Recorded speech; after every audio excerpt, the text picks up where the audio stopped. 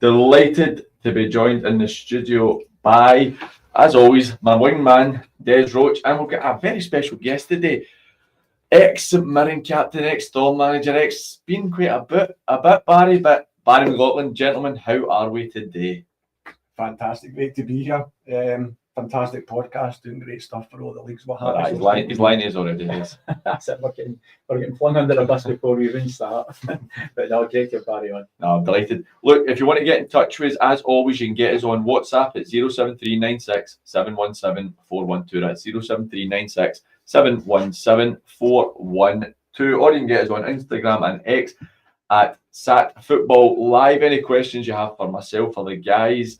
Any refereeing questions for Des? Because we had the Greenock issue. I don't know if you saw the video, Des. I did see it, yes. We'll have a wee chat about that if we can remember. Any questions you've got for Barry? Because I'll put this out to you. Barry's WhatsApp picture is him and some guy from Sweden, Henrik Larsson, or as my son calls him, Henrik McLarsson. That's what he refers to him. Call him God. Dad, who's Henrik McLarsson? I don't know, son. You make names up. But look. As always, we're going to go through PG versus the pundits. We will do our featured fixtures. We'll hear from some of the managers in the featured fixtures. Go through all of our usual game build-up, and we'll get Desi's quiz. Hopefully, fortunately, Strainy was decent last week because I had a bit of a bad day. So hopefully, Barry, me and you are under a bit of pressure with Desi's quiz. Sometimes it's easy, sometimes it's no. So hopefully we'll be all right today. There should be at least one question that Barry gets. At least a bit of pressure. So you obviously don't know me that well. So it's not your favourite takeaway on a Saturday night, so you're fine. So we'll go through all of that. And remember, we're on East End Community Radio. So if you happen to be, for anybody watching on YouTube, if you happen to nip out to the house or you've not got it in the kitchen, remember, we're on East End Community Radio and you can get us on the Get Me Radio app. Just go on to East End Community Radio on that. Or if you've got an Alexa, just say, Alexa, play East End Community Radio. That would be greatly appreciated. So, gentlemen, let's get into PG versus the pundits. I have won one in the last 6 weeks, I think. So, I've not got much credibility left, to be honest. But this week, Berwick Rangers versus Cumbernauld Colts in the Lone League. In the West of Scotland Premier, it's Clydebank versus Drumchapel, Arthurlie versus Kilwinning, Whitlets versus Muirkirk, Vera Leven versus Kilsyth, and Eglinton versus Port Glasgow. So, first game, Barry, you are our esteemed guest. First game, Berwick Rangers and Cumbernauld Colts. Berwick v Cumbernauld. I'm looking at the league and the form guide, etc. 16 v 15. So the form guide isn't great for Berwick. They've not won any of the recent games. I can see Cumbernaulds form is a wee bit better, so I'm going to go on a wee win. Des? Well, I looked at it. I've got it for a draw. That was where I went, purely for the same reasons that Berwick are just, it's not going for them. Cumbernauld will be the long travel down to Berwick, but I'm quite happy. I'm quite happy go with Barry. I'll share that. I'll go Cumbernauld win. I'll give you that one. I thought you were going to draw. I do think a draw, but we've got I usually decide between you, the pundits versus me, who always seem to beat me now. It's quite bad. So you're happy to go for a Cumbernauld win? That's worries me because you can't win an argument with a referee. I've always found that. So that's worries me. Sorry, the cards are still nice. I'd wait for a draw. I think Berwick's form's been pretty poor. Cumbernauld are probably the more progressive foot. I'll concede to that one. So right, okay. I just hope this isn't the one that loses to this. Well, well, what I'll say, right, I'll put it in. It's in the book. Yous have gone for a Cumbernauld win. Now, what I will put out there with you going for the draw is, you're right, Barry. Berwick's form's no brilliant, but they've drawn 5. They've drawn 5 at the last 7. Mm-hmm. Right, so they're no miles and miles off. Cumbernauld, though, I think Cumbernauld are having a pretty solid time since John Doyle's come in there. So Doyle's done pretty well. So because I'm losing so often, I'm just going to go different for you, and I'm going to go for the draw today. So we'll see how that plays out. Right, into the West of Scotland Premier League. Des, Clydebank and Drumchapel. What do we think? I think it's a pretty straightforward. When I say Clydebank, no issues. Nicky will score again. Nicky will score. I don't see. They're just on such a good run of form. They beat Auchinleck during the week as well. They won last week. They win every week. Moff's got them going so well. They deserve to be where they are. They deserve to have that massive gap they've got at the top of the league. I don't see anything other than a Clydebank win. I agree with you, but I'm going to throw a wee counter argument in here. They're that far ahead. They're going to win the league. Clydebank, let's be honest. Now 3 more wins guarantees that you'll probably win other games. Drumchapel have won their last 4 games. So, and Drumchapel are fighting for try and finish probably second place. So are they more motivated than Clydebank? Possibly. Is that a factor? Possibly. But put all that aside, Clydebank home win. You'll go with it. So put it to Clydebank home win. I was writing in Cumberland. Clydebank, I'm going to agree, Clydebank. What I would say is, so we had Hopi on Paul's WSFL build-up on Wednesday, and Hopi's obviously a mate of mine, and he's a very honest guy, to be fair.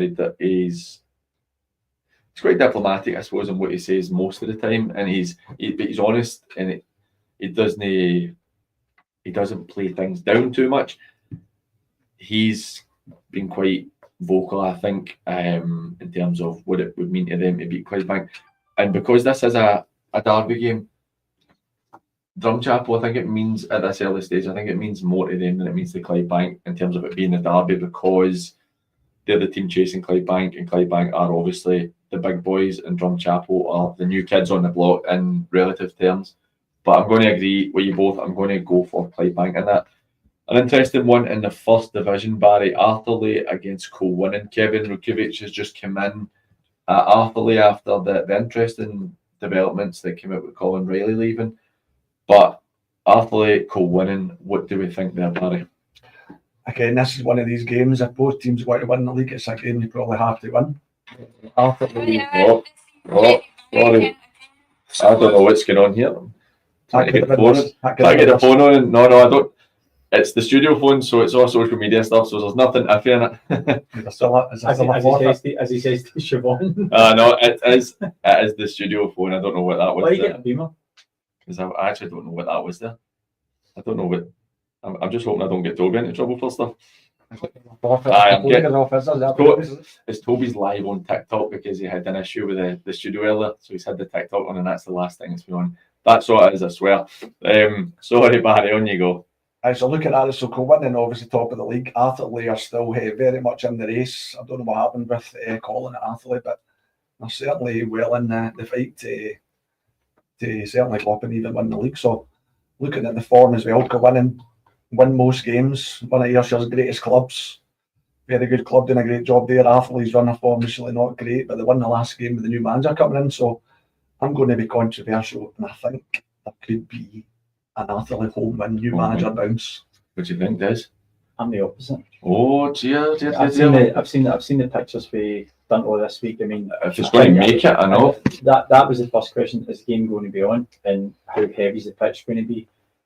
But I think it's getting to this stage now. Yeah, I totally agree that Kevin going in there will give the team a lot of impetus. They know that they need to win games. But I just think after Colwynnon gets beat by Renfrew last week, I think that's going to get a wee bounce back. I think that's going to. Kevin will make sure that they're not going to commit they're shy. I fancy Colwynnon. So you'll need to decide between yourselves then. Go with Colwynnon. You go with Colwynnon. You're happy to go with Des this time. Yep. Right, so Colwynnon win. I am going to give myself some splinters on the old backside. I'm going to go for a draw. I think that you're both raising good points. I think that the new manager coming in could give them a bounce. Park's going to be horrible if it's on, if it's somehow on, because that video. See, the thing that for me, see if the game's on, it's not about this Saturday. It's about next Saturday in the following Saturday, because that park will be a mess. And Dunolly doesn't hold water. No, it's quite poor. And I don't know if anybody saw the video that was circulating the other day, Thursday night it was, where obviously we had quite heavy rain, and Dunolly was not in good condition. But I think that with the new manager coming in, we'll maybe get a wee bounce. But Colwynnon will be looking to bounce back from the defeat against Renfrew last week. Another game that could potentially be a wee bit in danger is Whitlets and Muirkirk. I don't know how that could be in danger unless it's in Muirkirk. I've got it down as Whitlets home game. Johnny's texted me saying that he thinks the weather's awful, so down in Ayrshire. So I'm not sure. But anyway, we'll go past that. Des, Whitlets and Muirkirk, two of the top three teams in the second division. What do we think? I spoke to Johnny briefly yesterday, and he's saying he was going to the game, and it's great for him. It's just across the road. Muirkirk, I've never seen Muirkirk this high up in the league ever, and They've never been higher than this in their history. And they've got a really young team. However, Whitlets are where they are for a reason. They're at home. Again, they've got a new management team in as well, guys who are looking to invest to not only get in the first 11, but to play for contracts next year. I fancy a Whitlets win. All right. Can't disagree with that. First, be third. Muirkirk win the games in hand will go top of the league, so they'll be heavily motivated to win these games, which is a huge thing in football. Whitlet's form is superb, although they lost to Maryhill last game, I can see, which is very unusual for them, given they've won more or less every other game in the last 2 months. So it's got to be a Whitlets home. Yeah, and if you look at it being, okay, right, they could beat 4-1, which we predicted last week, but they score a lot of goals. Yeah, they do score a lot of goals. So if you're scoring a lot of goals, you're asking a lot of your opponents to try and outscore, to try and beat you. So yeah, I think Whitley should be comfortable enough. I'm struggling with this one, to be honest with you. That I think that Muirkirk will get a wee bit of something about them this season. Young team, seem to have no fear, beating Pollock in the cup. They lost to Nielsen early in the season and bounced back and won quite a few games on the back of it. And I think that, do you know what? I'm going for draws across the board today, basically. I'm going for a draw in this one as well. There will be goals, but I'm going to go for a draw. Right, Vale leaving and Kilsyth Athletic. Barry, what's the thoughts? Vale leaving, obviously Bailey's announced he's leaving as manager. Done a great job, young manager doing great things. So looking at the form as well, Vale leaving are right in the middle of a relegation battle, to be fair, looking at where they are in the league. Their form guide is not great, they're not doing well the last couple of months. Kilsyth are going to be heavily motivated to get promoted, give Bailey a good send-off, so I think there's got to go for a Kilsyth victory. Yeah, I'm the same. Vale leaving are sitting 13th in the league, Kilsyth are sitting 4th. Maybe the bit of confusion of what's going to happen next year, who's coming in, the players, are they potentially going to go with the manager, wherever the manager may end up. Kilsyth still try to be in amongst it to look for potential promotion. Yeah, I think Kilsyth's got to be the team. I think Bailey said he's focusing on his coaching. He's in coaching school that he's got, so I think that's what he's trying to focus on. I wouldn't be surprised though. If something good comes up then, let's be honest, we all know what it's like, it's hard to walk away. Final game in the 4th division, Eglinton and Port Glasgow. Des, what do we think? Ordinarily, I would say Port Glasgow. However, I just think that they've had a wee blip in the form since the Knightswood game. It just doesn't seem to win for them. I mean, last week, draw at Easterhouse, the week before, the draw East Kilbride, beating Royal Albert 2-1. This is one that has this is probably the one that's gave me more thought than most. Eglinton, well or not also the most glamorous side in not there. They just keep picking up results. 3-1 against East Kilbride, 5-0 away at Saltcoats, 4-0 at home at BSC, 1-0 at Rossvale. This is the one I'm probably going to say is the surprise. I think Eglinton could get a win here. Larry, on your face is otherwise a draw. That's a bold shout. Maybe Eglinton looking at it. Eglinton are trying to get that promotion spot. The first 2 spots are away with the 2 top teams. Eglinton have won the last 4 games in a row. Form is good. Lovely big pitch at Eglinton. Port Glasgow try to win the league. Undefeated last 4, 1-2 drawn 2, won all the games before. 1 defeat before that and 3 wins before that. So all things set aside, on a nice big pitch, which will suit Port Glasgow, I'm edging towards an away win, but I'm going to go for a draw. You need to decide between yourselves then. Well, what did you say, Liz? Right, well, when I was more looking at it, Eglinton, right, so there's 3. Right, no, right, I'm going to show this, right. So before I came in, right, I put wee dots next to it. So I did have Port at the team I was thinking. So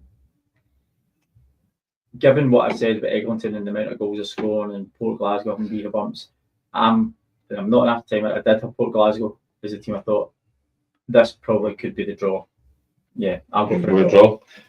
draw. I think It'll be a great game, but it'll be a very good game. I think as well. See, I think anybody that listens regularly and knows my leanings, I think you know who I'm going to say is going to win, regardless of the fact that I don't actually think that they will win necessarily. I think a draw is a good shout as well, but I'm going to go for the Port because, well, I love the Port, so that's who I'm going for.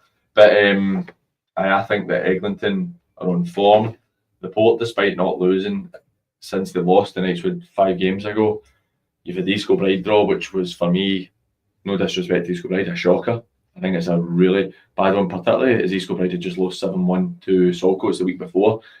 Easterhouse, drawing with Easterhouse last week, that's not a terrible result. I think that Tam will be disappointed not to have won that, but it's not a terrible result. Andy's, even though Easterhouse are not quite in the same form they were in before, they're still a good side, they're still a tough team to beat.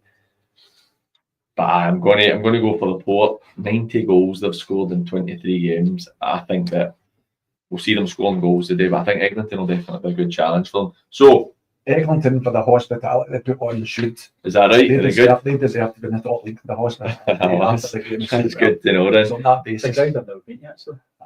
I've obviously been down to Cowannon, but I know they're just beside them, but I've not been on the. I've had their hospitality. So Berwick, Cumbernauld, Colts have gone for the draw. You guys have gone for Cumbernauld. Clydebank, Drumchapel both gone for Clydebank. Arthur Lane, Cowannon, I've gone for the draw. You've gone for Cowannon. Whitlets, Muirkirk, I've gone for the draw. You've gone for Whitlets. Vale Leave and Coolside, both gone for Coolside. Port Glasgow, Eglinton, Port Glasgow, I've gone for the Port. You've gone for the draw. So we have 4 different results this week. So this is going to be an interesting one. I could take an absolute doing because I'm hedging my bets on draws here, but we'll see how it plays out. In terms of, we'll move to the Lowland League, Berwick Rangers and Cumbernauld Colts, and how it is for the Lowland League. Quite an interesting one for me, because I've gone for this as a featured fixture because East Kilbride are going to win the league at the top of the league. There's nothing else to play for in terms of really anything apart from the bottom 4, and Cumbernauld and Berwick are in that position. I personally think the Gallifreydine are gone. I think that they're 3 back from Broomhill, 4 back from Berwick, and 6 back from Cumbernauld Colts. I don't see Gallifreydine winning the last 4 games. I think it's probably going to be a bit too much to ask for them. But Cumbernauld and Berwick, I think a draw would probably be about as good a result as you can get in a sense for the 2 of them. Gala having Brockburn today, then they've got University of Stirling. Then quite interestingly, second last game of the season for them, they've got Broomhill, which could be a massive one in terms of who finishes bottom of the league. It's quite interesting for me though with the Lowland League. The league finishes on the 19th of April. That seems awfully early for me.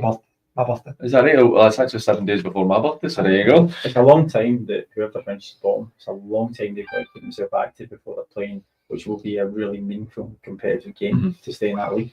Well, no, the bottom goes straight down. I know, but even whatever one's in the playoff, it's still a long time. I know, because we're looking at the top end of the table. East Kilbride are 11 clear of Cali Braves. So if East Kilbride win today, then that's them. They're promoted.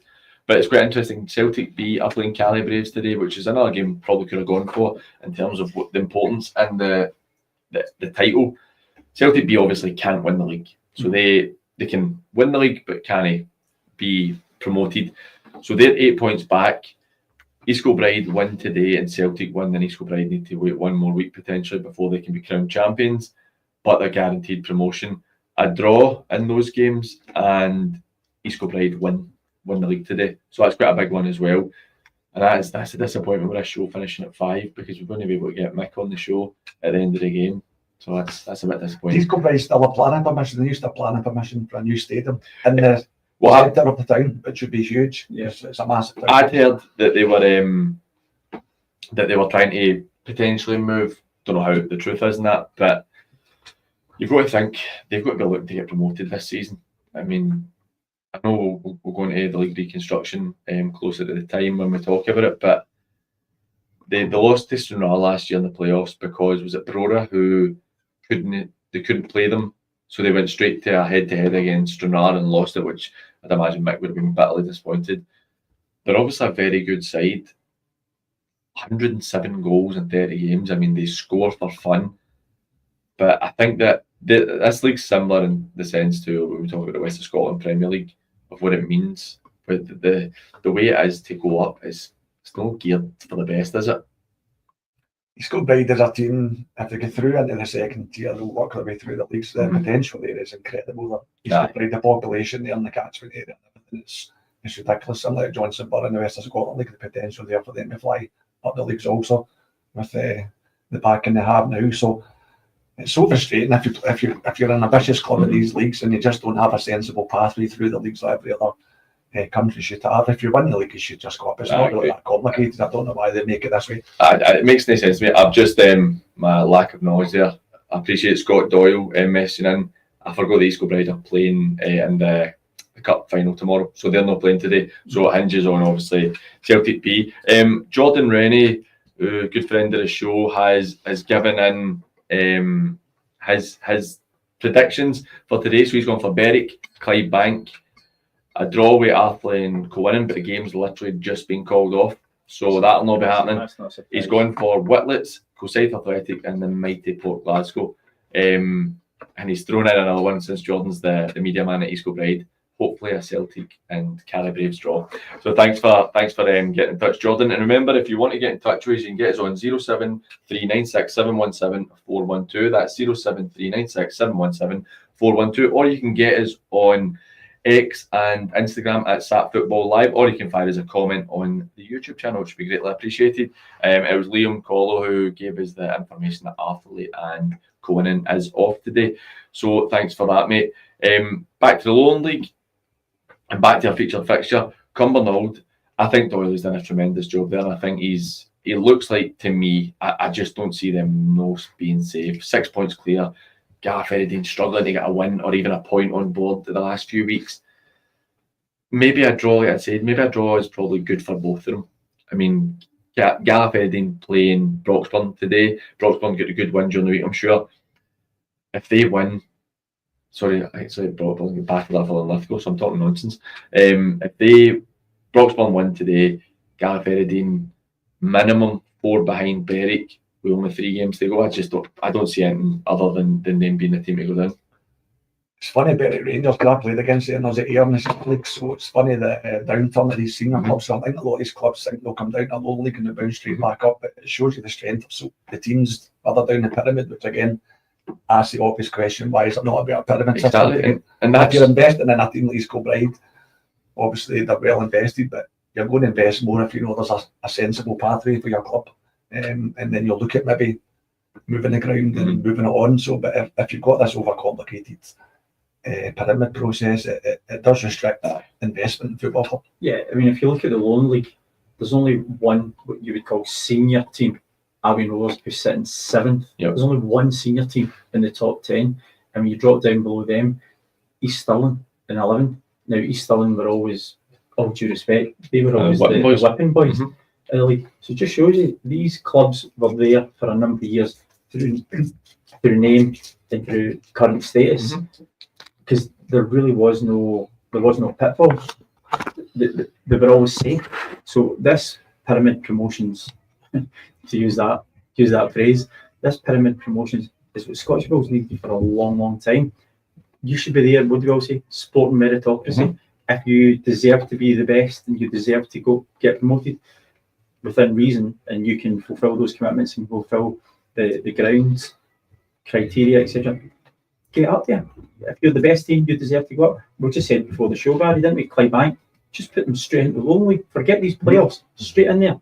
And I'll guarantee you Clydebank will hold himself well there next year. Oh, definitely. I mean, even you talk about he's still in there. What's that crowd he's still in get compared to a Pollock or a Lake or I saw a thing about it 2 weeks ago, maybe. He's still in getting 200-300, which is fine. Like, it's no. And they're playing at the Falkirk Stadium, so what's 200-300 at the Falkirk Stadium like compared to playing at home park? Yeah, exactly. Whereas, it's like you're both mentioning how much these teams are struggling, where it's maybe where you give the Lowland League a bit more credit a bit more quality than, because we can be quite ignorant in the West of Scotland because we have Clydebank, Talbot, Pollock, big clubs, and we can be a bit ignorant and think, well, they'd already fine in the Lowland League, and you're like, well, they would. To be fair, in my eyes, I think they would. The quality is better in the Lowland League than we probably give it credit for in the West of Scotland. And that's evident because you don't go for being in League Two for every single one of them, apart from Albion Rovers, who are still 36 points behind East Kilbride at top of the table. You don't go down a level and become an absolutely shocking team who would have been beating teams occasionally in the league above the season before. So it does show that the difference. But I spoke to Kevin Haynes, the Berwick Rangers manager, and what we touched on is obviously with the amount of draws they've had of late. So I asked Kevin what he thought about how their form is, and if the drop points are really difficult and causing them some issues, or if it's seen as points getting picked up and just edging them away from that spot. Our form is okay. It could be a lot worse. Equally, it could be better. But we are doing better in some aspects of the game, and we need to obviously score more goals. That's fairly evident. But as a team, we are playing generally okay, defending relatively well, and like I said, the form is not bad. It's not overly okay. It seems to be what it is for them. But I think, like I said there, I think that the draw is good for both teams, and I think Kevin, without knowing Kevin, other than that, it's the first time I've spoken to him, but without knowing him, I think that he would probably be pretty happy, and Doyle would be pretty happy as well with a draw. Myself and Johnny used to speak about this quite regularly on the roundup when we did it together. See, when you're in that relegation zone, and Barry, I don't know in your playing time if you were in relegation zones often, but sometimes that point is massive, whereas when you're going for a title, it's 2 points dropped. Yeah, I was in a relegation battle, one we lost with St Mirren from the Premier League, so it was quite interesting. So we had a very good end to the season. Dundee United to stayed up, I think they've had their best ever end to season in SPL history. They spent a fortune in January and brought all these Charlie Millers and all these boys in to the Dundee United team. But I always remember we played Aberdeen in the second last game. We beat them at Love Street 2-0. And the morning of that game, St Johnstone were playing Dundee United, who was obviously us two to get down Dundee United or something. And Alan Wayne gave a wee interview about how fond he was of Dundee United, his time at the club, etc. And St Johnstone threw up at half time, and miraculously somehow Dundee United won 3-2, which ultimately set us down. So if you mention Mr. Main's name in Paisley, he's not a popular boy. No, I'm sure it was a coincidence. I'm sure it was a coincidence, just so you don't get sued. That's fair enough. I did ask Kevin as well if this is a must-win, and actually I appreciate how honest he was, because when I asked that question quite a lot, managers never really say it's a must-win. So here's what Kevin had to say on if it's a must-win to avoid relegation for them. I feel this game is a must-win. At the minute the situation is still in our own hands, and it will continue to be in our own hands. If we were to win this game against Cumbernauld, if we were to lose this game, we are starting to look what's going on behind us, and then we may start relying on other people. So for me, in my opinion, it's a must-win game, and then hopefully, we can go and pick up another 2 or 3 wins before the end of the season. It's funny because normally I disagree with the managers when they say it's no a must-win, but I'm disagreeing with him today when he says it is a must-win, because I think a draw is good for them. I think another draw, 2 defeats out of 6, you've picked up 2 defeats out of 8, you picked up 6 points in 8 games. Because I just don't see Gareth Edin picking up any points. I think deep down he'll take a draw, but he's not going to say that publicly, because you have to put out the message we're going for a win. So, and then if he gets his draw, I'm sure in private. I think football managers really speak the truth. I think when you look at either end of the table, when you're down at the bottom and where Berwick are, a point is an achievement. Mm-hmm. When you're at the top end of the league and you're fighting for promotion, a point is 2 lost. Yeah. So it just depends on what side of the coin you want to follow, isn't it? And how you perceive that to be. But I had the game down for a draw. I went with Barry. I'm going to win. Oh, he's absolutely knifed you right in the back. No. It's amazing though. It's amazing the difference, even just to the difference it makes to not just your Saturday, but your whole weekend, and then you get into your job at work and everything. If you're a football manager this level, I win it, that the pressure it just takes off you. Your family life just improves, every aspect of life improves with a victory. So you actually enjoy it Saturday night. it's unbelievable. Definitely. Look, we're going to go to a quick break and we'll be back right after these.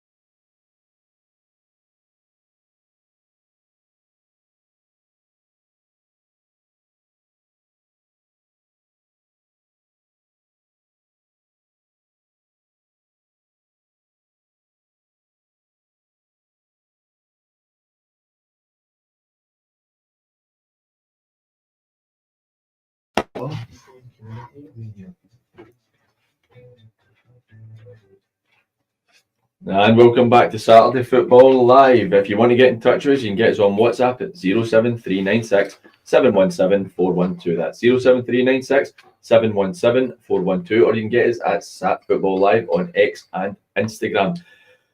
Now we'll move on to Clydebank Drumchapel.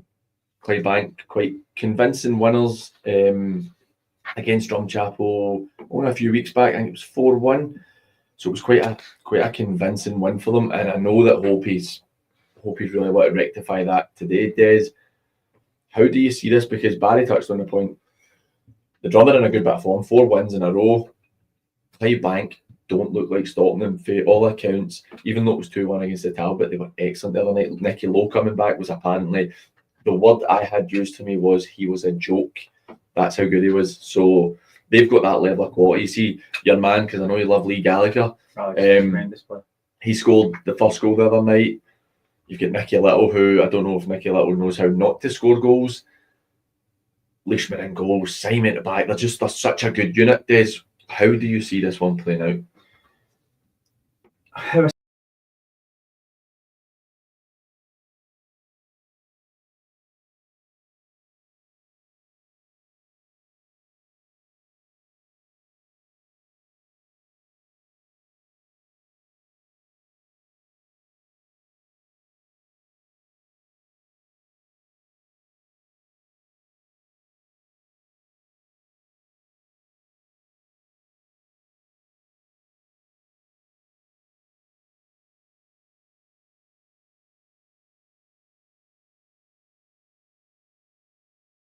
Built in a season. This is a team being built longevity. Mm-hmm. He's picked a great goalkeeper, great centre half, great centre midfielder, great centre forward, added in around it. I just think Clydebank are on too much of a positive run of form. I can't see them going back. However, scoring 10 goals in 4 games, Drum are going to be right in it. I just think Clydebank have a bit too much quality. They'll be desperate. Barry, what do you think, having played and managed, you're Moff in the Clydebank dressing room right now, you're 23 games into a 30-game season, 119, drawn 4. I know that I wind Moff up about it if I ever need to speak to him about the show or anything, and I always say to him, so it's done now, and he's like, I'm not getting caught into that. But they know it's finished. There's no way they're throwing this away. Are your eyes and focus turning to an invincible season, going unbeaten? I think everybody knows they're going to win the league. It's quite obvious that's going to happen again. The managers never speak the truth when they speak to people out with the club. So he's not going to say it's done, and then whatever happens, COVID kicks in again and the season's over. Starting from nowhere, so he's never going to tempt fate and do anything like that. But Clydebank are a team historically. I mean, I played against them when they were a senior team. And nutmeg Davy Cooper, believe it or not. Oh, they just got that one in there. I don't know Marty Pell. Oh, there you go, there. I still remember Marty laughing at the side of the pitch at the time. But Clydebank are historically a club that should be in the senior leagues. A very well run club. They're a great run of form. It's inevitable they're going to win the league unless they go in an absolute car crash by running Johnson Borough in other games effectively. So And I don't even know if Clydebank lose all their 7 games if they'll still lose the league. I genuinely don't know if that's enough. you need Borough to win more or less every other game. And they're still winning a potential outcome from a game from Well, as well. how did I forget to talk about that, which is something we'll come back to once we've been through. Sorry to interrupt. But it's so hard to see where they won't. And we've got some other news, obviously. We've got that massive issue, which I had Mick on the podcast on Wednesday. So it's something that we'll talk about today with the Darvo and Johnson Borough thing. So I'd be quite interested to hear your point of view, Barry, because myself and Des have spoken at length about it quite a few times this week.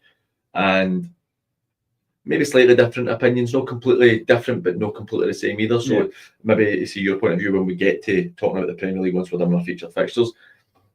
We've also got Gart Cairn new management team in place. What impact does that have? Ryan McStay and Darren Barr coming in. I mean, I think that's a great appointment. McStay's, and I've known for a while, McStay's part of the PG and DAC 7-a-side team when we do the Legends tournament. When did you become a legend?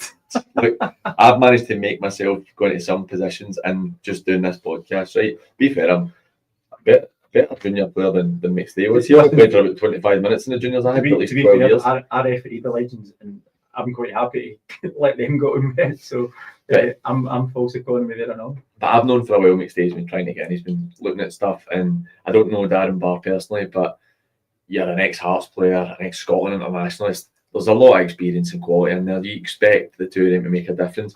But we will get back to that, but on today's game, I've asked Hopi how happy he is with the season in general, because they obviously came up last season for the first division, and I don't think many outside the drum would have expected the season they've had. They're sitting, like you said earlier in the show, Barry, they could potentially still finish second in the league. And see, for me, if Drumchapel finish second in the league, Hopi and the guys deserve unbelievable credit for the work they've done. So here's what Hopi's had to say on how he's felt that the season has gone so far for them. Happy with the way the season's went so far, since it's our first season in the Premier Division. Just obviously frustrating that we went through a wee sticky patch, because if we don't go through that sticky patch, you could probably argue we'd be still in a title race. Obviously, it's going to take a lot to stop Clydebank. There's no getting away from that. They've done unbelievable this season. But if you take what they've done out of the equation, there would certainly be a proper title race happening. So if you take the bad run that we went on aside, I don't think they could argue would certainly be in about things coming at the tail end of the season. I think it makes a good point there in terms of, see if Clydebank, and obviously I've put some numbers right, you take Clydebank out of this, and this is a ridiculous title run you've got. I'd say even Largs probably wouldn't be completely out the running right now. So you'd have 2nd to 7th would be fighting for the one spot potentially. It would be tremendous, but Clydebank are in it and they're absolutely flying. I've had a message sent in. Do you know what? I'll wait until we get to Muirkirk actually. It's Fezabel at Muirkirk. She's a top girl. She always helps us out in the show. But I've asked Hopi, we touched on the 4 games in a row that they've won, and this is what Hopi had to say on how he feels the current form is. The boys have done tremendously well. We're in a good place. We're on a good bit of form.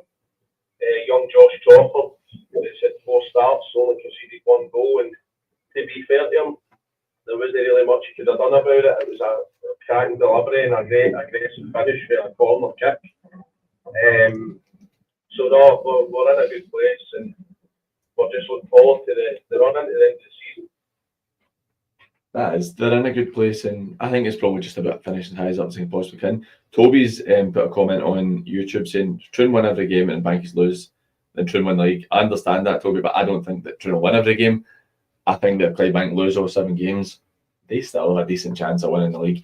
But final thoughts on Clydebank, Barry, with just how impressive a season it's been. And even going to Easter Road, losing 3-0, I think that losing the goal in the first minute or second minute of the first half and then the first minute of the second half has absolutely killed them. But other than that, they've gave a good account of themselves. It's been a phenomenal season. Incredible season, and the slap in the face is if they do win the league and then they don't get promoted, then you're thinking what's been the point of all this hard work. So, as I said, Clydebank, they're a club that's historically always been a good club in Scottish football. The club's run very well, good fan base, solid team. So really, if there's any, they should go up. I mean, it's a no-brainer, they should go up. The big question below them is if Drumchapel finish second in the league, as they're hoping to do, does that put the manager under a lot of pressure to then win the league next year ahead of the Borough, or they better finishing behind the Borough and the Borough take all the pressure of the title favourites next? Do you know, I think that the bonus that Hopey has at the Drum is he's one of the part owners of the pub that they have. The guys there are brilliant. There's only 4 or 5 of them, and they're all pretty realistic. I don't think that Hopey would see if they finish second. Hopey for me would probably look next year, well, we should be trying to win better or 2 better if we finish third and try and win the league. But I think that if Drumchapel are a top 5 team in the Premier League for the next 5 or 6 years, then I think that Hopey has done nothing short of a phenomenal job, to be honest. And something I forgot to mention is that we released last night on the social media, and if you want to go and check it out, you can see it on Facebook or on Twitter on Pyramid Promotions, is we have both of the managers on a live night, and at the end of May, Friday the 30th of May, we're doing a live night. Barry, you're more than welcome to come down, mate. It'd be great to see you. We're going to be doing a live night at the Erskine Sports Centre for Erskine Arts. It'll be £10 a ticket, bring your own bottle, so as long as you don't throw them at me and Des, then It's your name, man. oh, he's sniping everybody today. So if you want to have a look, you can go into the social media and you can see a link to it if you want to buy tickets for it. It'd be great to see people come down, because I think it's going to be a great night for us all.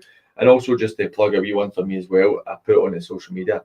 I'm doing an ultra marathon around all the grounds, and Des is going to be my wingman again. He'll be cycling it with me, and he'll be having all my stuff. And actually, got a message for Des, we spoke about this earlier, message for Maxie, the Pollock manager, who asked if he could get involved and run it with me as well.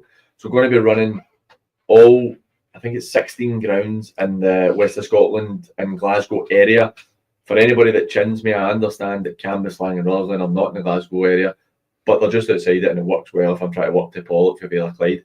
So it's 30 miles, going to be running for the AT Society, which is a charity very close to my heart. It's an incurable degenerative condition that basically you get muscle wastage away and your slurred speech and stuff, and your life span is a lot shorter on it. So it's something that's really close to me and my family. And if you could donate to that to help us out, it would be absolutely brilliant. So that's me. I'll get off my soapbox. I'll stop trying to get money off you all. We're going to move on to the first division. No, we're not, because that game's been called off. So we're going to go on to the second division, and I will now read out the message from the wonderful Isabel, who we were talking about. Des, you mentioning Muirkirk being the highest up the floor ever been. So Isabel has said the last time Muirkirk were good was when we won the old Ayrshire second division title at the old Ladeside Park in season 83-84. We also played in the final of the Ayrshire Cup that year and were defeated by Ardrossan Winton Rovers, having previously beaten them twice in the league. Things started to turn around for the club when Kevin Muirhead was appointed in 1819. 1819. So that's how long ago it was. It's the referee now, isn't he? Yes, Kev does the referee now. We were sitting second place in the Conference League when COVID stopped play. Kevin left after 5 years in charge and went to Nielsen, having left the club in a much better footing. And that's when Ross was appointed as the new manager and brought in his under-20 team for Benburb, They've managed to keep us in the second division, placing mid-table, which was a fantastic achievement, and we've pushed on this year, hopefully for promotion. So there you go. You look back, though, there's your second division, which would be less, I'd say, than the second division is now.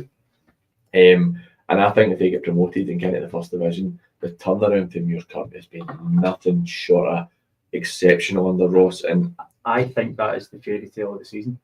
To be honest, I think that's. Would that trump Clydebank going unbeaten? I think to have an unbeaten season is ridiculous. You can't beat that. But also to see where Muirkirk came from, and as we said, they've brought an under-20s team, and we spoke to the manager a couple of weeks ago, and just saying these young guys are playing with no fear. They're probably now going to have about 50, 60 games experience at this level. And it's not saying they're not paying respect to their opponents, but they're just paying respect to the game as in they want to win. Whether you played Pollock and pushing them how far they did, taking them on, beating them at penalties, doesn't matter. The win says Muirkirk. Muirkirk beat Pollock. That's it. I think Clydebank winning the Premier League unbeaten would top it. But I think Muirkirk would, if they can, the way they're going, that's pushing it really, really close. I think it would be sensational. But we're talking, yous have gone for the Whitlets win today. Barry, what makes you think the Whitlets are going to have enough just to go and pit this Muirkirk side, this young team who are just, they're borderline rampant at times with how well they're playing? Well, it's like the top of the league, you've got to have the attitude. You start picking off your competition. So if they win and they beat Muirkirk today, it's a massive step to doing that. So you've got to give them that attitude as an opportunity, boys, to finish this, not finish the team off. They've got lots of games in hand, Muirkirk obviously, but if you lose the game, then all of a sudden you're under major pressure to win this league. So if that doesn't motivate nothing else, no, you've got to have a dressing room full of winners, not guys that are a wee bit looking over their shoulder and nervous all the time. So you've got to give them that attitude. So on that basis and just the form they're on as well, Whitley's form's excellent apart from the defeat against Maryhill. So they're obviously got that mentality in the dressing room and just churning out victories, and you can't buy that. That's a great quality. They've won 8 out of the last 9. 24 out of 27 points. That is massively impressive. And Maryhill are a funny team. I'd use yourself and Straney tipped them last week. I went for the draw. So it shows that we did actually think that Maryhill were going to do something. I think Lochburn Park was a big one for me. It's a big one. And it's very much, for me, Mark's teams have that in them. They've got enough quality where if they turn up, they can go and beat the top teams in the league, which is evident with that. But they also have, on the flip side, they don't have that consistency. So they will go and drop. Like they'd lost to Cambuslang and the Ants the weeks previous, who are both fighting relegation. So it shows that there's a bit of inconsistency there. But I think that I completely understand why you've gone for Whitlets today. I get it completely, but I just think Muirkirk have that carefree attitude with it being a young team, and they'll just go and pip it. Actually, I spoke to Ross Cusack about that's Kev Kelly. I need to get rid of him.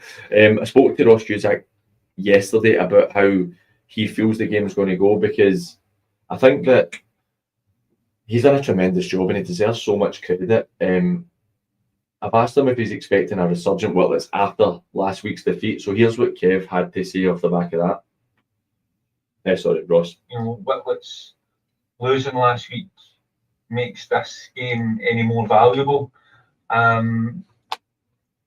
You've got to bear in mind all the top 3 teams dropped points last week. So, as much as they lost, they never really lost a huge amount of ground. So for us, this is a massive game like Oiram. Obviously, it's the first time the club to get into the Voluntary Park. Their record in the Astros good. So, it's a game we're looking forward to. It's 2 top teams, who really have a go at each other, and it should be a really good spectacle. I suppose that is a good point. The top 3 all dropped points last week, and they've only lost 1 point from both of them. I'm going to go into it in a second, Ross will touch on it. But Muirkirk have 4 games in hand. So if they can win today, they're within 2 points with 4 games in hand. Nielsen are playing Cambuslang, you would expect them to win, but Nielsen are also in a bit of a dip of form. How do you think it'll play out if Muirkirk can get the win? We're playing buts and maybes again, but if Muirkirk can get the win, surely they've got the favourites to win the league. As you said, if they get the win, and I know we've tipped Willetts to win it, and it's not been disparaging Muirkirk. See if Muirkirk win this, they're in the driving seat. They're the ones, as you said, they've got 4 games in hand, so there's 12 points. It's then up to them to keep that momentum. But as we've said numerous times, and Barry will know this more than anyone, games in hand don't mean points in the bag, and that's the big thing. Probably as well, it would be a real test of character for the Muirkirk players, and we've said again how young they are. They've not been here. That could be it could play devil's advocate. It could be, well, what the devil may care. We've never been in this position. Let's go for it. We'll try and win every game. Or you then see some maybe cracks appear and thinking they're under pressure. Listen, I hope Muirkirk and I hope Whitletts win. You don't want to see any team falter. But if Muirkirk win this today, it puts a whole different slant on the league. You always win points on the board. Games in hand at this time of year, obviously, boys are working, so they might miss a couple of games through work requirements, or they might have a wee injury, which maybe mean they'd missed 1 game previously. It might now mean 3 games because they're playing midweek every week as well, so it can have a big impact on that. So you'd always rather have the points on the board, but Muirkirk, I'm a big advocate of young players getting chances, and this is what the Western Scotland League should be for, to give young players, especially good under-20s players. And I think I really admire managers that get the opportunity to bring these players in and then build a team. They have a committee that supports that. So Muirkirk obviously are of that opinion. This is what they want to do, and it's great to see such a young team progressing. Fingers crossed they can keep these boys at the club. They're not getting tapped up VDMs in their Instagram. We mentioned that a couple of weeks ago. The great thing would be if there's investment in that club, and then they can keep this group of boys together and work their way through the leagues. That'd be great to watch. Definitely. I think that this is what myself and Dax spoke at length about this when we did the podcast together, and we spoke at length about the fact that with the 20s coming in to the setup, it's invaluable. And you know what it's like having managed a couple of clubs at this level. You know the clubs that you were at didn't have lots of money, so you know how important that is for these teams. And I also think that you're minimising the amount of players that you lose out on or miss out on, just because a lot of managers won't go and watch your boys' club 17s and 18s teams, but your 20s take them up, and then the managers can see the 20s and go, do you know, actually, him and him, they're good players. Let's bring them in. How vital for you, Barry, at Giftnock and at the Thorn, where you're under 20s? At Thorn, when we went there after the AGMs. We got brought in really late on in the pre-season, so we had very little time to prepare. We inherited a squad that was sort of mixed, so I brought in a lot of boys, 21s and under 21s, under 20s, under 17s into the squad. All good standard of players. So the plan was obviously for these boys to come in, do well, and then gain that experience as a Muirkirk boys. So a lot of these boys are still at the club, so they gain the experience every season the last couple of years, and they're getting older every year and they get more experience, and they're all good players. One of the boys that came into the Thornton need an offer for Queen's Park to go there, and because he wasn't wanting to play 20, so I knew him from the year before he played at 16 in the team. So I brought him into the squad at that point, and he's been top scorer the last 2 seasons. But he would have went to Queen's Park if he never got that opportunity. He would have left the club altogether. So I think for me, any team I take, there's always got to be a relationship with the 20s in the first team. So any team I take, we always have 3 under 20s boys training in the first team every week, and I'll do that for 3 weeks in a row. Because if you just do it for 1 week, then you change it, boys are nervous. So with the 3rd week in a row, they're a wee bit more relaxed and they show the quality. And that was something you'd have told them beforehand, it was going to be 3 weeks? Yes, and that's always the case at every club I do. So you have to have that relationship. Then another 3 comes in for 3 weeks, then another 3. The goalie's always training the goalie coach of the first team as well. Every first, if it's a Monday or a Tuesday, they always train the goalie coach, get that experience as well. And it's amazing how many talented boys you can have at these teams, but they have to get opportunities. Exactly. But you can't just throw young boys into a team on a Saturday. They'll be terrified, they'll sit in the corner, they'll be hitting their phones, wanting to talk to anybody. But if they're regularly training with the first team as well, it just relaxes them, and then they get a bit of confidence as well.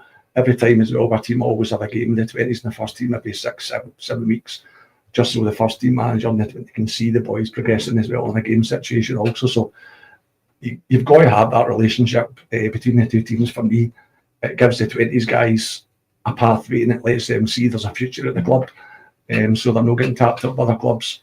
And it's just that it keeps the first team boys on their toes as well. If they've got an 18, 19-year-old boy, 17-year-old boy who plays a position, he comes up to train, you know yourself, the senior boys will be taking the mick at that boy, saying, oh, this guy's going to take your place next week and he's only 17. And it keeps guys on their toes as well. It's very good for everybody. It's beneficial. Yeah, that's exactly the train of thought that Martin and I had when we were at Meadow. When we went in there, we brought Ben Carson, who was the 20s manager. We brought him as part of our management team, part of our coaching setup. We used to always ensure that we had the goalkeepers training together, whether it was the 20s goalkeeper, get him in. We used to always go and watch the 20s when we could. We would have at least 2 or 3 of them training with us, and we used to put it on to them. There's no pressure here. You come and train. We had young Innes Lambert. I mean, Innes came on the second game we had. It was down in Glenafton. He came on and scored the winner. Because the 20s have got to see that it's not a bottleneck. There is that chance for progression. Because what you're doing is you're raising the standard at the first team level, because the first team players can't get comfortable thinking, oh, well, I'm going to be playing. You've got a young whippersnapper coming in who's part of that squad. He's taking your jersey, but what you're doing as well is you're raising the standards in the 20s, because they're seeing their pal going up as well and going, I want a bit of that. So I think it has to be a continual flow, showing that the local community, you're bringing young guys through, showing the club longevity, you're not going to go and pay exorbitant wages, and it just keeps everything on a positive. You're not expecting the 20s players to be the best man in the team, but see if they are, you want to watch. It's good watching the 20s boys playing against boys their own age, but I think the main value you're seeing them when they train with older boys, because boys sink or swim in these situations. So it is great to have that mix of the both. But you always find that sometimes it can surprise you. You'll maybe watch a team, a 20s team, and one guy is a clear standout player, but he'll then come in with the adult team and he'll be nervous and he wouldn't be able to cope.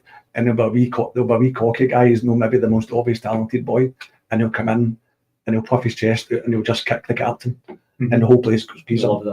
And you just don't know where this boy just appears, but unless you're giving him these opportunities, you just don't know that. So it's funny, my experience of having the 20s in my 2 teams I coached at this level, so St Peters and then Craigmark. So Craigmark, we didn't have the 20s in. I think if we had the 20s, we would have been safer earlier than we were. And I'm genuinely really proud of the job we did there. I think that you can see it fit just now. Craigmark hardly won a game this season, and last season we managed to put good higher league oppositions at the cup and stuff, but we didn't have that 20s back. But then on the flip side at St Peters, I appreciate it was the first season they were in the setup, and it was a bit different where JD was the 20 manager, obviously my manager at Gifford, and was the first team manager after we left. JD's a great guy, but he was very, very protective of his 20s team because they were going to win the league, and then eventually they did win the league. We'd be looking for players to come, and it wouldn't be the most forthcoming. And to me, I'm not speaking out of turn, because I think JD knows my opinion on it. And again, great guy, got a great relationship with him, but I felt like they held back the 20s for us and it wasn't right. And that's what they were there for me. And that was a Scottish Cup winning group of boys as very well, good team, because that team had the Glenville team at the time. They were in the same league. So I know that team, and it was built in a Scottish Cup winning team, so it was a very talented group of boys. They were a cracking side, and I mean, you see even look at like Luke Gillies and stuff, who's at Talbot now. You've got quite a few of them have moved on. Even like there's got a lot of quality, like wee Menzies and stuff. That's a really good side, and it's one of the ones where the 20s are so vitally important that clubs are, particularly the lower down clubs, are so fortunate that they have that. Where I remember my time at the Ants, Cotter would be every year. Cotter would be rebuilding the team, because if he did well, then he would lose most of these players, and he had to rebuild and they had nothing there. But see, you've got 20s, even if they're not the best, you can bring 5 or 6 of them through and your team's not going to be completely dismantled, and you've got boys who have been about the club for maybe a couple of years as well. And I think it's definitely better. You do find this, a lot of 20s managers are protective of their players because they want to win cups. And that's fair, right? But it's to promote their own reputation, because they want to become managers in senior teams as well. So you do find this happens quite a lot of football teams, but the purpose of the 20s team, how successful you are, should always be how many boys you get. Exactly. That's the purpose of the team. No, I completely agree. But look, we're going to take another short break, and once we're back, we'll move on to the match between Vale Leven and Kilsyth Athletic in the 3rd division.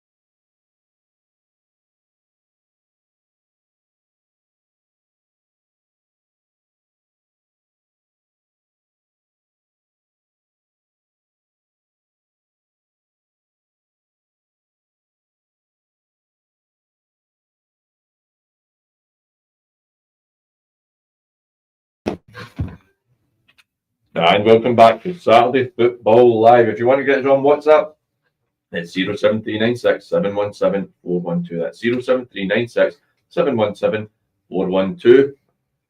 Or you can get us on Instagram and X at Sat Football Live. Or you can just fire a comment into the live chat on YouTube. More than welcome to ask ourselves any questions you want or talk about any of the games that are coming up today. More than happy to talk about it. Apologies on YouTube if you're seeing two videos of the same guys. We'll get that sorted for you. So moving on to Vale leaving.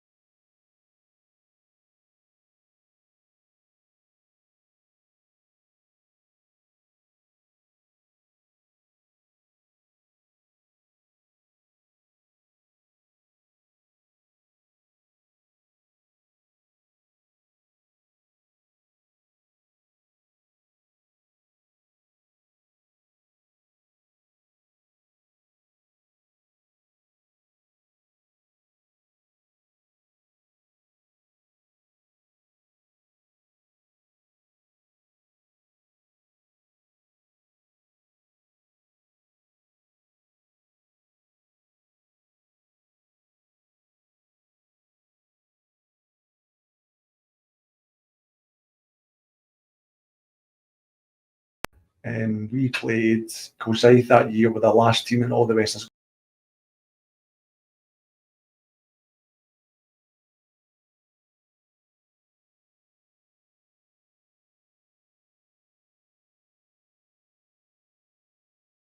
game that we played at our ground. When we played Kilsyth, and they'd won every game up to then, and we drew 2 each for Kilsyth at that point. The first game they dropped points, and incredibly they didn't even win the league despite going all that long winning every game. West Park won the league, and then West Park, all the players left for St Rochs, so to the first division after that. But Bailey did an incredible job and still doing an incredible job to get back-to-back promotions for a team that will pay money, but they won't pay crazy money or anything. It'll be quite limited.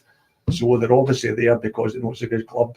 Bailey's a good coach, and they're learning their trade, a lot of these boys. So the job he's done is absolutely fantastic. If he wanted to stay in the game, he could easily move up to whatever level he wanted. I think with Bailey, one of the most impressive things is I understand with Kilsyth it's slightly different, where it's the 21 teams and the Roy's mates and they knew the boys, so there's that respect there. But over the last few years, he's had to have brought in players who are older than him, and that's not like you're 32 and you're taking a team and you bring a 34-year-old. The 34-year-old doesn't particularly care because he's like, I know you've been through football for a long time. If your manager's 23 or 24 and you're 31, 32, and he's bringing you in, for Bailey to have the character to be able to hold that dressing room and make them a good side and get them playing the good football that he wants to play, I think it's massively impressive. And importantly for me, his conduct at the side of the park was good as well. He's not one of these guys starting fights with dugouts all the time. He knows what he's doing. He runs a club in a professional way, which again will attract good professional players.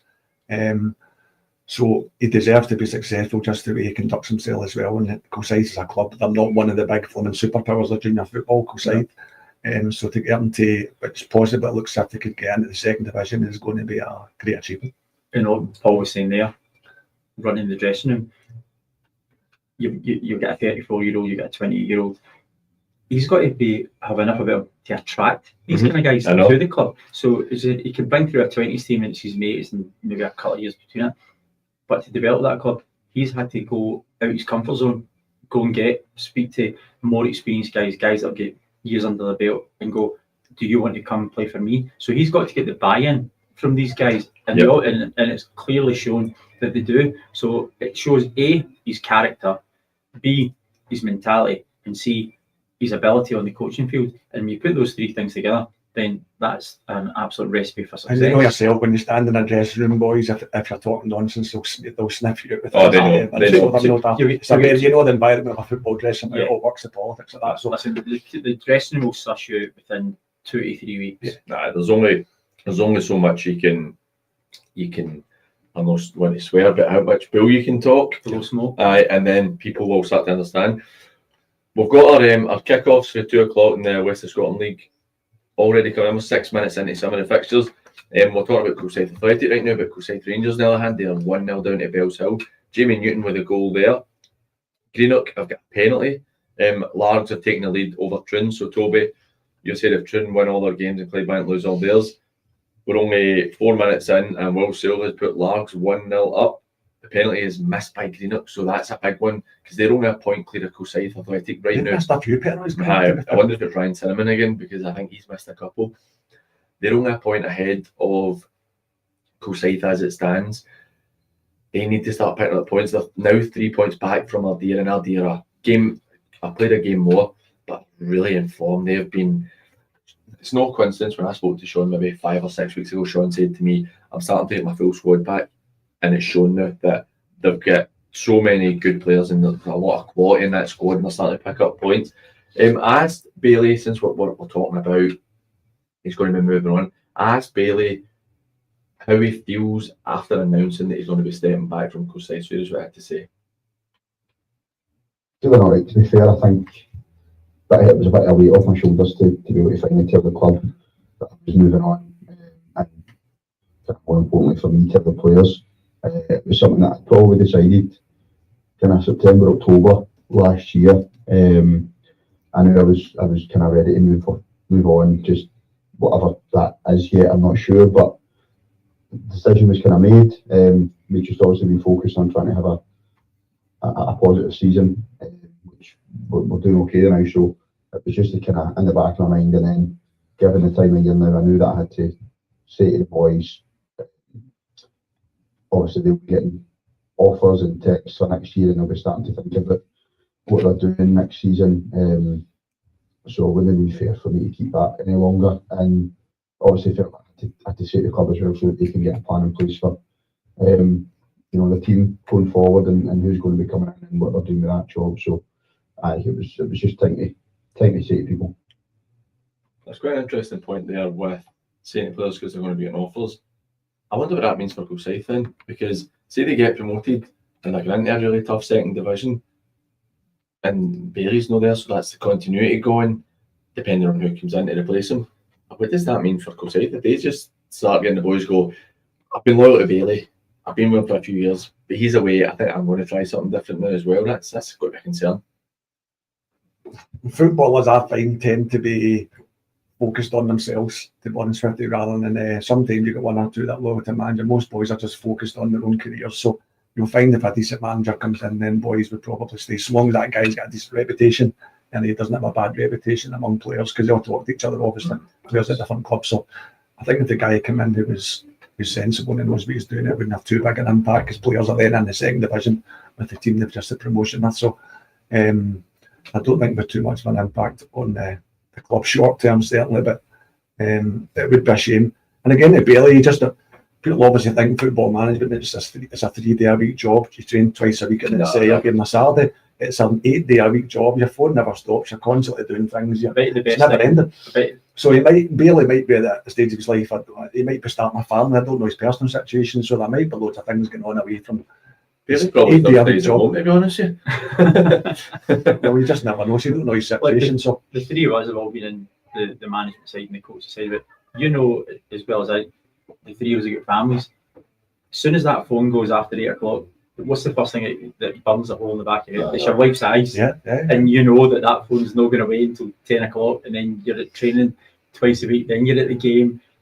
I mean, it's not really a family friendly No. family-friendly It's position. not, and even just the time you're rewriting training drills because there's call-offs about 2 hours before training and stuff like that.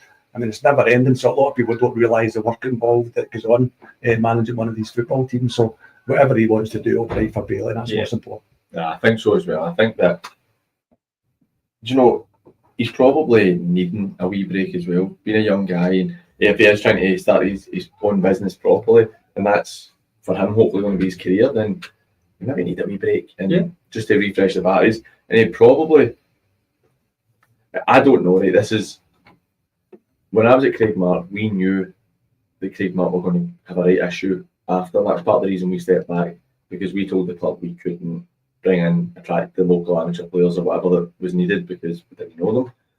So we said to them we were leaving and give them time.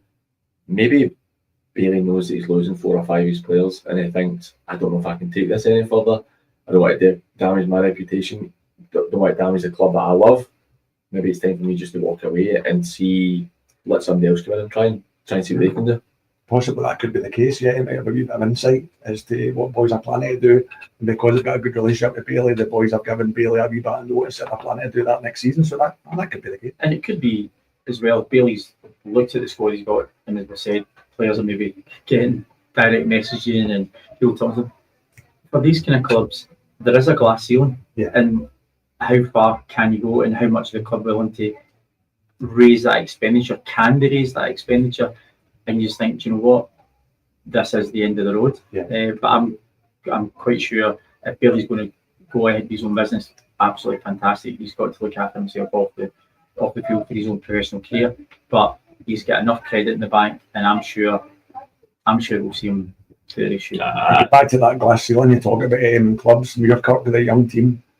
There might not be an under 18, an under 17, 16 team coming through at that club for the next 5 years. So if this Muirkirk team does do well and 4 or 5 of the players leave and there's no this conveyor belt come through, you're not telling that me can be a glass you're ceiling. not telling me that Auchinleck and Paul and these kind of guys aren't looking at this Muirkirk team. They've already played Auchinleck and Paul recently as well, and the money that's going around, there's eyes on them. And a lot of boys will need money. They've got bills to pay at the end of the day. So as much as they maybe want to stay at that club and they feel loyal to the club, sometimes you do need the money to pay your bills. You play football for yourself. I mean, as much as you want to do the best for your team and your teammates, ultimately you're there because it's for you. An important goal in the Premier League. Rico DeMarco, best name in the Premier League, absolute best name in the Premier League, scores for shots. They're 1-0 up against Johnson Borough. That could have massive implications on the relegation fight. Cali Locals have taken the lead against Maryhill at Lockburn Park. Cali Locals are a funny team for me. I think that they're another team who really go about their business quietly, and they're a team who are quite inconsistent. Like Maryhill can go and beat the top teams, but then lose to the lower teams. Nielsen have gone 1-0 up against Cambuslang Rangers. Nielsen obviously needing that to try and get themselves to win the title. Cambuslang, on the other hand, they're in real danger in that league. They're real relegated last year. They're in real trouble. New Mains have taken the lead. The Ants have taken the lead against Lark Hall. It's looking like Monty's starting to put his stamp on it. He'll be bringing in some young players and even bringing in like Max Wright and stuff from, I think it was Cali Braves or Cumbernauld Colts he came in for. Good player. That's a great sign from. Cali Locals are now 2-0 up against Maryhill, so that's quite a disappointing one for Mark. Kilsyth, it looks pretty wet down at Melbourne Park. I've just seen a picture of the game. I know that Bailey Leaving's pitch is always pretty good, but it looks pretty wet in there. So I've asked Bailey how important the 3 points are in the hunt for promotion, as it's so tight between all the teams, excluding the Thorn, to be honest. And here's what Bailey had to say. 3 points would be massive. It's a place that we went up to last year. We won 3-0. We were really good. So we're hoping we can go and perform to the same kind of level it's obviously that stage of the season where it's just about keeping that momentum going and getting across the line. 3 points is the main thing, but we're still obviously hoping to go and play pretty well. I think we're doing all right. We've managed to find a wee bit of rhythm again after a wee blip for probably 3-4 weeks, whatever it was. But we're kind of back in our stride. So it's important that we can kind of go up there, play to our maximum, and I guess the most important get the 3 points and keep us in the hunt to try and go up. It's obviously really tight at the top of the league, so we're just trying to keep winning every game and hope that other teams slip up and see where it gets. I think that is fair. Hoping teams slip up to see what you can do, because this is a game on paper, Coach should be winning the day. If you're looking, this is when you get back to having points on the board. You're always more control. Always makes me laugh when teams say they'd rather be underdogs in a game of football generally, because underdogs don't generally win as many games as favourites. So you'd always rather be a I favourite. think the clue's in the name. Underdogs. Yeah. So you'd always rather have the points on the board rather than try to catch teams up as well. But going back to, you just mentioned the Maryhill scored there after such a great result last week, and they're down there. Mark's head must be spinning like Beetlejuice. He must just so up and down, isn't it? It's At difficult. home again. I know it's so difficult, and you kind of look at the National every week as well. So Lockburn's not going to be a part that they're really comfortable playing on. Don't get me wrong, having played at Maryhill for a few years, don't think anybody's particularly comfortable playing on Lockburn, how it can be at times. We're going to move on to our final featured fixture before Mr. Roach gets at the quiz time. I'm looking forward to it. Do you know, it's one of my favourite parts of the show. I love the quiz. But remember, if you want to get in touch with us on WhatsApp, you can get us on 07396 717 412. That's 07396 717 412. Or you can get us on X and Instagram at SatFootballLive. Or you can jump onto YouTube and you can get us in the comments section on YouTube. Just give us a wee shout in. You want to ask myself, Des, or Barry. Barry's had quite an illustrious career playing against some of the top names in Scottish football, particularly at a level and time when Scottish football was arguably at its height. So anything you want to ask, then just fire away. We're more than happy to answer. Moving on to the 4th division now. Port Glasgow and Eglinton. We've touched on Eglinton in a good bit of form just now. The Port are having a bit of dip, and I think that the Port will be really disappointed with the fact that Knights would have dropped points recently as well. They could have been looking, because before that, before Knights would beat the Port, they'd won 10 in the bounce, absolutely flying. Knights would have dropped points against Kello last week, which it's not a terrible one. Kello are going for the league. A few weeks before that, they lost to Royal Albert. So that's 5 points dropped there. If the Port were able to continue that great form that they were on, and have an extra 4 points for the last 2 draws, they're sitting 2 points behind. And there's real pressure on Knights who know that they're dropping points, but they're just not reaching it. Well, I've just a wee nice in here. It's now 1-0 to St Peters against Knightswood. There you go. I mean, that, and it's also 1-0 to the Port. There you go. That could have been a top of the table for them today. That's how tight it is right now. Because Kenny's got St Peters playing better. He's got them picking up points. The club looks like it's getting itself sorted out. It's just, you've been there, Barry. You know how tight a league that is. And the quality, because there's so many younger players, you will get these slips and drops in form and stuff like that. And it's just vitally important for teams to take their opportunities when they come. Yeah. So you say Port are winning and Knightswood are losing. Yes, there's only 3 points in as it stands currently in the live table. That'd be right between the two teams. So Port as well. There's still Chris Miller. Chris Miller still playing with the Port in midfield. Is he still it? Midge, I go to the gym that Midge runs. Sorted him. He got suspended for a couple of games, and I don't think he's played as much. I don't think he's been available to play.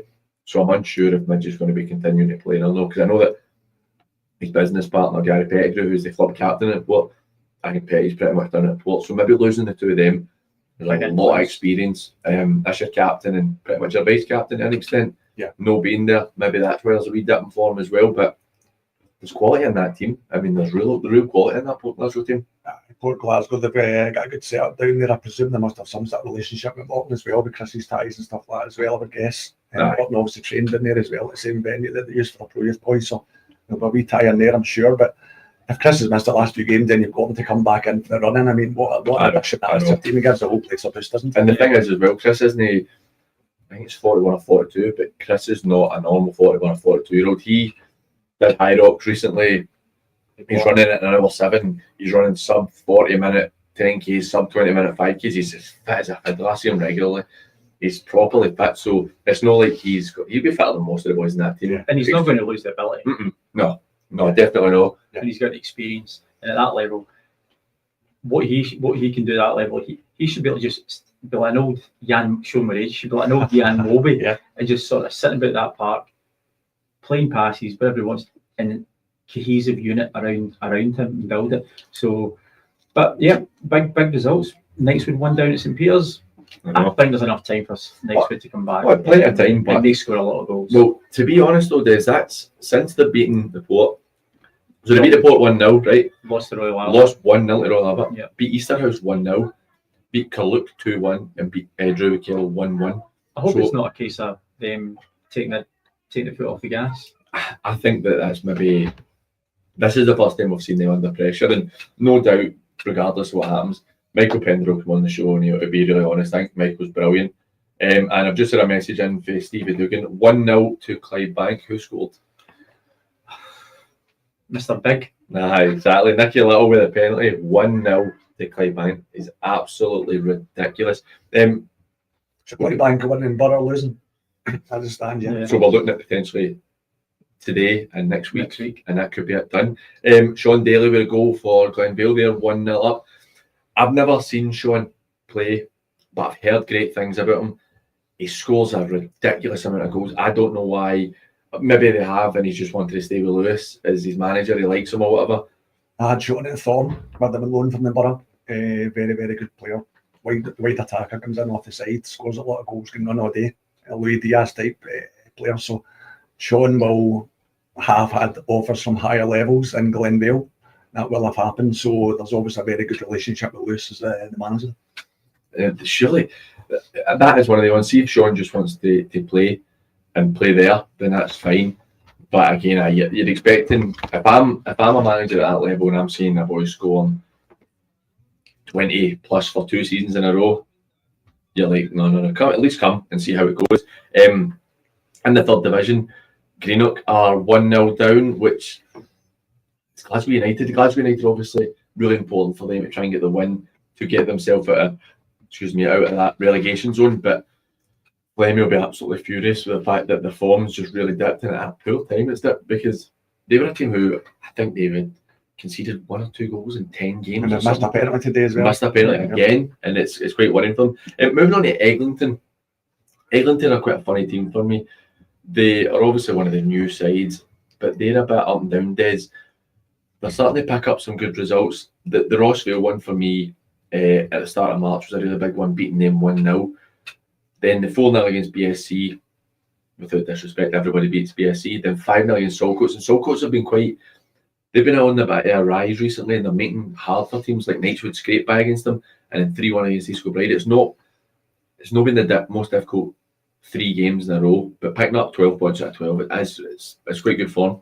Yeah, you can only beat who's in front of you, because you don't beat the fixtures. So as soon as you finish your game on the Saturday, your focus goes to the next Saturday, and they've done their job. That's all they can do, and they're scoring goals as well. I mean, 3-1 against East Kilbride, 5 up at Saltcoats, 4 at BSC, 1 away to Rossvale. Josh has been unhappy with that one. Away to Kello, losing goals. Royal Albert, the 5-3 at home was probably a big one for them, losing at home. But Yeah. they're in good form. 3 games on the bounce. They're playing again today. Port Glasgow, I know they're 1-0 up just now. There's still a lot of time to play. I think Eglinton have a decent budget as well for that league. Oh, They have a definitely. decent Definitely. budget, so, and they used to, I presume they still have a wee tie in Nickel winning as well, in terms of getting access to players there as well. So And if they are not promoted this year, that'll be the target next year for sure to get promoted. No doubt about it. You mentioned the Meda in the first division. We've got a few goals coming in. Mabel, massive goal against Kilbirnie. That's them 1-0 against Kilbirnie. And Kilbirnie are now going to be sucked right into that relegation zone. After 3 or 4 weeks ago, we were talking about if they had a couple of wins, could have been looking at promotion. Cumbernauld have taken the lead against Petershill. I think Petershill's promotion hopes are taking a real kicking recently. And Irvine Meadow are 1-0 up against Blantyre, which is a huge result for them as it stands. Ross McKenzie on the 17th minute in that game. Petershill have just equalised, so that's 1-1 with Petershill. Johnson Borough have just equalised, so that's 1-1 with Johnson Borough. Still 2-0. Girvan have gone 1-0 up against Fanart. The wheels have come right off this season, but Dean will be really pleased with they're starting to pick up some really big points there. And Glencairn, they've had that real dip of form mid-season, and they're starting to turn it around, beating Arthur recently, and they're 1-0 up just now against Ardrossan, so that's a really good win for them. Glencairn are probably the team that upset most other teams in that league. They take points all the time. They get to the later stages of cups. They take teams that are going for the league, they'll take points off them. Teams that are try to avoid relegation, they'll lose points to them as well. It's just the consistency of Glencairn. Just get back to Borough there as well. Borough in recent weeks have been coming from behind and getting late goals quite often. Obviously, the sixth substitute incident recently, last weekend as well, was one of those weekends. Which we're going to go to after the quiz. But they do have a track record of recent times they've come in and get a lot of late goals to win games. Des, we've spoken through all our featured fixtures. Thanks to everybody who's tuned in. And if you want to get in touch with us about any of those games or any other game, you can get us on 07396 717 412. That's 07396 717 412. Or you can jump onto the live chat on YouTube. Any questions you want to ask, then don't hesitate. We're moving on to quiz time. So 2-0 with the Meadow. Sean Gallagher has just made it 2-0. So that's a great start to the day for Irvine Meadow. Right, Des, quiz time. Hit us with it. Right, okay. Quite a few questions actually. Possibly 7, right? So I've got eked out a wee bit this week. Try to give you as many chances as you can. Right. Is this general knowledge or is this football related? This is all West of Scotland football Right, okay, related. right. All West of Scotland. Okay. Paul loves these grounds. Okay. So which West of Scotland team play at Victoria Park? Victoria Park. Right, okay, Victoria Park. So it's not Irvine Bix, it's not Irvine Bix. Victoria Park. That is Girvan. Would I be right? No. No, no Girvan. All right. You've already shot, so. No, it's no. You get any help here? Harry, you're sitting there silently. I think I'm going to struggle at this, to be honest with you. I don't know. Craig Mark. No. I tell you what, I would be in trouble with the Craig Mark one. Since I What did was... they say? The answer is New Mains. Aye, it's fair enough. Fair enough. Okay, let's go. I'm really letting my knowledge slip here. Okay, so Kevin Rukovic, the new Athlone manager, has managed 2 teams previously. Which are the 2 teams? So East Kilbride There's one. and I'm putting under pressure. I know the other one here. we'll go for it then. No, I'll give you the only go. Stirling Albion. Yeah. Yes, there we go. I think that's the one question I've never. Right, so staying with Kevin Rukovic then. I can't say exactly how many teams he's played for in the West of Scotland, but I know that he's signed for 2 West of Scotland junior teams. Who are those 2 junior teams that he's signed for? I know he's definitely played for one. The other one I couldn't find the figures, but he's definitely signed. Is the Meadow one? Meadows 1? Is that the one you knew he'd played for? Yes. Right, okay. You're really not helping me here. I have no idea. I'm going to guess Pollock. I'm just going to do it either. No. Because I have no clue, right? And obviously Barry has no clue. Can we get a region? East of Glasgow. East of Glasgow. That's interesting. Trying to think. No, your Shettleston's or anything like that, is it? Glasgow United, no. No, so because I know that Shettleston, obviously, when they had a wee spell where they were bringing in players before they became Glasgow United. If anybody's in the comments wants to fire it, is it Lark Cold Thistle? No, it's No. Blantyre, Victoria. Blantyre. That was for Liam Collar. Thanks for that, Liam. Absolutely useless. What I do know about Kevin, his surnames get the highest points total on a Scrabble board. Really? if the names are getting called at Greaves, it's probably the most expensive name. Okay, Barry, for you, how many games did you play for Kilmarnock? I think I played circa 40 because I got a bad injury. I think it was about 40. 38, 40, something like that. Well, I'll just guess, right? 43. You were close. 36. 36. Well, that's not bad then. That's not bad. The big question is, how many good ones? Wasn't he 36? Sorry. Okay, a career path. Okay. Okay. Celtic, Okay. Maryhill, Pollock, Atherley, Irvine Meadow, Atherley. Right. So the Meda, that'd have been the mid 2000s when they were good. You tell me. Right.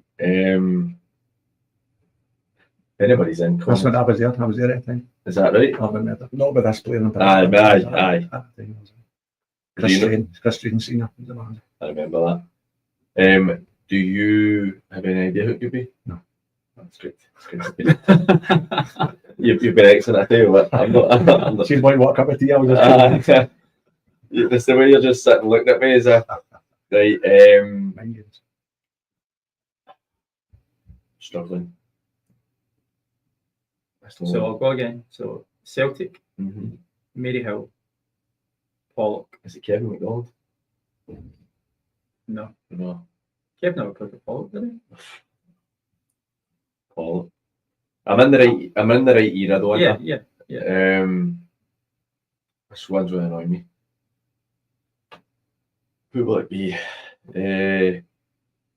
Used to be an absolute pain in the backside to me, and then you actually quite a good mate. So we've got Liam Collins put in another comment, and I'm going to go and say he's wrong. Blair Richardson. Because I don't know who that is. I don't know who is it. Bexy, Stephen Miller. Fair enough. Did you not play Bexy at Meadow? I did. Centre half. Aye, centre half, centre midfield. I played alongside him. Aye. Mhm. Partner centre half. Yeah. Okay then, next one. Founded in 1878, who are Scotland's oldest continuous junior football team? Larkhall. Okay. There we go. Oh, you have to get one right. There we go. I was going to say that. It was the speed of what I got at, to be fair. Irvine Meadow are now 2-1 up, Gillen with the goal for Blantyre Vicks. Is that the last one, Des? No, I've got one Yes, good. more. Okay, career path again. And I'll let you see the first. So Albion Rovers, Cowdenbeath, Stranraer, Queen's Park, East Kilbride, Rob Roy for a good period of time, Gartcairn, Kilburnie, Glencairn. And I had him at Kilburnie. I signed him at Kilburnie. I have no clue. Shoot. I have a Centre midfield, tremendous experience. Davy Anderson? No. Go through it again for me. No, that's going to help, but go through it again for me. So Albion Rovers and Cowdenbeath, Stranraer at the start of his career. Probably more known for Queen's Park, East Kilbride, Rob Roy, Gartcairn, Kilburnie and Glencairn. I have no idea. Absolutely no idea. I like these questions, so these are good, but I have zero clue. Mark McBride. Never would have got that. Never in a million years would have got that. So another one to me then. Yes, I would never have got that, to be honest with you. I don't even really know him that well at all. Bellshill are 2-0 up against Kilsyth Rangers now. Glasgow Perthshire are 1-0 up against Threave. Threave are trying their best to throw this away in that third division. Larkhall, who were founded in 1878, are now drawing 1-1 with the Ants. I actually had a memory come up last week. The last time I ever played at Larkhall, and it was with the Ants, and I scored the winner. Scored the winner for the penalty spot that day. Come up on my Facebook recently. Cumnock, Jamie Conn puts them 1-0 up against Darvo. Cumnock are starting to turn the corner a wee bit as well. They're starting to pick up points just at the right time for them. It's 2-1 for Cumbernauld against Petershill. Ronan Kearney with a goal there. Kilsyth Athletic take the lead against Vela Leven. 1-0 there. Still 1-0 with Largs and Troon. Pausing the game at Shotts and Johnston Burrows, the referee wants some surface water worked on. With the rain still falling, we might not see this game run its course. That's from the Shotts Twitter page there. Maryhill have pulled one back. Johnny Baxter makes it 2-1. Glenvale are now 2-0 up against Ardea. So it's looking a good day for Coolside Athletic, who we're talking about played maybe a game more than some others in that third division. But we're looking at Ardea losing, Greenock losing, Coolside winning. So as it stands, Coolside are now 1 point behind Ardea. Both played 24 games as it stands. Greenock 2 points off of Coolside with a game in hand. So that's going to be very interesting. Actually looking at it, as it stands right now, I don't know, Thorn won last night. The 3-0 against 3-0, Glasgow Uni. yeah. So the Thorn won last night. They are 13 points clear with 6 games to go if it stays as is just now. I mean, that's your former club, Barry. How is the setup at Thorn? I've always been massively complimentary of them on the show because I just think that they have been the perfect example coming through. They've had everything in place in terms of, and there's a few clubs do, but they've had everything in place in terms of their youth setup, how they're trying to progress. They've got their own park, but they had a good amateur team coming in, a better amateur team than the rest of the amateur teams coming in. What is the setup like at the Thorn? So the big major asset for the Thorn, I would say it's a very community-based club, so there's so many good young youth teams coming through. The jewel in the crown at the club, I would say, is Mark McGee, who runs the club. Mark is heavily invested in the Thorn. He's there, he works he's a reporter for the Sun newspaper, and he spends a lot of time there. He's heavily invested in the club, lives in about a mile away to the ground as well. And the hours that Mark puts in is incredible at that club. I'll be amazed if next 10, 20 years Mark doesn't get some high up award for the work he's done for that club and the impact it's had in the community. There's obviously plans to maybe expand the ground a wee bit as well and add 5-a-side, 7-a-side facilities round about the ground as well. So, and it's right in the middle of the houses as well, so it's a great location for fans to come down and watch a game. So Mark's really the guy that drives the club forward, and he's supported by good people within the club as well. So I see Thorn eventually settling down as a sort of first division club once it all settles down, and then we'll see what happens if any further investment comes in for there. But Mark puts 25 hours a day into that club. He's incredible. I think it's really impressive, Des. I mean, we've spoken at length about the Thorn, and we're both very complimentary of them, and both from reasonably close. Yeah. The 3 years are all pretty close to that area. It's hugely impressive how they've gone about their business. I think what Barry was just saying there, it's been a community-based club that's came through. I wouldn't have thought that a lot of the players would come from a particularly far travelling distance either. I think most of the guys will come from sort of the Paisley, Renfrewshire area. And they're all there because they've been looked after, they've been coached well. And what did we talk about the 20s? Having a pathway through and seeing that they have that opportunity to progress within their own club. Yeah. I don't think that we can praise them highly enough. I think probably the best model around is probably Renfrew, where they try and promote within the club as well, keep things compact. The boy Mark McGee, he's also putting in more hours than a factory cat to keep the place going and establishing them at this level. And it's just showing you they've got that such a strong structure and foundation that's when they can build up from. So I've got nothing but praise for them. I think it's an absolutely fantastic. It's funny, a couple of years ago when the money came into the borough, the money came in, it's a gentleman from there, it's a person from tie-ins to Johnston, and so he passed away, and the money was wanting to be passed into a club in Johnston. So if the wind was blowing the right way, potentially that could have been into Thorn at that time as well, which would have been an absolute. Do you know, a part of me almost thinks it's better that it doesn't though. Like I think that I love seeing the Thorn very naturally come through everything, and like you said, it's got a very good community feel about it, and I think it's great to see. I agree as well. I think that they could reach the first division. That could be the level of club there, and then maybe a bit of investment from then. Yeah, you could potentially look at a Premier League club, but I think they're definitely that scale. Stephen Docherty has put Pollock 1-0 up against Beith. It's not been a great season for Beith at all, but Pollock are really, the last couple of wins cements Pollock being in the Premier League again. Not that we thought there was much at risk yet, but they're now sitting, if they win today, on 30 points, and the relegation zone shots are sitting in 16 points. So it's just too much, to be honest. Talbot have gone 1-0 up in the Glenafton Talbot Derby game, and we've got a penalty to Glasgow United against Greenock. See if they can convert it this time. 3-1 now for Cumbernauld against Petershill. It's going from bad to worse for Petershill.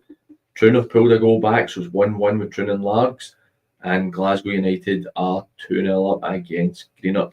Ewan Thompson with the goal for the Talbot there.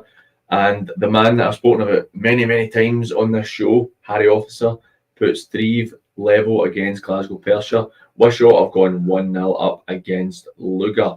The Ants are 2-1 down. Ex-Ants player Eva Bembo puts Larkhall 2-1 up. And Noah Young, another really good young player for me, has put Glenvale 3-0 up. But it looks at Easterhouse in the 4th Division have gone 1-0 up against Carluke. Yeah, but I know Noah well. I used to look after him. Noah was at Morton as an agency game, so I know him and his family well. His mum's a massive James Milner fan. That's right, yeah. But Noah's a very good attacking midfielder, and he was obviously at the Borough. He's playing Glenvale, doing a great job there, so he's one to watch for the future as well. It's funny, it never quite worked out from at Maryhill when he did his wee stint there, but maybe Glenvale somewhere he just feels comfortable. Maybe Lewis has just got a knack at getting these young players doing what they need to do. Drumchapel have equalised against Clydebank. It is now 1-1 in that match. Giffnock have taken the lead against, they had taken the lead against Rossvale, and then Rossvale have pulled one back, so it was 1-1. Quite a tough game there. Something we'll touch on as well, Barry, is about Giffnock and your time there.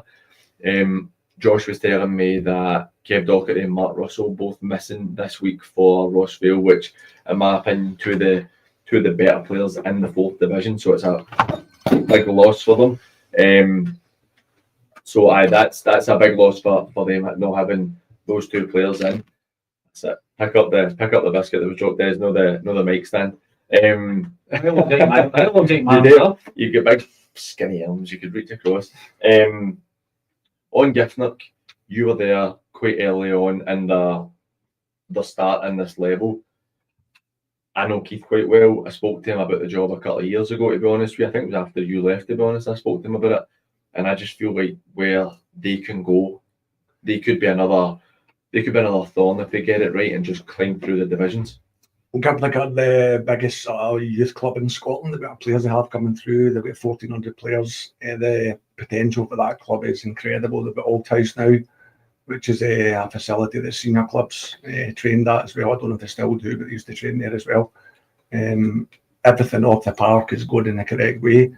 If they can just obviously get the football side of it, which, as long as they're sensible about it, the amount of volume of young players coming through every season is going to fund that. Giffnock have always had good youth teams for the Lassens Cheeses was a boy, they always do. So it's just bringing them in and getting the right pathway, as we spoke about earlier on with these young players, and give them the right advice and bring them on, because the potential of that club's huge. They could easily go and do like a Thorn as well and move through the leagues, there's no doubt about it. That catchment area is incredible. Massive catchment area. The resources and the affluence that surround the area as well. Also, I've got an athletics background, Giffnock North. The people they attract to the athletics club as well, it's massive. They really do have untold potential. They probably, if you put them and Thorn together, Thorn are doing it on the pitch, Giffnock have got it off the pitch, and if you get a hybrid model between both of those two teams could fly through the leagues. Definitely, as I said, I know a lot of the boys that are at the club anyway, so their 20s team is doing well as well. They're second in the development league as well, so they'll get good young boys coming through. The coaches in the 20s team are good guys as well, so the foundation is there, and we just need to obviously manage it correctly and make sure all these boys come through, and maybe throw in a wee bit of experience to help the boys along as well. But the potential is certainly there. They could easily, they're obviously not going to get promoted this year, but that should be the target for them next year. I genuinely believe that Giffnock have in terms of the full package with the youth setup they have, with now the facilities they have, which are top draw, the area, the catchment area, the affluency of the area, I genuinely believe that if Giffnock do it right, in the next 10 years, 15 years, Giffnock should be a Premier League side. I genuinely, that doesn't mean that's going to happen. They might still be a 4th Division side or whatever, but I honestly think that everything they have is so geared towards progression. Their only limitation is their own desire. Mhm. That's pretty much it, because everything is there. I mean, my son plays there quite regularly. In fact, he was there just a couple of weeks ago, and it's brilliant. What else do you need to attract players to want to come to you as well? Well, I went to Givenlock, I left on had 6-7 clubs asked me to manage a team from Division 1 to Division 4, and I chose Givenlock, who were the lowest in the pyramid, because of these plans that were in place, the ground been built. I knew a lot from my youth management career about Givenlock. I played them many times in big games at youth football, so I know the history of the club, and that was a big attraction for me to go there. They obviously have a very famous poster boy at the club by Andy Robertson, who played there as a boy as well, so they probably need to utilise that to say this guy played with Givenlock, and it helps attract players. There's no shame. There's no shame in doing it and bringing in guys like that to try and help. We've got quite an interesting one in the 3rd division. So Wishaw are 1-0 up against Lugar. Ewan McIver has scored a 4-minute hat-trick to put Lugar 3-1 up. That must be a record, surely. 4 minutes, 3-1 up. That's tremendous for Ewan McIver. And Ewan does chip in with the goals quite regular as well. Kilsyth Rangers have pulled one back against Bells Hill. Glenafton have pulled one back against the Talbot, is 1-1 there, and Cumnock have doubled the lead, so it's 2-0 against Darvo. We're just getting close now to half time coming in. We'll speak to a couple of guys at games. The answer just equalised, 2-0. Scott Anson. Wow, didn't realise Anson was at the Anson. No, I did not realise that either. So because there was potential talks of them going to Gartcairn with Colin Riley. So Anson's just scored there. But to be fair, I know that Anson knows Monty quite well, so that'll have been the connection. They're both Govan boys. Perthshire have retaken the lead against Threave. They are 2-1 up against Threave. Renfrew are 1-0 up, Des. 1-0 up against Ashfield. They're taking their time, but they're 1-0 up. And a big one in the relegation fight in the 1st division. We're talking about Irvine Meadow being 2-1 up. Mabel are winning as well. Rob Roy are 1-0 down to Thorneywood. Thorneywood score for the spot there, so that is 1-1. We're going to 1-0. Sorry, we're going to go to some of our reporters around the ground and get some updates. We'll try with Stevie Dugan at Clydebank first, and then we're going to move on to what would you prefer to talk about, Johnson Borough, Darvo, or League Reconstruction first? Whatever you want. You're the driver of the bus. You know what? We will go for Johnson Borough, Darvo. I think that's it's a bit more interesting at this time.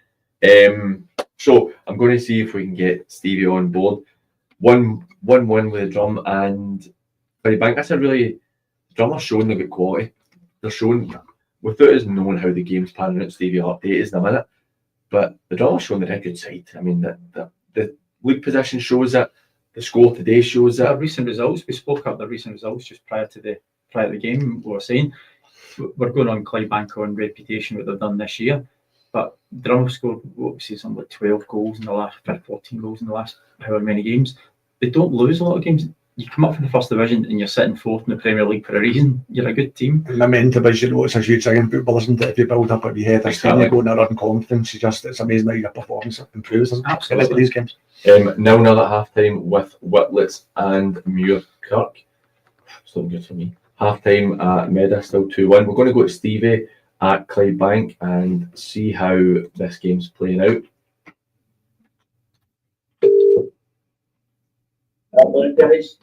Afternoon, Stevie. The man himself, Nicky Little. I think Des is sick of me turning around and looking at him when you update us and ask him who scored. We've got the tannoy over there. It's 1-0. Then Drumchapel get it back. How's the game played out? It's, if I'm being honest, there's not been an awful lot of quality in the game. Truth be told, it's been pretty stuffy, a bit nervy, and I gave a very few chances.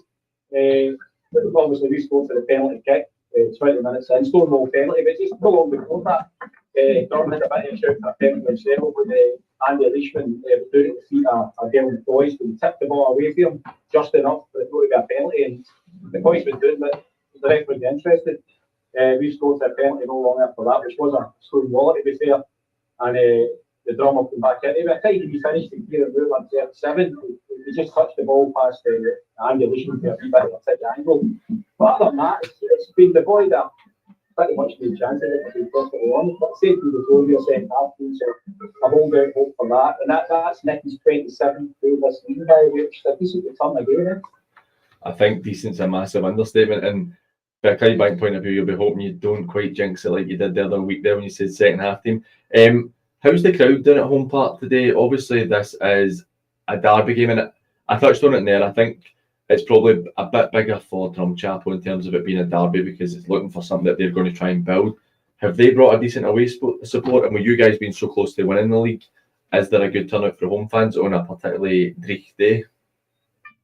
It's, I would say, probably the weather for I'm just scouting about just now, and I'll be perfectly honest with you, folks, given the red seems to develop, it's difficult to pick out, but it's a decent enough crowd.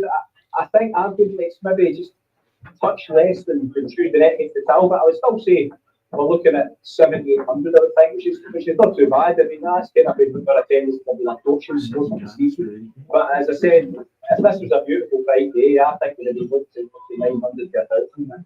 That's the weather thing, isn't it? And there's restricted kind of covered areas here, as you know. But listen, it's another decent crowd, and I think the other games going on in the country are higher up the level. It's probably helped, to be honest, and it probably, as I say, the weather's better. But listen, I'm happy with what I'm saying. People are crammed in, so looking good. It's only good news for the club, to be fair, Stevie. Thanks very much for the update, mate. We'll come back to you later on. Cheers, mate. I don't want to shoot you, 700-800 in a day like this.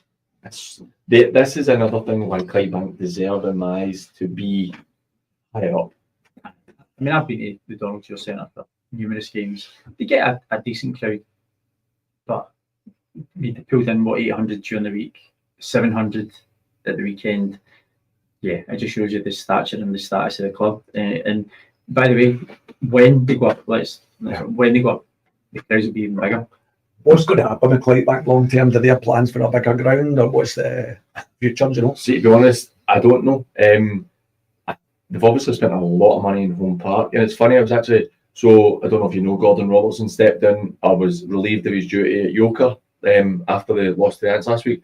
So it's my big mate Fraser Gunn who is. And Gordon was pivotal in the whole start of Clydebank moving up. So that's the thing, is that it's a shared ground. A lot of people this is from my source about the area. So I'm assuming it's pretty accurate. But everybody assumed it was Yoker's Park, and it turned out it wasn't. It was the council that owned the park.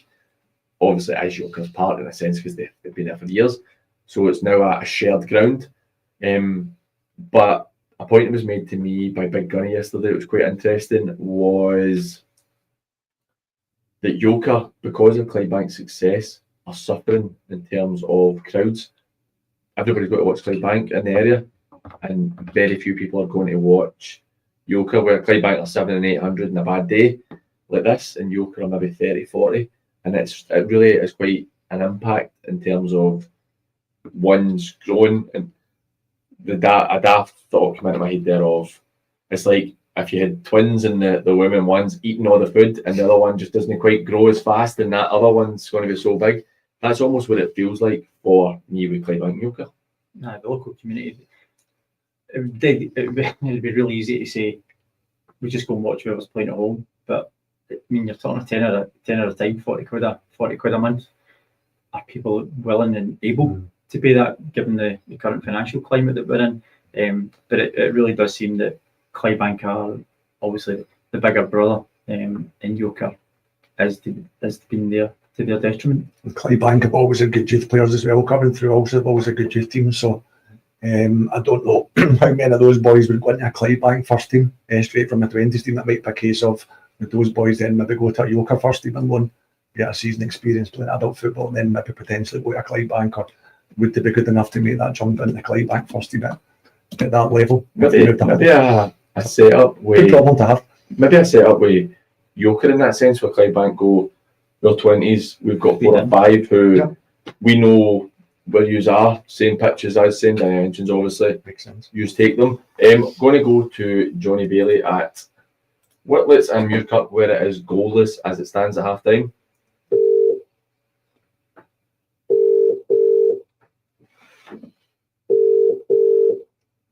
Johnny would answer the phone. Hello. Johnny, I thought we were going to miss you there. 0-0 at Whitlets and Muirkirk. How's the first half been? you know something? It's been a really good game to watch. It's actually been really enjoyable. Both teams try to play the right way. I would say first 25 minutes it was very even. Both teams playing the same kind of formation, so they kind of cancelled each other out. Not much of a chance. But the last 50 minutes of the first half, Muirkirk come right into it with a couple of half chances, nothing clear cut. But I'd say Muirkirk probably definitely finished the first half the stronger. Well, I've gone for the draw in this game, and the guys have gone for Whitlets, which probably means that Whitlets will win based on their current form. Is there any team that you think look like they've maybe got a wee bit more about them to go and get the lead? I think Whitlets look dangerous every time they go forward, especially on the break. Moffat and Boyd are kind of causing them all sorts of bother, and I have to say that the Muirkirk centre half, I don't know his name. I think his name's Doyle or something. But he's did it 3 or 4 times where he's went to head the ball and it's come off like 50 pence and went back the way. And if he keeps doing that, he's going to cost his team a goal basically because the strikers are too sharp for Whitlets. On the Muirkirk side, the right winger again, I'm sorry, they should really do team lines for me for these games. But the right winger for Muirkirk looks as if he could unlock something. But I don't think he'll be far away with a draw. It's going to be a draw. One goal in it, I think. Do you know what? I think that we should start speaking to clubs with the prestige that we have on this mighty fine show, that Johnny Bailey should be getting team lines so that it doesn't sound like he knows nothing about this level. I've got to keep my diva reputation up. And if I'm coming, I want in for nothing. I want team lines and I want a cup of coffee and a pie. That only happens in Muirkirk for you, Johnny. No, they don't like it. They didn't like me up there when I played, so I don't know. I need to see. I spoke nicely about them in the pod, so hopefully they're all right now. To be fair, that only happens for Gaz at Muirkirk. Isabel's obviously squaring Gaz up, so if you ever go down there, we'll make sure Isabel sees you right. Johnny, before we let you go, who's on the show for you tomorrow night? So tomorrow night will be Kenny Henderson, the St Peters manager. So I'm really looking forward to that. I see they're 1-0 up against Knightswood just now, so hopefully that stays. Now it'll be in a great mood. But I'm really looking forward to that. I don't know Kenny at all, and I know very, very little about St Peters. So hopefully everybody can tune in and be like me and find out a bit more about one of the newer clubs in the region. What I'll tell you is that the first year was the best year they've ever had. It was a well put together team and just a tremendous coaching staff. Look, Johnny, just say hi to Barry, old teammate of mine. Good to see him still kicking about. I hope you're well, big man. Johnny, surely it was down there to get a free car parking space and a steak bake or something, no? Surely, minimum. Nah, if you count free car parking on the road in the housing scheme, then aye. No, he deserves better than that, big man. Look, Johnny, thanks very much, mate. We'll catch up in a wee bit. Cheers, mate. Right, I'm going to get a cup of coffee and throw it straight in my face. Right? It's absolute bullshit. Cheers, mate. See you later. Bye-bye. Oh, I tell you what, the draw could be looking good for me. The draw could be looking good for me. I need it. I'm getting desperate. You're peeking through it. Honestly, the winds are slagging me in the house. Like, Dad, do you lose to Des and Gazna again? I'm sure I did. I thought you knew about this level of football. You talk about it all the time. I'm going to go to Mark at Irvine Meadow to see how it is there. 2-1 in the Meadow against Blantyre in the first half.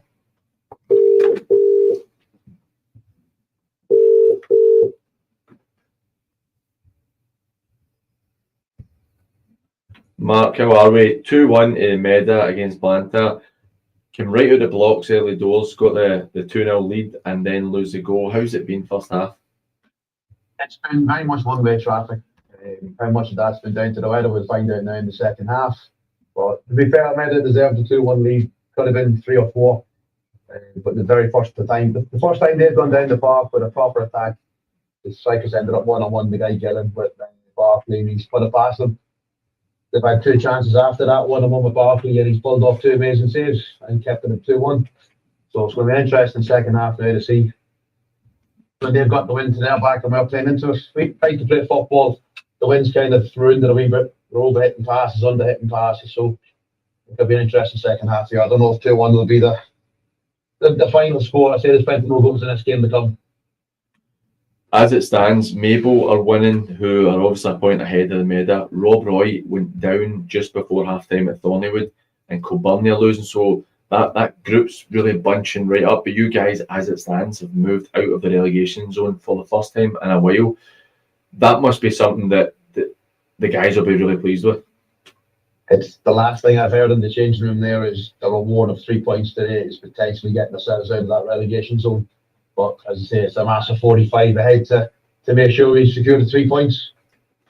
I know we've got games in hand. You'd rather have points on the board, but if we can win these games in hand, then we can put ourselves in a mix, hopefully get ourselves out of the bit of tug we're in at the moment, being in the bottom three, and hopefully get out of it. But this league is proven to be super, super tight. Maybe 6 or 7 teams could potentially be in the relegation zone in the last day of the season. Definitely is exceptionally tight. But look, Mark, we'll let you get back to your many duties that you perform at the Meda. And thanks for updating, mate. We'll catch up with you soon. No worries, talk to you soon. Let's take care. Right.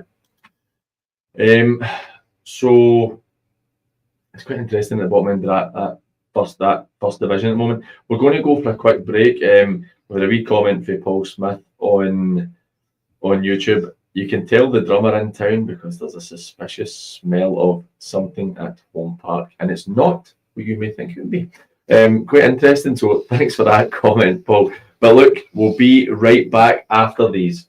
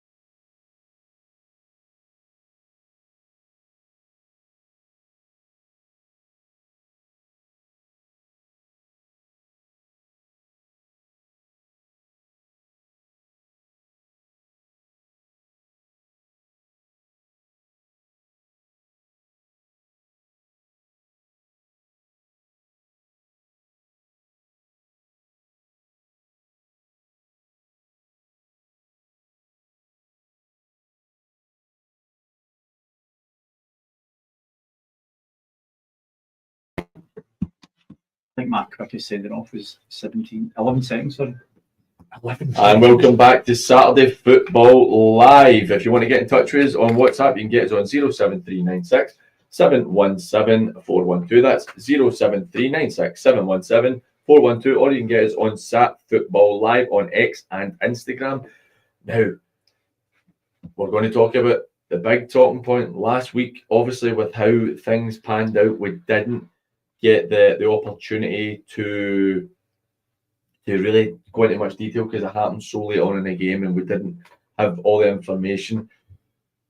Obviously, I had Mick on the podcast on Thursday, sorry, and Johnny had Murday on the podcast on Sunday. And thanks for everybody tuned in to really well-viewed episodes. We appreciate that. But Barry, I know Dez's point of view, so we'll come back to it and we'll talk about it. Barry, what's your point of view? How much do you know about the situation at the weekend with Darvel and Johnson Borough?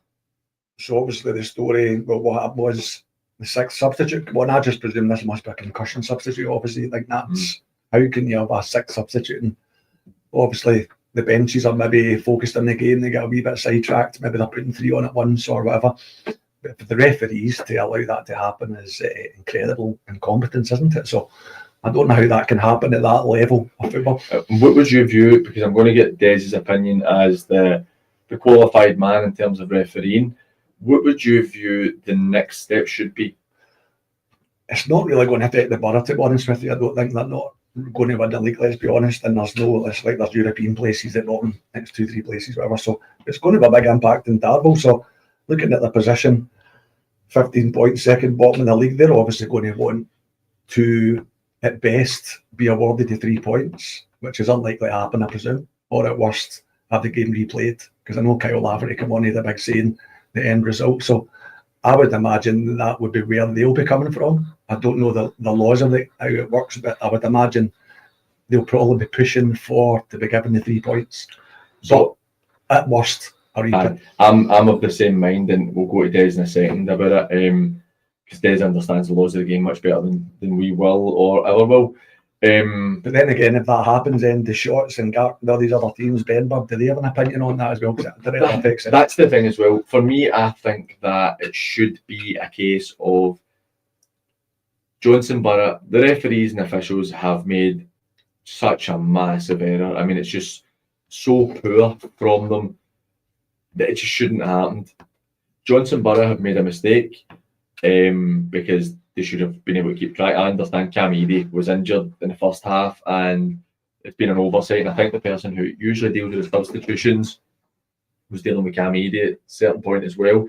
So for me, there's very much a fact of it's mistakes across the board. There is no trying to gain an advantage by the Borough. For me, there is no agenda from officials. It's just mistakes across the board. But Darvel are the only team who haven't done anything wrong. They were 1-0 up. Kyle Lafferty comes on, wins the header that goes through for Stu McCann. Stu McCann puts it across face, hits the hand. Penalty. It looked like it was a penalty to me. Referee and officials get it right there. But I think that Darvel should probably get the 3 points. And I seen actually Dale Esplin, the Johnson Borough player, commented the other day on Twitter that Darvel played an ineligible player against Shots. That ineligible player, in turn, gave a reasonably serious injury to a Shots player that day. Should Shots get the point? I don't see it as the same thing because it's an in-game thing. But Des, what's your view on the situation? First, from referee's point of view.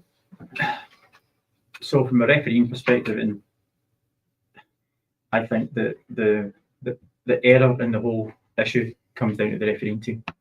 Now, the assistant referee and the referee. Now, I've got no inside knowledge on this. No, so I know Murdy. I don't know Mick Oliver, and I know for a fact that Murdy would not try and pull the wool over somebody's eyes and try to hoodwink someone and get an extra player on the pitch. That's, I think, is a genuine oversight that there's a guy being injured in the first half. Games going on, they're down, they're chasing it. These things happen in football, which they shouldn't happen. The only people that can control the number of players who are on the field of play and the players entering the field of play is the referee and the assistant referee. So when I was doing it back in the day, I would have my assistant referee, if it was an SPL game, we got a fourth official, you mark down who's coming on. And at that moment in time, I've got my team list in front of me and I'm looking at the assistant referee will turn the player around and Barry McLaughlin, number 6, going off for number 14, Paul Gordon, number 8, going off for number 6. So I got it right in front of me and I can see, right, that's 5 subs made. The assistant referee should have the exact same. So as soon as Johnson Borough are alerting the match officials say, we're wanting to make a substitution. And I believe it was a double substitution that moment. Right, Kieran Diver was coming on as well. As soon as the assistant referees are alerted to that they're wanting to make that sub, he should be looking at his book and saying, guys, you can't do that. You can bring one on or you can bring none on. Yeah. But the referee should have the exact same. That should be picked up before it goes on. There is no mitigating circumstances that you can say, oh, well, this happened because. No, that's not. There's 3 referees there. Now, what should we do? If say you guys, me and you guys are my assistant referee, Barry's standside, he's at the dugouts. While we're dealing with that bit of administration, you're watching what's going on in the pitch because Joe Bloggs had got and punched somebody up, something happened. So you're our eyes while we are focused on what's going off there. The next time the ball goes out of play, our books are updated. The next time the ball's out of play, you update your book. So at the end of the game, all 3 of us go in and we say, right, goal scorers, Johnson Borough, Darvel, blah, blah, blah, goal scorers, number 8, 10 minutes, number 12, 42 minutes, substitutions, that's your administration. So all 3 of us, our books should read the exact same. How on earth is a player getting on at the park who is illegal? So what happens here, Des? What happens? How long does it take to make a decision? What's the process of that appeal process? And what happens to the officials that referee that game? What happens to them? Right, so again, this is probably going to be a long convoluted way to get to a short answer. This isn't covered under the laws of the game. So what will happen is this will be covered under the Constitution of the West of Scotland. They will have a articles in place of what the sanction is. So it's entirely up to them how they foresee it. So it could be, and I'll give my opinion, not that from an SFA, not from West Scotland. In my opinion, the team that's been wronged here is Darvel, right? Through no fault of their own. Jonesborough didn't try and pull the wool over his eyes, I've said. In my opinion, what should happen is I think the game should be replayed, because there was, for however short it may have been, whether it's 40 seconds as it's been relayed to us, whether it's 30 minutes that there's 12 players in the park, that game's null and void. That game's invalid. In my opinion, I don't think that you can award the points to Darvel, because at the end of the day, Darvel didn't win the game. I think that would be that'd be unfair, and it would also be unfair to not acknowledge the game and just say, right, okay, well, Jonesborough don't get the 3 points and Darvel don't get any points. And I agree. I think that's quite an important point you make there. I think that should not be allowed. That shouldn't be on the table. So, in my opinion, and I say only my opinion, I think the game has to be replayed from a 90 minutes gone, zero minutes, full 90 minutes play. Let's go. What will happen to the match officials? I wouldn't. Yeah, I know it well. Is the referee's name out there in public? Do we know? I'll leave it. I'll leave it. So, the referee who's involved, I believe, is on a upward trajectory in his career path. This will have done him a massive amount. Do you know something? Both officials alongside him, did they come into that category as well? Is it purely on the referee? So the assistant referees won't, not at the West of Scotland level on the line, they won't be at the same level as the referee who's in the Premier Division in the West of Scotland. He'll be at like category 2, I would have hoped. Who he's got aspirations to be a category 1, being at the top level. This isn't just a small error. This isn't just if you played a bad pass back, your manager might go, well, Barry, you made a mistake. You may be a sub next week.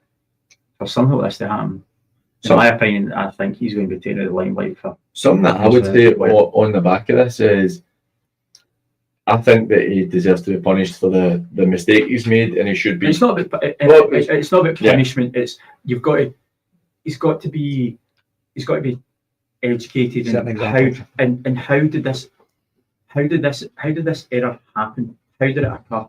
Now, I know people said that they weren't using the communication system, right? I think using communication systems at junior level is ridiculous, right? Because I think you need to show your own merit to get there in the first place. I never ever wore a communication kit at any point in my junior career, even a junior cup. Still in black and white when you were in the I probably was. But the referee has to be educated. And the main point, and I'm sure Willie Collins will have spoken to him and spoken to his father, who was a good friend of Willie. It's all about how did this happen? It's almost a forensic. It has to go into forensic, because all those 3 referees are all culpable for that single error. And what will happen? Will they make a decision now, or will they wait to see if this affects Darvel going up or down? So if Darvel going to run 1, 3, 4 games, it doesn't affect them in any way going up or down. Do they then wait till then to see what happens? So it's done at the end of the season, or do they for the referee? For the team, for the game. No, the team, that has to be done now. Before they see the impact of it. Yeah, the referee team are separate from the West of Scotland. The West of Scotland is their entity, it's their competition, it's their teams. So what they decide is what happens within their matches. The refereeing team will be dealt with by the Scottish FA refereeing department, refereeing operations. So Willie Collum and Tommy, can't remember his name, Tommy Sunday. They'll deal with that. But the West of Scotland, this can't brew because there's so much at stake for potential teams at the top end of the league, but more importantly for Darvel. And Darvel, the ones who have been wronged unintentionally by anyone, because the referee didn't mean to make a mistake. It's happened. Deal with it.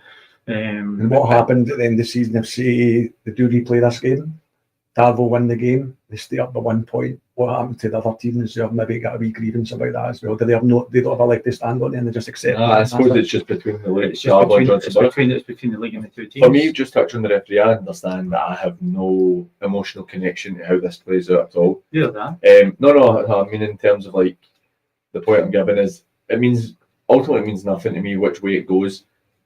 But for me with the referee, I've seen people saying he should never referee again. I don't believe that stuff. I think that he's made a mistake, and it is a mistake, and I believe it will be a genuine mistake. Yeah. And he should be given the opportunity to be educated and learn. and then move on for it. But as we're talking about this, Darvel are now 3-0 down to Gunduk, so it's bad to worse. We've got a couple of scores coming in. Nielsen have retaken the lead against Cambuslang. David Donnelly has made it 2-1. Bonnet and Thistle are 1-0 against Craigmark. Craigmark are starting to improve, but it's too little too late. They're already relegated. I think there's so much it can be done, but it has to be done quickly. You can't have this.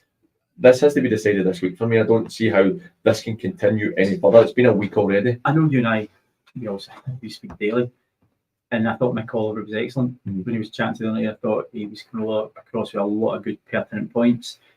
The only bit that I would take exception at is he did mention saying, well, if you look at our league position, this decision could have an impact on us being relegated.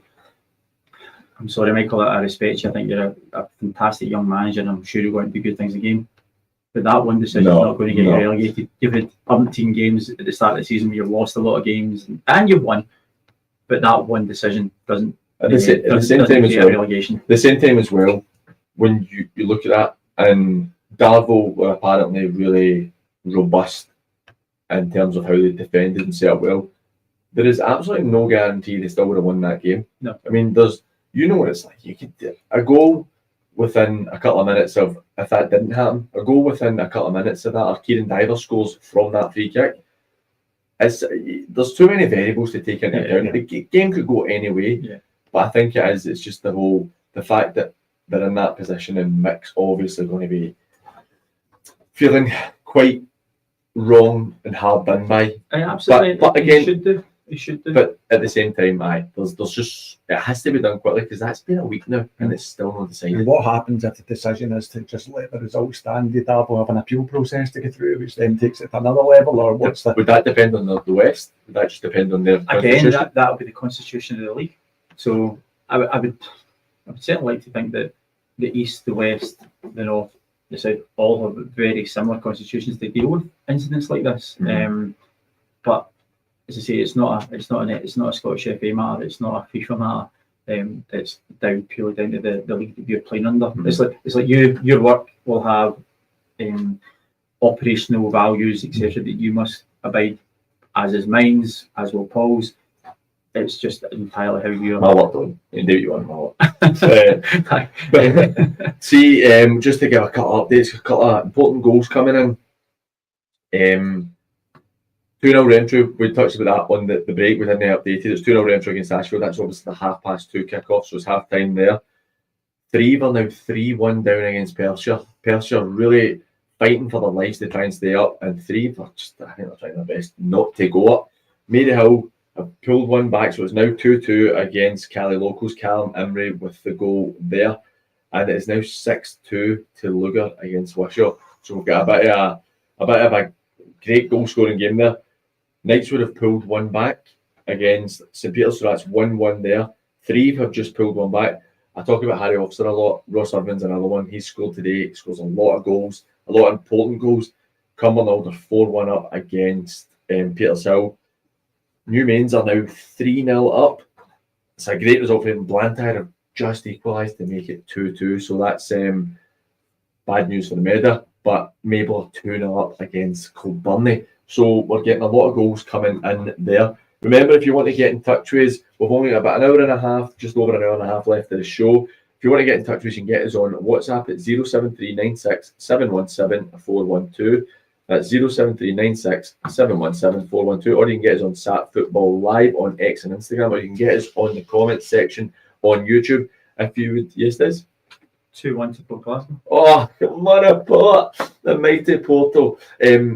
Also, if you are watching us on YouTube or anything and you're going to be nipping out, don't forget you can get us on East End Community Radio. You can get us on the Get Me radio app and listen to us on East End Community Radio.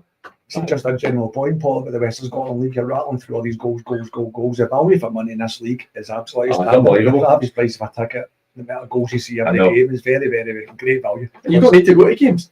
You have us now.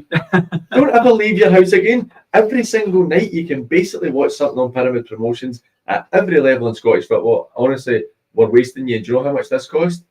Zero. But if you'd like to become a member and help us out and continue Barry of team grow our up. stuff, then please get onto the YouTube I and think that's become the a best member. pass I've ever played. in Oh, my career. look, honestly, Finished I received it well. The best first touch I ever had. Not West related, but we had the Cup Winners' Shield Cup trophy thing that St Cadoc's had a really bad run in and ended up losing. As it stands right now at half time, Craig Gordon has updated. No, that Craig Gordon has updated us that Lochar Thistle are 2-1 down to Whitburn. If Whitburn win that, they go into the Senior Scottish Cup next season as well. So, despite it being a cup that we didn't actually know much about, it's also quite important for teams who are not licensed to get themselves into the competition. So now we're going to move on to league reconstruction. So I spoke about it a couple of times on the podcast. A few weeks ago, I wouldn't say we broke the news, but we brought the news from Callum Law of the Evening Express and the Preston Journal up north. He talked about the reconstruction of Tier 5, and we're looking at a Lowland West League, Lowland East League, and the Highland League being rejigged so that, for talking's sake, Brechin, who are, I think, they're still top of the Highland League, if they weren't to go up, if this comes in for next season, which is potentially rumoured to be doing, Brechin could drop into the Lowland East so that they're the furthest north team in that setup instead of having to go to Thurso and Wick and wherever up north.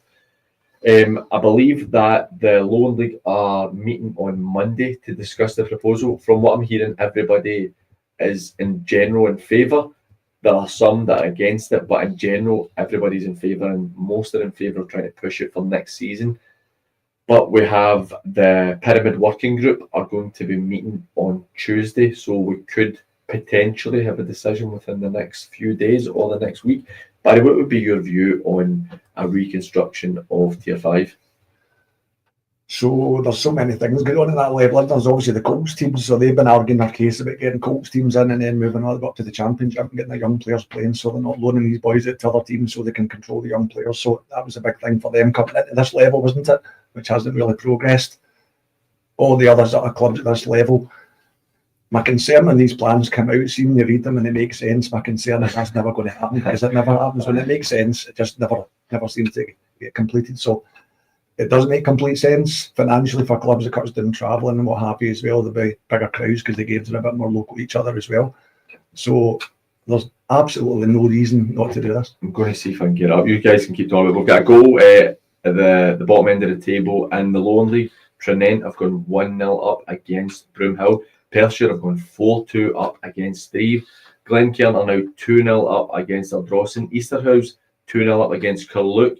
Aldeer have pulled one back against Glenvale, so it's now 2-1 to Glenvale.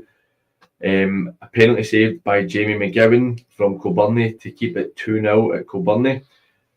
Des, we've kind of spoken, again, we speak daily, we've spoken a bit about this, but what's your view on the licensed clubs? So what I'm hearing again is licensed clubs from the West will be the ones to move, so there's nothing in place to say, we spoke about it with Straney last week, there's nothing in place to say that your top 6 or 7 or whatever will be the Premier League move up and clubs get time to get themselves a license. And Paul Smith on the comments actually made a point earlier, if I can find it, he said that the only thing that can, no, that's the wrong one. It was talking about basically Gartcairn and Drumchapel. He had an issue with their facilities. None of them are licensed as far as I'm aware, but he has an issue with the cage type facilities, which I think is just the way it is, and at that level it's just how it goes. But what's your thoughts on it, Des, with the licensed clubs going? So potentially if Clydebank go up and East Kilbride go up, then we could be looking at the Meda, who could get relegated into Division 2, going up to the 5th tier instead of the 8th tier. That's the issue I have. I know Straney spoke about it last week. You and I have spoke during the week. Barry and I spoke about it earlier. At this level, I think it's got to be, what was the word, sporting meritocracy. If you earn the right to go up, then that's your fundamental rights. I don't believe that a team who are 2 divisions below should be allowed to jump teams that are on paper better than them, but because they've spent money to get their ground in a better shape and to go through the bureaucracy, because that's what you're getting there through through bureaucracy. You're not getting there through your sporting merits.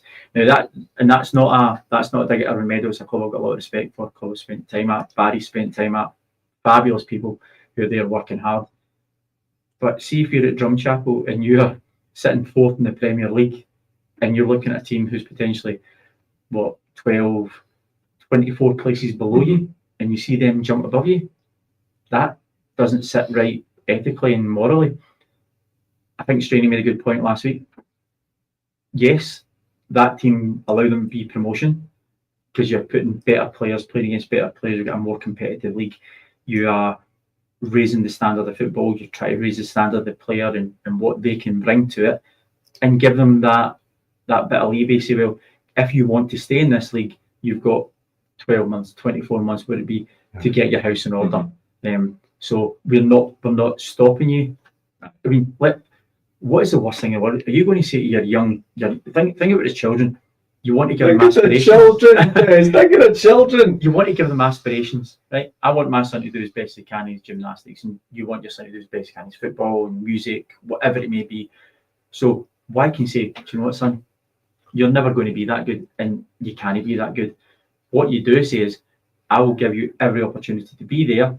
These are the standards you need to meet, and if you can't meet there, then no problem. You give them time. I think it's wrong to. Do you think it's just easier to just go with the licensed club? Because see, if they're trying to shoehorn it in this season, that's what I try to do. Then it seems like to me it's just easier. And I think that in an ideal world, if you go for the meritocracy, you put in the teams who are higher placed, and you give them the year and tell them if you don't have your license, you're out after that year. They know because you're bringing it in at a stage of the season where they've not been prepared for this. They didn't know about it. It's almost been sprung upon them. But if you'd said at the start of the year, guys, the top 6 are going to go up, so you've got 18 months to prepare for this. Yeah, exactly. So you then turn around and say, well, do you know what? You've actually got 6 games to prepare for it. What I hate in any job or any sector is entitlement. So you get this in football clubs. Players will have a relationship with committee members, and because of that, their friends or their family members, they've got this entitlement to be in the team, even though they're not performing and other boys are outperforming, but they always feel entitled to play, which is wrong. Football clubs should be the same. If you're finishing way down the league and another team's finished higher than you, you're not entitled to jump above these teams to jump up a league. It just does not make sense. And what annoys me with Scottish football, the short termism they take is just decisions is ridiculous. You've got to plan ahead a wee bit and build your brand. It's just ridiculous. Do you think it's, and don't get me wrong, I'm all for it. I actually hope it comes in because it's what I'd like to see. I mean, I love this level of football more than any other level of football. I don't hide, I'm a Celtic fan. I watch Celtic, Scotland, and the West of Scotland. I love the West of Scotland, right? I want as many teams in, and a purely selfish point from the kind of channel's point of view, it makes an easier bridge for us as a show to have more West teams stepping in because I know more about it and that. But why is this getting done potentially in March, April? I mean, obviously they've spoken about it beforehand, right? But why is it not? You spoke about it with VAR. Yeah.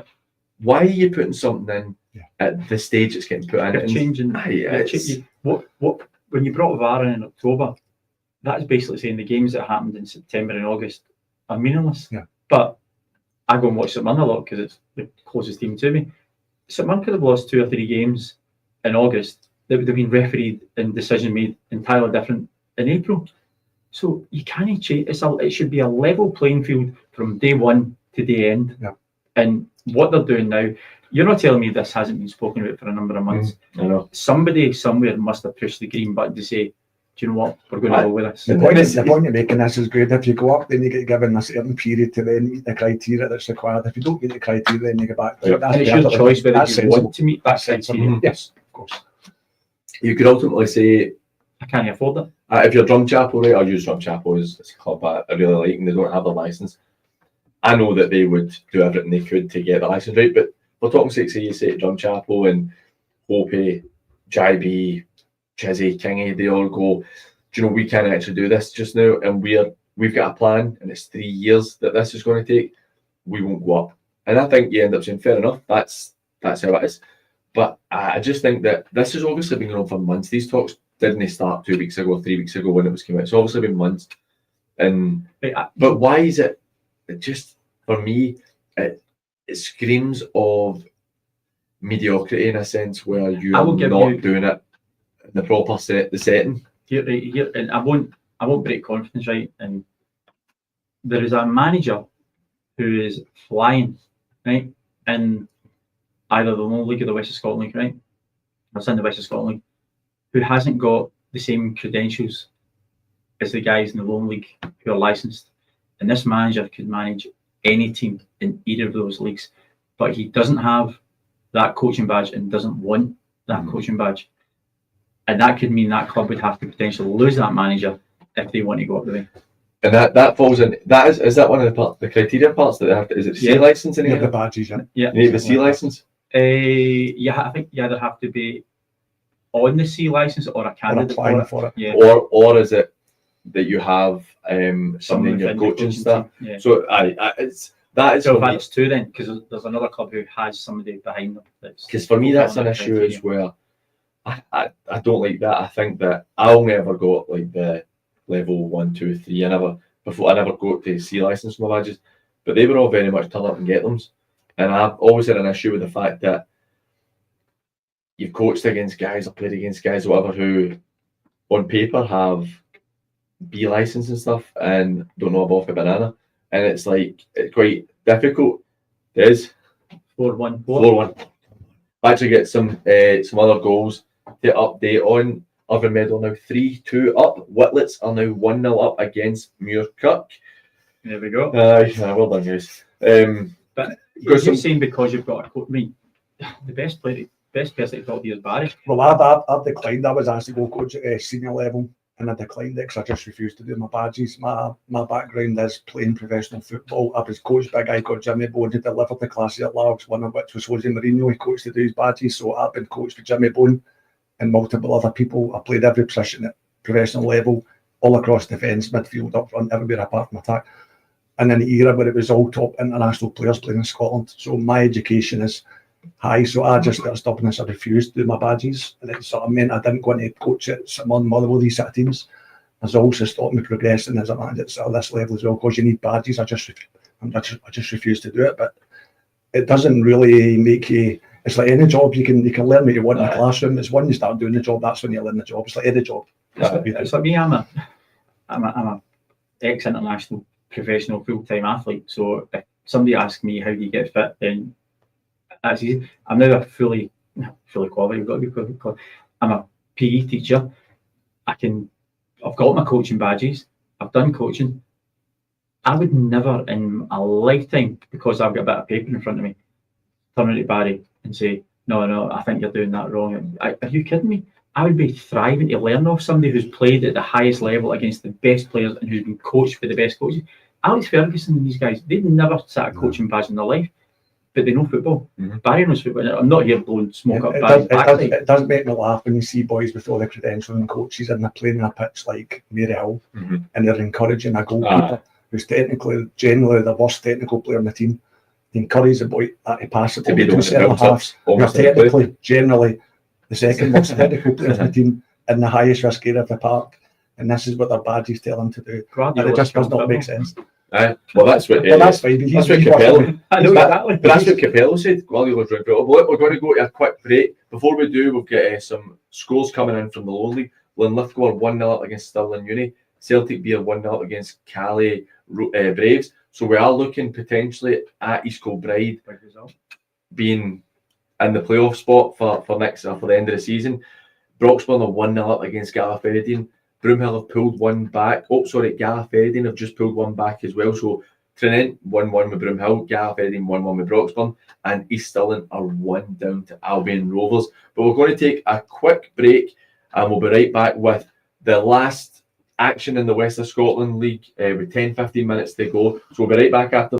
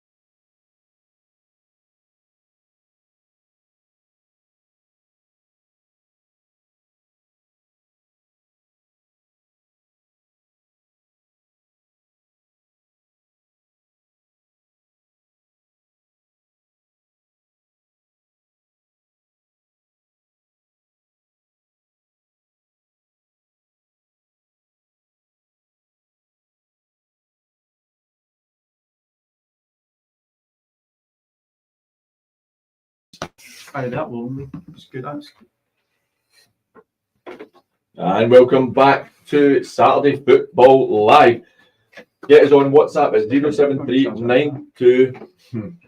So that's 073967174112. That's 073967174112. Or get us on X and Instagram at Sat Football Live. Or you can jump into the comments on Facebook. Oh, it's no Facebook at all days. I'm trying to sort out this YouTube caper. You can get us on YouTube. Any comments you want to say about any game you're at today or your team, how they're doing, if they're doing well, or if they're struggling. If you're an East Kilbride fan and your club are looking like they're going to be in the playoffs for the second season in a row, then get in touch with us. Well, it's been quite an interesting day so far in terms of the Lowland League at the bottom end. Gala looking to try and pick up the points. Broomhill keeping that point is still, as far as I'm aware, it's still 0-0 with our featured fixture today. So it's looking like nobody's gaining it on anybody at that bottom end of the table. But at the top end of the table, Celtic B 1-0 up against Cali Braves. Everybody knows it's East Kilbride. They're going to get it regardless. But would it be sweeter to do it today, get into the cup final tomorrow? I think they would rather just go and win it themselves. No, you always want one yourselves. You want that tangible moment, don't you, there on the pitch and in the dressing room and all the celebrations. It's, obviously, they're not be fussy. They want to win it, but there's nothing better than winning it on the pitch in front of all your fans and have that tangible memory. So we'll definitely want to be doing that. But East Kilbride, if they do go up to get through the playoffs, the potential for that club's huge. It's catchment area is similar to Paisley size in terms of fans potential. So the potential is incredible with that club. and they've got big backing as well. I was up there earlier in the year, but just at Christmas. A friend of mine was sponsoring the match. And it was actually the first time I'd been up to K Park, and I was really impressed. But what was more impressive is the amount of people there behind the scenes. It's massive. The club's huge, and it's all driven for success. So yeah, the catchment area, the affluence around it as well, with the people behind them. East Kilbride go right through the list. The thing I worry for if they do move ground is the welfare of the Meerkats in Calder Glensou, because the football's going to come. So I worry about the Meerkats. Well, in the third division, Lugar and Wishaw, 7 goals was not enough. It is now 7-4 to Lugar. So we'll get an 11-goal thriller there. Glencairn 3-0 up against Ardrossan. It looks like that game's completely finished. Petershill have pulled one back, 4-2 to Cumbernauld against Petershill. Crusade Athletic are now 2-0 up against Vale Leven. Greenock are now 3 down against Glasgow United, which is a massive win for Glasgow United, but equally important in the wrong sense for Greenock. Darvel have pulled a goal back, so it's now 3-1 to Cumbernauld against Darvel. Adam Fordy with a goal to make it 2-0 for Pollock. I spoke to Lee Duncanson during the week there. Oh, sorry, it was last week I spoke to him about it, and we spoke again during the week. Sorry, 2-0 Whitlets against Muircut. Looks like you've got that one in the bag, gentlemen. Never in doubt.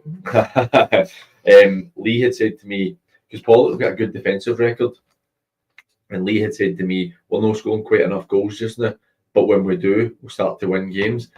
3-0 during the week. And that's nice. We just get a man sent off. Oh, is it 1-1 there still? At the moment, the moment I've got is 1-1, but it was Plummer who's been sent off. Oh, I see. I still 1-1 then. I could make it interesting with Report winning 4-1 as it stands. But on Pollock, they'll now move on to 30 points. Staying in 8th place. I think that Lee was touched on it, says defensively they've been really good. They've conceded, if it stays the same just now, in 23 games they've conceded 24 goals. At this level, if you're a goal a game roughly, you're a good defence. And Pollock clearly have a decent defence. The park's just a shambles just now. Obviously, I think it's an infection or whatever the term would be for that. So it's not going to be pretty football at Newlands Field right now. But 2-0 against Beath, 3-0 during the week against Shotts. I think that Pollock have done more than enough. I think Max will be really happy with the fact that they're now in a position where they're looking pretty much safe. Aye, I think picking up the points. This is the time of season that Pollock do need to pick up the points. A wee bit of momentum getting in. So yeah, well done, Dak, Chris, and Maxi. What's the future with Pollock as well? Because I know a while ago there was talk about the Nether Craigs, where they have their moving ground and facilities and what have you, but older committee members are very obviously proud of Newlands Field and want to stay there, etc.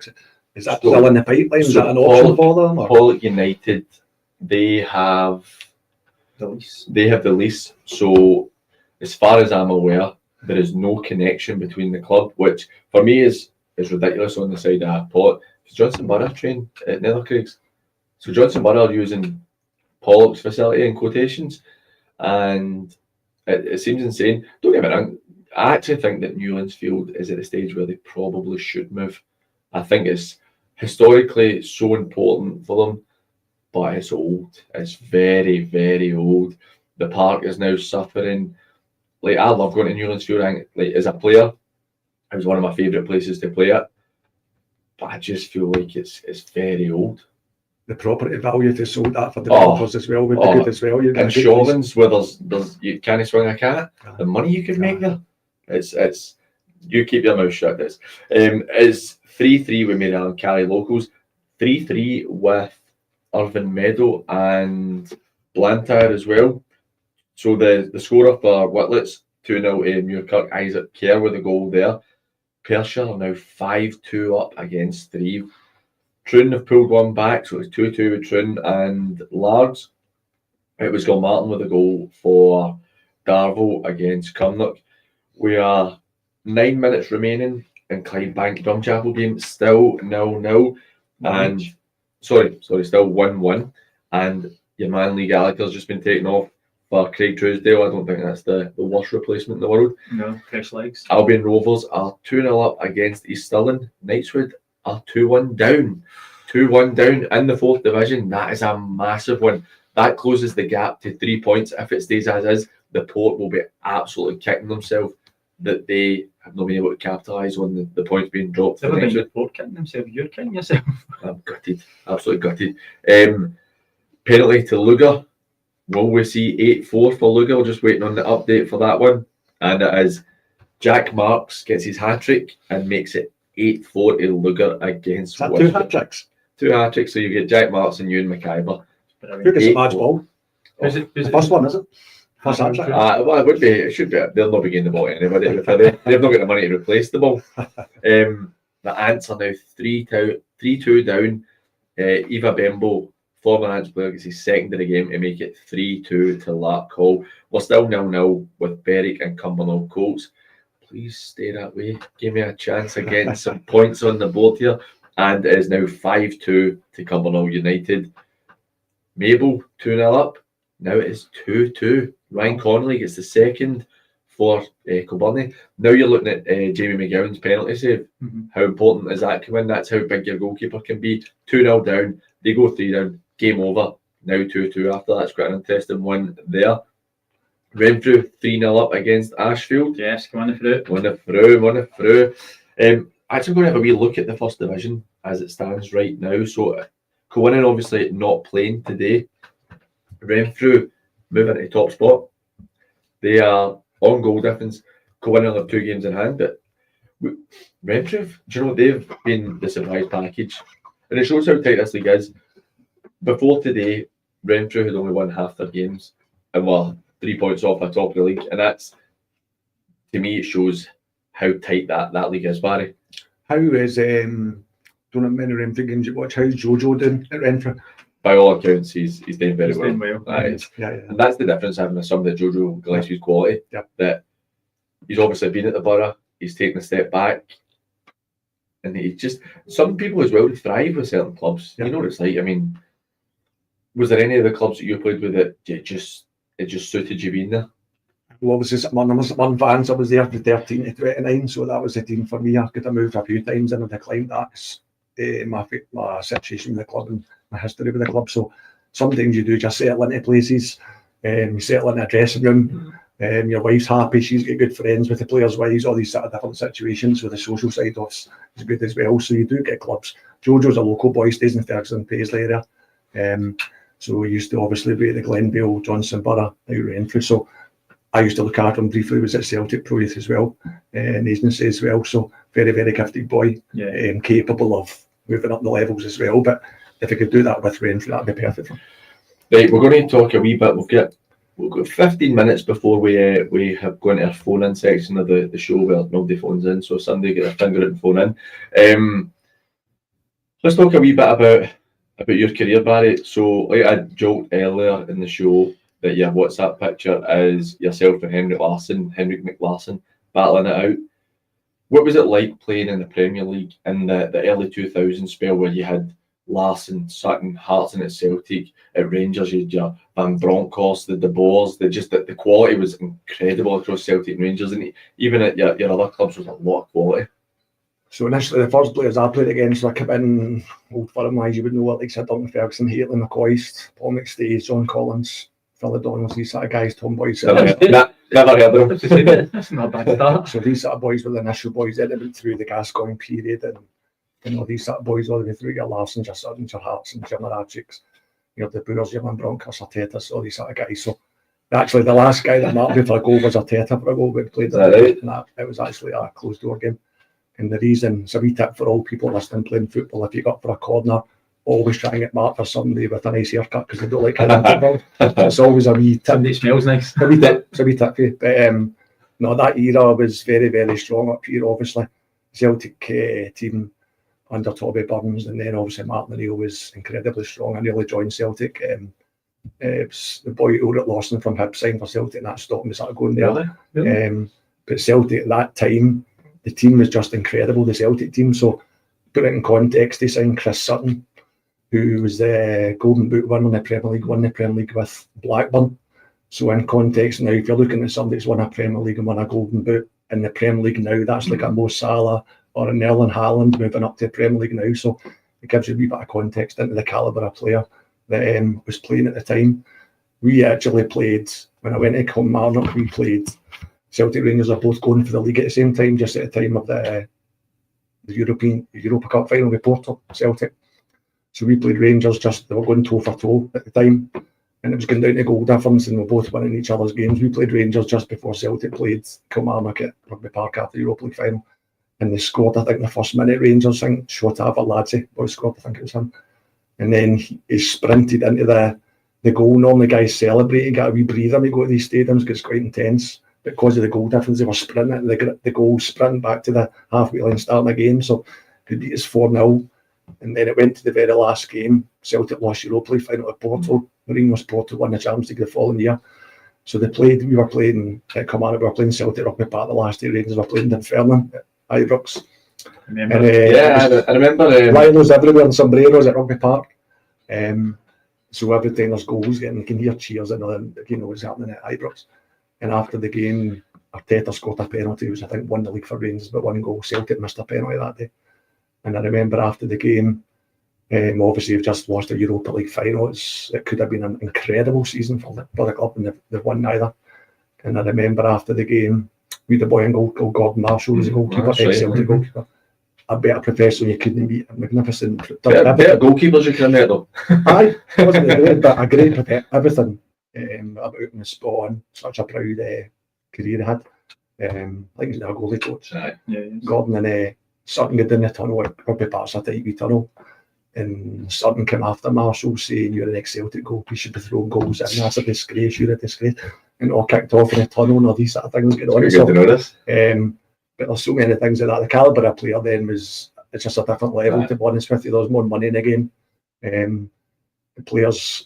And even then, it wasn't just Old Firm, it filtered down. Even Dundee guys at Clonakilty, they had a guy called Bennett. The guy came in, he wasn't even a qualified lawyer. He operated in Italian operating down south, represented Saddam Hussein, Yugoslavian warlords and stuff like that. There's a documentary on him. And so he came into Dundee, and my pal Barry Smith was the captain of Dundee.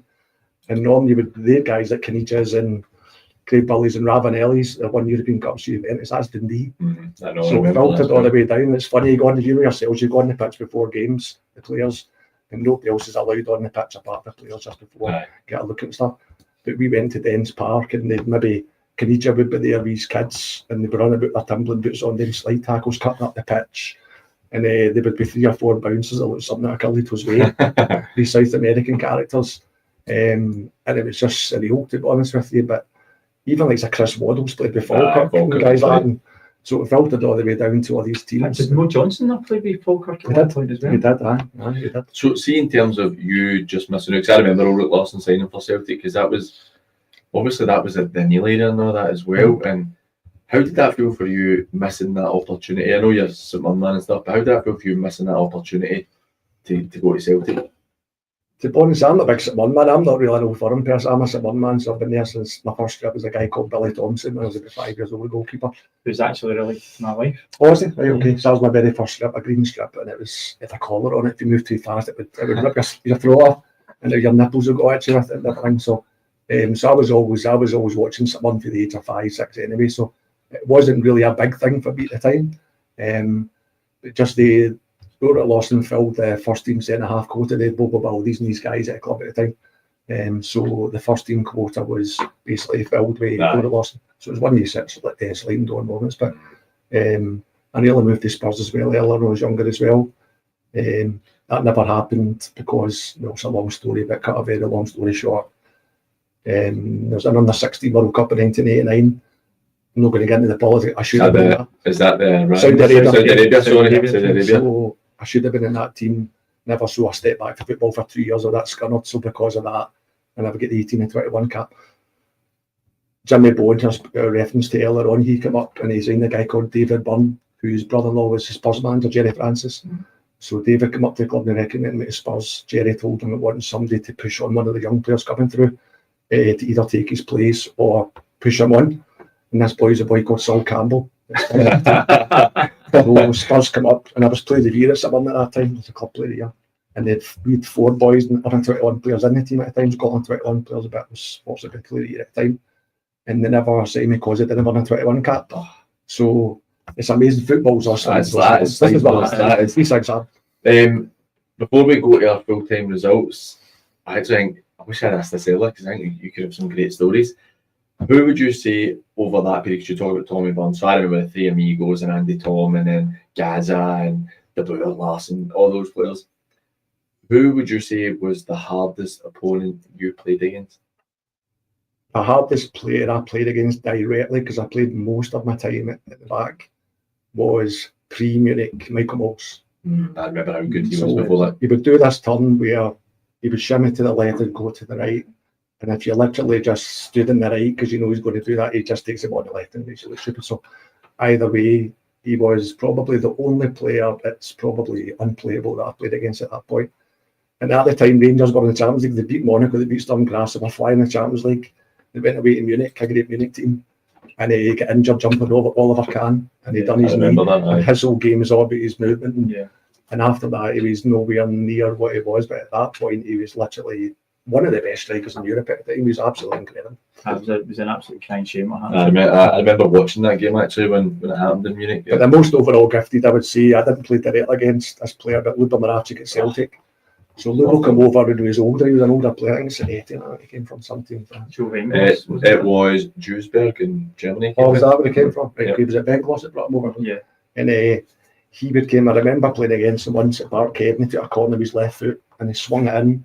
And you do the usual mix of mark and zonal. So I've been in the middle of 6-yard box. It bounced off my head and went out to the other side for the corner. So he's running over, all the fans clapping, the usual sort of stuff. And he comes over, so what's it up for an out swinger because he's just done an in swinger. And he switches his foot to his right foot and he sings even harder across into the box for Backups at the stuck in the back of it.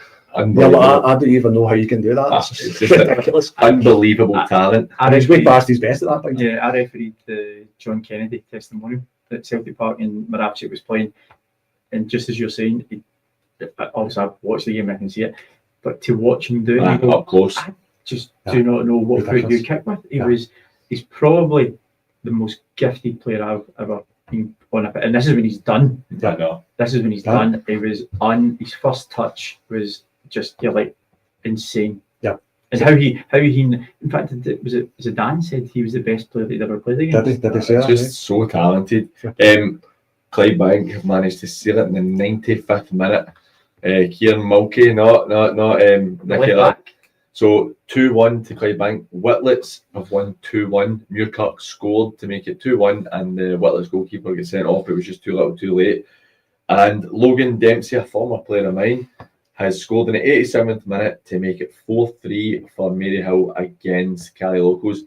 We can't be finishing without another goal in the Lugar game. So 9-4 to Lugar. 13 goals in the game, 9-4. Crazy. Do you know what I'm happy for at Lugar? I don't know if you know the Lugar pitch. There's a wee band of ultras that stand behind the goal. So I'll be absolutely delighted for the wee boys. I'm maybe between 10 and 15. There's a wee gang of them with their drums. And the patter for these boys is absolutely superb. I've seen the goalkeeper that's doing that end. But I'm happy for them. They'll have a great night. I'm just talking about Maryhill getting that late goal. Cali Locals have pulled one back, 4-4 with a minute left. So it's Maryhill 4, Cali Locals 4. Davy Anderson scores in the 88th minute for Irvine Meadow to make it 4-3 against Blantyre. And Luke Watt scores in the 87th minute for Troon to make it 3-2 to Troon against Largs. No, I'm thinking here, Paul, I'm thinking it was setting up a defensive coach business. I tell you what, that's something incredible. Obviously you're talking about these players you played against, and my big story is that I smashed Charlie Adam in a reserve match once, you know what I mean? So that's the levels we're talking about. But that's something I've always been big at the teams I've been coaching was stop goals first. You stop goals, you'll always score goals at this level. You stop goals first. And I don't think, see if I'm Lugar, and this is ridiculous, if I'm the Lugar manager, I'm going, why have you lost 4 goals to a team that you've taken 9 off of? That shouldn't be happening, but great for the new troop, to be fair. Full time, St Peter's 2-1 against Knightswood. Wow, that's a big one. 3-0 for Albion Rovers against East Stirling, so it's all but done there. I think Greenock, going to check that, I think Greenock missed another penalty. 3-1 down, 4-1 it's finished now, and they missed another penalty. So that's 2 penalties they've missed. Darvel make it 3-2 against Cumnock. Is it too little, too late? Half time in a Lowland League feature fixture. Berwick 0, Cumbernauld 0. So looking not too bad. Trinent 1, Broomhill 1 at half time. Full time New Mains 4, Saltcoats 1. Talbot get a penalty in the 90th minute, and it is Ewan Thompson with his secondary game 2-1 in the 90th minute. Bellshill beat Coolside Rangers 4-2, and Thorneywood have beaten Rob Roy 1-0. We're talking about the back and forth with Maryhill. 87th minute, Logan Dempsey makes it 4-3. 89th minute, 4-4. 94th minute, Maryhill have made it 5-4. Lockburn is arms up in the air, 5-4, and it's Ross Daly, who just signed a new deal for them, makes it 5-4. Finished 6-2 to Cumbernauld against Petershill, which is a bit of doing for them up at Petershill. Finished with Pollock and Bede, 2-1 to Bede. Troon, see out. 2-1 to Pollock. Yes, 2-1 to Pollock. I'm running through them too fast. Troon finished 3-2 against Largs, coming from behind twice, and 3 have lost 5-2 to Glasgow Perthshire. So there we go. Some interesting ones. Ardere have lost 2-1 to Glenvale, and Girvan have won 3-1 today. Very interesting results coming in. Easterhouse managed to see off Carluke, 1-2-1 there. So Maryhill went 4-1 last week, 5-4 today, just after Mark's committed for another year. So that's fantastic. I'll tell you what, you've got lots of goals coming in there. We're going to look at the league tables as it stands just now. So Clydebank have got the win against Drumchapel, a massive win there. So Clydebank are sitting at 64 points. Troon with the win are on 42, so on 19 points, with Troon having 7 games left. Clydebank having 6 games left. So where Johnson Borough have got 10 left, and they're sitting on 39. So we're 25 points for Johnson Borough to catch in 10 games. Obviously, this is more about when and not if. But it's very interesting at the top end of the table there in terms of when Clydebank are going to do it. At the bottom end of the table, Gartcairn would touched on having the new management team not playing today. Darvel losing today. Shotts not playing but getting the point last night. Benburb, I think Benburb are playing today either, to be honest. No, they weren't. No. Not looked at the Premier League too closely. Do we have any news on St Cadoc's and Hurlford? I've not seen it come Not seen any update on it yet, no. Which does that mean that it could be potentially 0-0, which again itself wouldn't be the worst result for Hurlford, because they could be getting another point when teams about them aren't picking up anything. Cumnock will be delighted. They are moved within a point of Glenafton, and we're a game in hand, so that's when they'll be looking to try and get a wee bit of bragging rights after it. Not a great season, but it's definitely starting to pick up for them. We're touching on Renfrew in the first division only winning half of their games. Cumnock have only lost half of their games, but they were sitting in a position where it looked quite worrying for a while. So it's definitely been a good week for them. And The last update we get from St Cadoc's is they were getting beat 1-0 at half time. that's a big one for Hurlford. If Hurlford win that, they will be 7 points clear of relegation with 7 games to go. Is that enough for them, Barry, do you think? Yeah. That's amazing, junior football. Hurlford a few years ago were one of the top teams, weren't they? It's amazing how it changes so quickly. Pollock have dropped down the ranks, and obviously Davos and different things. So it's amazing how quick these things change. It's so up and down. But look, we're going to go to a quick break before we get to the phone-in stage of the show. If you want to get in touch with us, then the number is 07396 717 412. That's 07396 717 412. Just send us a message on WhatsApp and let us know what you want to talk about, and then we'll get a wee chat, and we'll be right back after these.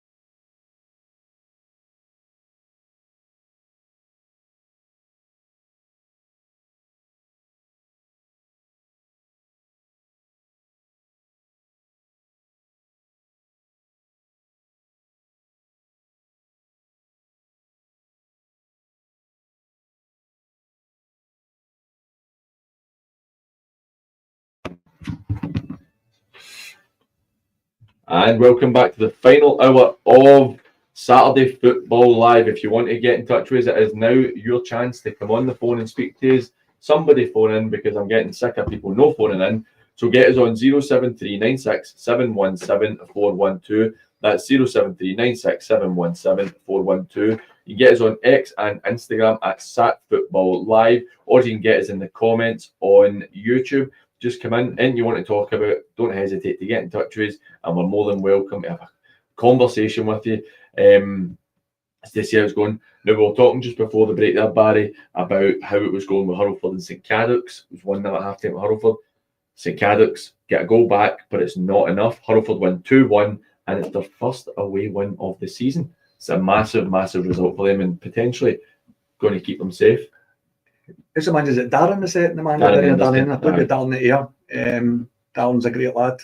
Hurlford, that's a great result for them as well. And the St Cadoc's results are taking a wee dip of late since Mark obviously moved on. So that's a huge result for Hurlford, definitely. Darren will be absolutely buzzing tonight. Aye, definitely. Des, we'll just saying there, you were too busy away at the toilet. I got a message saying that Hurlford won 2-1 against St Cadoc's, first away win of the season. First away win of the season, and what a time to get it as well. Exactly. This is Hurlford, the 22 games, that'll be 23. That takes them like 22 points, takes them above Cumnock have obviously wanted to as well. Just gives them that wee bit of space. I think Denver not playing today, it really is detrimental to them, because that sucks them right back into it. I can't see Gart Cairn doing very much between now and the end of the year. Ryan McStagan in there and Dan Barr. And what I was going to say earlier, I think that's quite a refreshing appointment. I think so as well. Because you're not seeing the same names going around the different clubs, because we'd heard about Tony McInally potentially going in. I know Josh was potentially going in, which again would have been a fresh appointment. But Darren and Ryan have a lot of contacts in the senior What team. was it Gart Cairn did to get that penalty? That's a hell of a penalty they've been given, isn't it? It was an administration. Right. Aye, so it was 5 games where they played an ineligible player. Right. there's circumstances to it from what I understand, but aye, it's very much. And did they win those 5 games, did they? I don't know. No, I don't think they won all 5. No, I don't think they won all 5. It was 15 points deducted because of the new. Can't say because of. Well, I can because of the new system that the SFA use, this Comet system. Yeah. That they are not the only team who obviously fallen foul Difficulties. to it, who have difficulties with it. But to lose 15 points off the field of play, that's a bit of a kick. Is that a record deduction in this? I think it is. I've not seen it. I've not seen it that big. You've heard obviously. Blantyre got 6, I think it was, or 9 in the first division. Actually, I'll just check that out just now. Because at the time, theirs was the biggest. Blantyre got 9. That was at a time when everybody's complaining about Comet because lots of teams have had issues with it. Yeah, 15 points. And it's one of those ones where you're really hoping that your secretary's doing the best job they can, but at the same time, you've got some clubs who have only got 1 or 2 guys, and they're generally older guys who might not be quite as savvy with technology, and it's something that can really impact you. Gartcairn, if it wasn't for the deduction, they'd be sitting 28 points just now. They'd be ahead of Bede. But at the same time, on the flip side, Gartcairn have hardly picked up a win in months. No. I mean, in terms of post-deduction, they're where they're supposed to be. Yeah. I mean, by far the worst team in the league since then. Their form is equitable to where they are sitting in the league at this moment in time. Yes, add the 15 points back on. Is that a different feel around the club? Is that a different feel around the team? But you can only go in current form, and their current form is absolutely. So it's been some season for this. You got a 15-point deduction there. You get 6 subs coming on in other games and different things like that. So it's been a season for learning, isn't it? But absolutely, and I think this league reconstruction since again, it's going to be a league for learning next year as well. It'll be quite interesting. It's also that's a point that we talk about with how it's going to be run in terms of who's going to run it. Is it going to be the Lowland League? Is it going to be the West of Scotland? Is it going to be? I don't know who else. And it's obviously stuff they'll be speaking about. They'll know, but it's it's interesting. But what we're going to do, we're going to go to Port Glasgow manager Tam Jamieson to see how he feels after their excellent win today, after winning 4-1 against Eglinton. Yeah, that smile off your face, Paul. Tam, how are you, mate? 4-1 against Eglinton. We were talking on the show about it.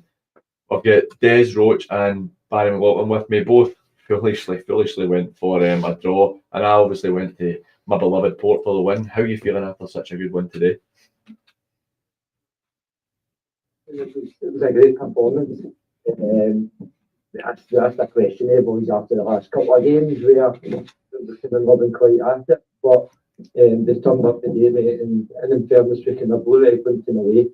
We go 1 up, and then they score from a set piece just bang on half time. But I think by then we could have been 3 or 4 up to half time. But fair play to them, they just kind of chipped away at it. But kind of our quality, we're just kind of showing through in the end, Paul. It's an encouraging win. I don't know if you know that Knightswood lost 2-1 to St Peters. All right, even better then. Even better. I didn't know that. I didn't know that, mate. But last game on then, I suppose. But listen, you said all on. We'll look after myself. The boys still in Knightswood squad. You know, they're a good side. So it's just been unfortunate. They've dropped points and we've dropped points in weeks gone by. It's good today that we can kind of score a bit back on them. So it makes for a good end this season then. So obviously you're really happy with that. How do you feel the fact that, I know it's if buts and maybes and stuff, if you had managed to win those last 2 games, that you would be sitting top of the league right now and in the hot spot to go and try and win this league title? Aye, well, it's like anything, you try and it's always in the back of your mind, but can I read to you try not to think about it because we can't change it. At East Kilbride and then at Easter last week, but I actually said to the boys last week that we've been 4-2 down to get a point. Come in this season, it might be a good point. And you've just kind of been with today with Knightswood losing, so it makes it, it makes it even better. So the points kind of turned out not too bad. 7 days later, you know. So, but no, listen, as I say, we'll just keep doing what we're doing, Paul. I've got a tough one home to Kilwood next week, so we'll just take it a game at a time, mate. And as I say, hopefully pick up as many points as possible, and then obviously see where it takes us. Barry McLaughlin was talking about it earlier in the show about how Midge had not been playing, obviously through suspension and stuff, and I'd mentioned Petty being away. Is Midge back yet, and how important or how much has it meant having both of these players missing? Because obviously, you know, I see them quite regularly. Aye, listen, the two of them we've got a wealth of experience between them. Firstly, obviously, Midge is key. Midge is key to kind of what we've done this season as well. Obviously, Gary's he's been out a wee bit longer, but Midge was available last week and he came on at half time last week. But we started today, and listen, in all honesty, we see a difference when Midge plays in there. You know, I think I said before, Paul, he's a glue. He lets people go and express themselves, i.e. Jack, Alec, in the front three. But he also does a lot of running for them as well. Even at 42, he's probably still one of the fittest. But it's great to have him back, and hopefully he's going to be here for the running. So hopefully no niggles or any more suspensions, because he's pivotal to kind of the way we play. And listen, it was immense today. It was immense today, mate. And we're not mind me saying that, but we asked it all the time. You know, he's a big presence in the changing room for a lot of younger boys. You know, he's kind of been there and done it, if you like, and try and take the boys, just be a sponge, take on, ask them questions and take on what he says. Because listen, he demands high standards. The wee man demands high standards, but he also he walks the walk. You know, his kind of standards he wants, he leads with. So it's good to have him back. And hopefully we can get Gary back, obviously kind of between now and the end of the season as well, with being club captain. So we're monitoring him just to see how he's going to be in the weeks coming. So that's brilliant, Tam. Look, well done, mate. I appreciate you going and getting a win today, because it's cheered me up as well, because I keep losing at all these PG versus the pundits. So it's great to see the Port get a win, mate. But it's just cheers for setting me up. But no, listen, brilliant. It's always good to be on, Paul. It's always good to chat to you. So it is, mate. I say hopefully speak to you again in the coming weeks, and a positive note again, mate. Because definitely, Tam. Thanks very much, mate. Enjoy your weekend. Catch you later, mate. Right, bye. It's a massive one for them today, and obviously it's nice to break it to him on air that you know. It's one of the ones that will seem like I don't like next week, because it's quite the opposite. I really like Michael Pender. I think I like Gary Stoll for the club, and I think it's great what Knightswood are doing, but there's no pals in football when it comes to the Port. Kenny's going to be in Geordie's show tomorrow as well, isn't he? St. Peter's manager, so that's right. Exactly. So it'll be great to hear Kenny's point of view on how it's going, because I'm trying to see. Actually, I might try and see if I can phone Kenny, but I'm going to try and see if we can get Hope on the show. Do you know what's great? You can. I mean, I know Tony Andrew, next with the chairman. I work alongside him, but it's lovely to hear. You can actually hear the smile in Tam's voice when he's talking there. And Tam's a great guy, and he's died in the World Port. He's been there for ever and a day. Well, I would say really like Tam, right? But he played for Greenock, and that. Did he jump the dike? Oh, as much as I've got to know Tam a bit more, right? Doing this show, and I really like him. Great guy, and obviously I wish him all the best. But he played for Greenock, and that breaks my heart. You played for, well, you were a sub for Talbot, but you played for Cumnock as well. Aye, but let's be honest, I don't really care about that derby. I don't care about the Greenock Port derby. Is that the Mo Johnson of the best of Scotland? Oh, no, there's too many of them doing that. I played with about 6 or 7 different guys that played for Greenock and the Port, and I was asked multiple times to go to Greenock, and there was no way I'll ever. No, that was just for a night out. Why didn't you go and play for them? We did have some good nights out in Greenock, to be fair. Right, I'm going to phone Hoppy, see how he's feeling after their 2-1 defeat to Clydebank in the dying minutes of the game.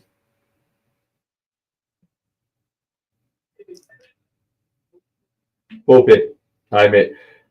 How are you feeling after that? It must have been quite a sickener being 1-1 for so long and then losing the game late on. Aye, it is a sickener, PG. I mean, we're probably partly to blame obviously in the second half we're on top of Clydebank, and we kind of felt a wee change of shape to go and try and put them to the sword. And we kind of fell into it a wee bit after that, and obviously Clydebank applied a lot of pressure, but we dealt with it well. We were strong enough, but unfortunately we've obviously not managed to do a ball at the back post, and conceded probably ultimately the last kick of the ball. So aye, gutted obviously, gutted, but I think a draw would have probably been a fair result. I'm not going to stand here and say that we should have won and they should have won. Probably over the course of the night, it was a fair result. But listen, Clydebank are obviously desperate to get their hands on the trophy, and they've been like that all season. They've been maybe not looking like winning, and they go and win, and that's what champions do. So fair play to them.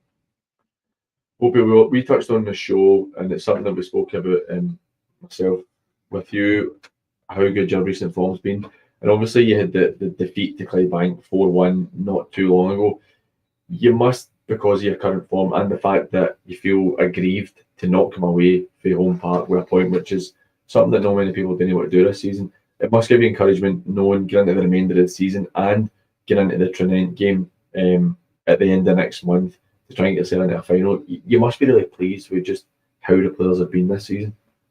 Oh, definitely, PG. I mean, we've had a wee bad run, and there's a number of things that you could probably say it's been duty, but it's just frustrating from a manager's point of view, because if you take that bad run out of the equation, then we're probably sitting comfortable in second place, and well, maybe obviously it's a different kettle of fish today. Obviously, I'm not saying the point gap would have still been big, but you could be obviously trying to steal the 3 points, and it maybe change things if there was a 9-point deficit. Do you know what I mean? But unfortunately, that's not the case. And listen, we know what we are, and we're still looking forward to Trinent. And I'm proud of the boys today because they've done ever so well. And it's been a sucker punch in the last kick of the ball. No one likes to lose a game in that manner, but I need to keep the boys' heads up because there's still a lot to play for with the remainder of the season.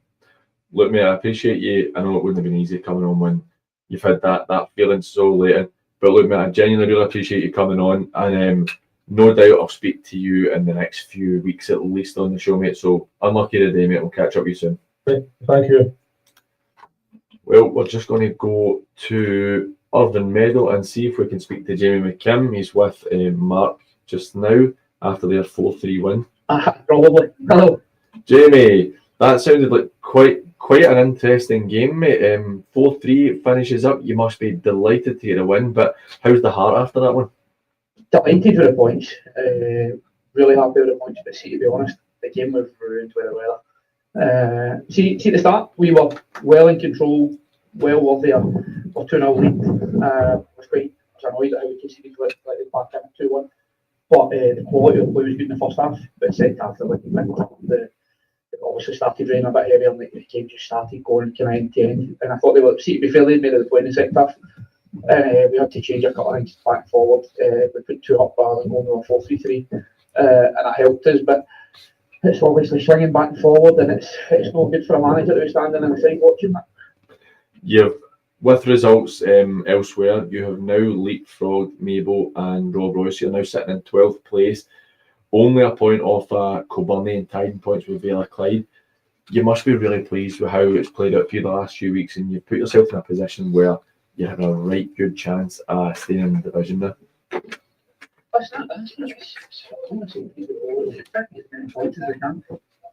And that's where the day well, looked like grand towards the end of the game, and I'm thinking could be 1 week here, we need to try and push and get the 3 and get us up to the size we can, because the opportunities to get points on board are running it. You know, I think it's 9 games left for the day. It's not hard. We will come along next week and it's rocks midweek. I can't remember who it is after that, but they're all tough. So we're happy with it, but it's just trying to win as many as we can, and I'm happy that we've picked up with something. Well, we did touch on your run of games a couple of weeks ago. So as Cumbernauld, then you've got St Roch's, and then Kilbirnie, and then Kilwinning, then Atherley, and then Cumbernauld again. So it's definitely, you've got a very, very difficult run. But in that run, you do have Kilbirnie, Blantyre again, and Mabel. So that there is opportunity there to really go and hurt the teams about you. See, I think PGC, when you're talking about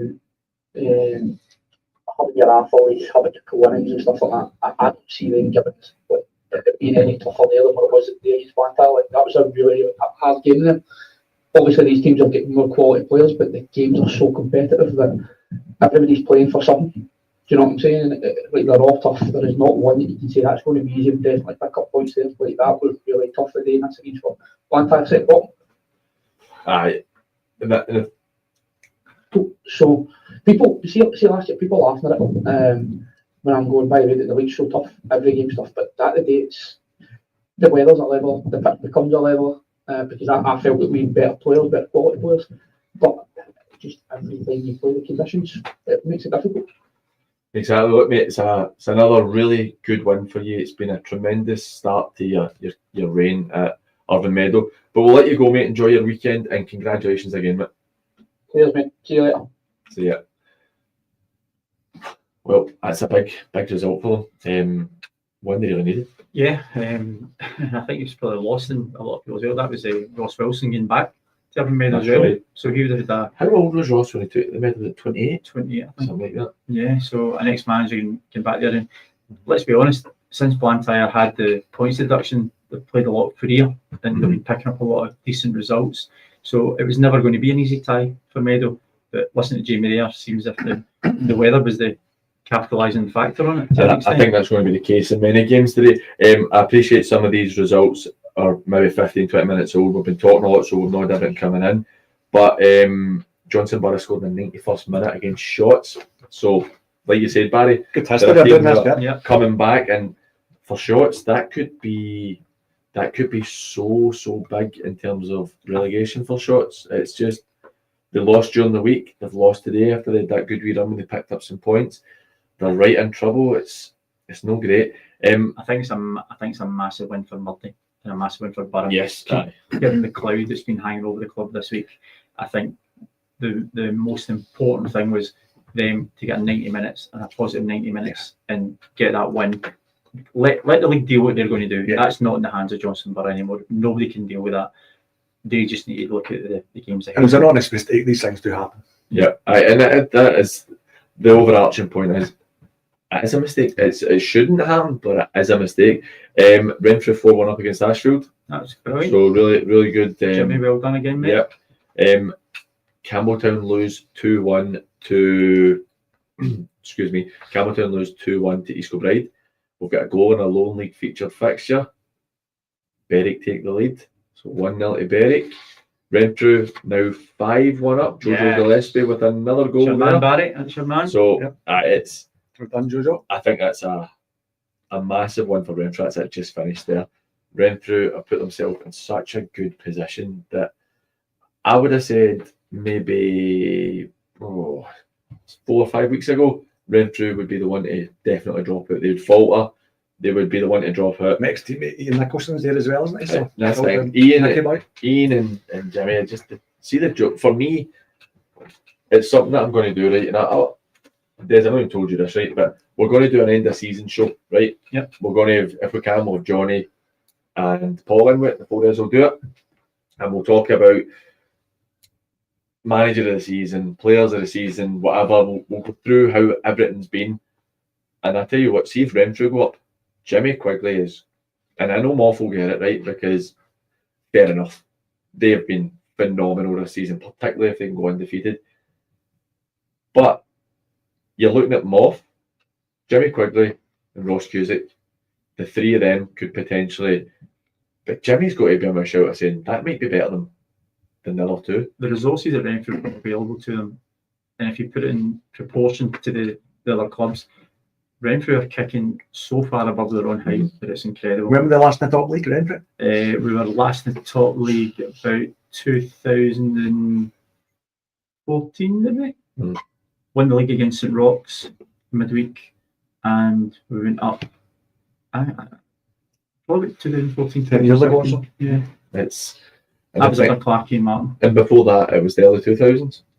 Yeah. So you're really looking at once in the last quarter of a century. And there's your obviously Renfrew man, and I went to school in Renfrew, and it's my closest team. I really like Renfrew. I've always wanted them to do well, and I like Jimmy a lot. I think the job he's done is nothing short of incredible there. I mean, his win ratio, apart from last season where they really struggled, if he's come in, he's got to be the best on paper in terms of win ratio. He must be one of the best Renfrew managers ever. It's scary. I think if you look at the recent history, I think only go back to Mick Dunlop winning the Scottish Cup at the turn of the century. When we won the most boring Scottish Cup final ever, but I'll take it every single day of the week. And Jimmy's been there for so long, so long. I mean, Jimmy was at Ayr United as a kid, then was at Renfrew for a number of years, then at Kilburn for a few years as a player. I refereed his testimonial. I think I've refereed every Renfrew player's testimonial. And then Martin and Clarkey brought him onto the coaching side of it. His dad's been involved in the club as player and the committee. Renfrew's Jimmy's club. Jimmy, Johnny McClay, Neil Farquharson, David Bannon, all these guys, just all Renfrew guys that have just grown up, died now. I don't no longer live in the town, but I always got a long association with my parents there. I taught in the town, been there. It's my team, Martin Ferry involved as well. I'm just honestly couldn't be prouder of the team, prouder of the club. Sorry to cut you off. We're going to go to Gordon Moffat and see how his view is on that 2-1 win against Drumchapel today.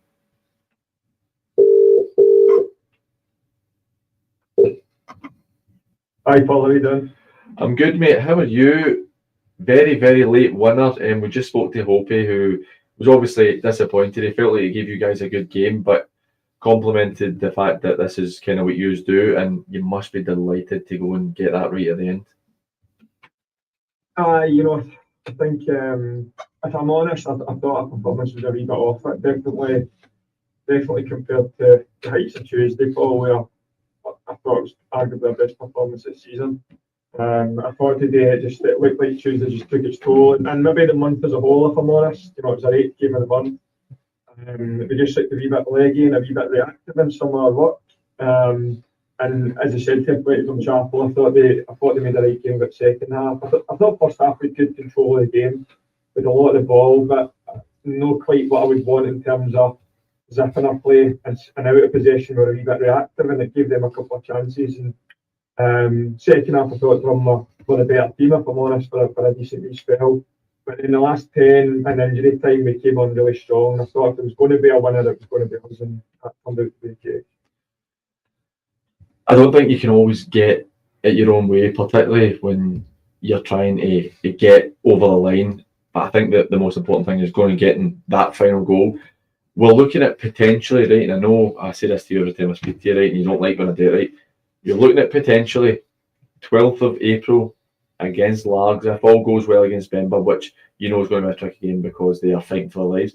But if all goes well, you're looking at 12th of April against Largs at home park to potentially win the league. How does that feel being 2 games away potentially? Aye, well, I think that that is the reality. So that's where we are. We need 6 points, unless other teams drop things. And I've never been one for relying on what's going on elsewhere. I genuinely, when you come in after the game, I'm not really one for asking other results. I'm not that interested, if I'm honest, because we've got a job to do.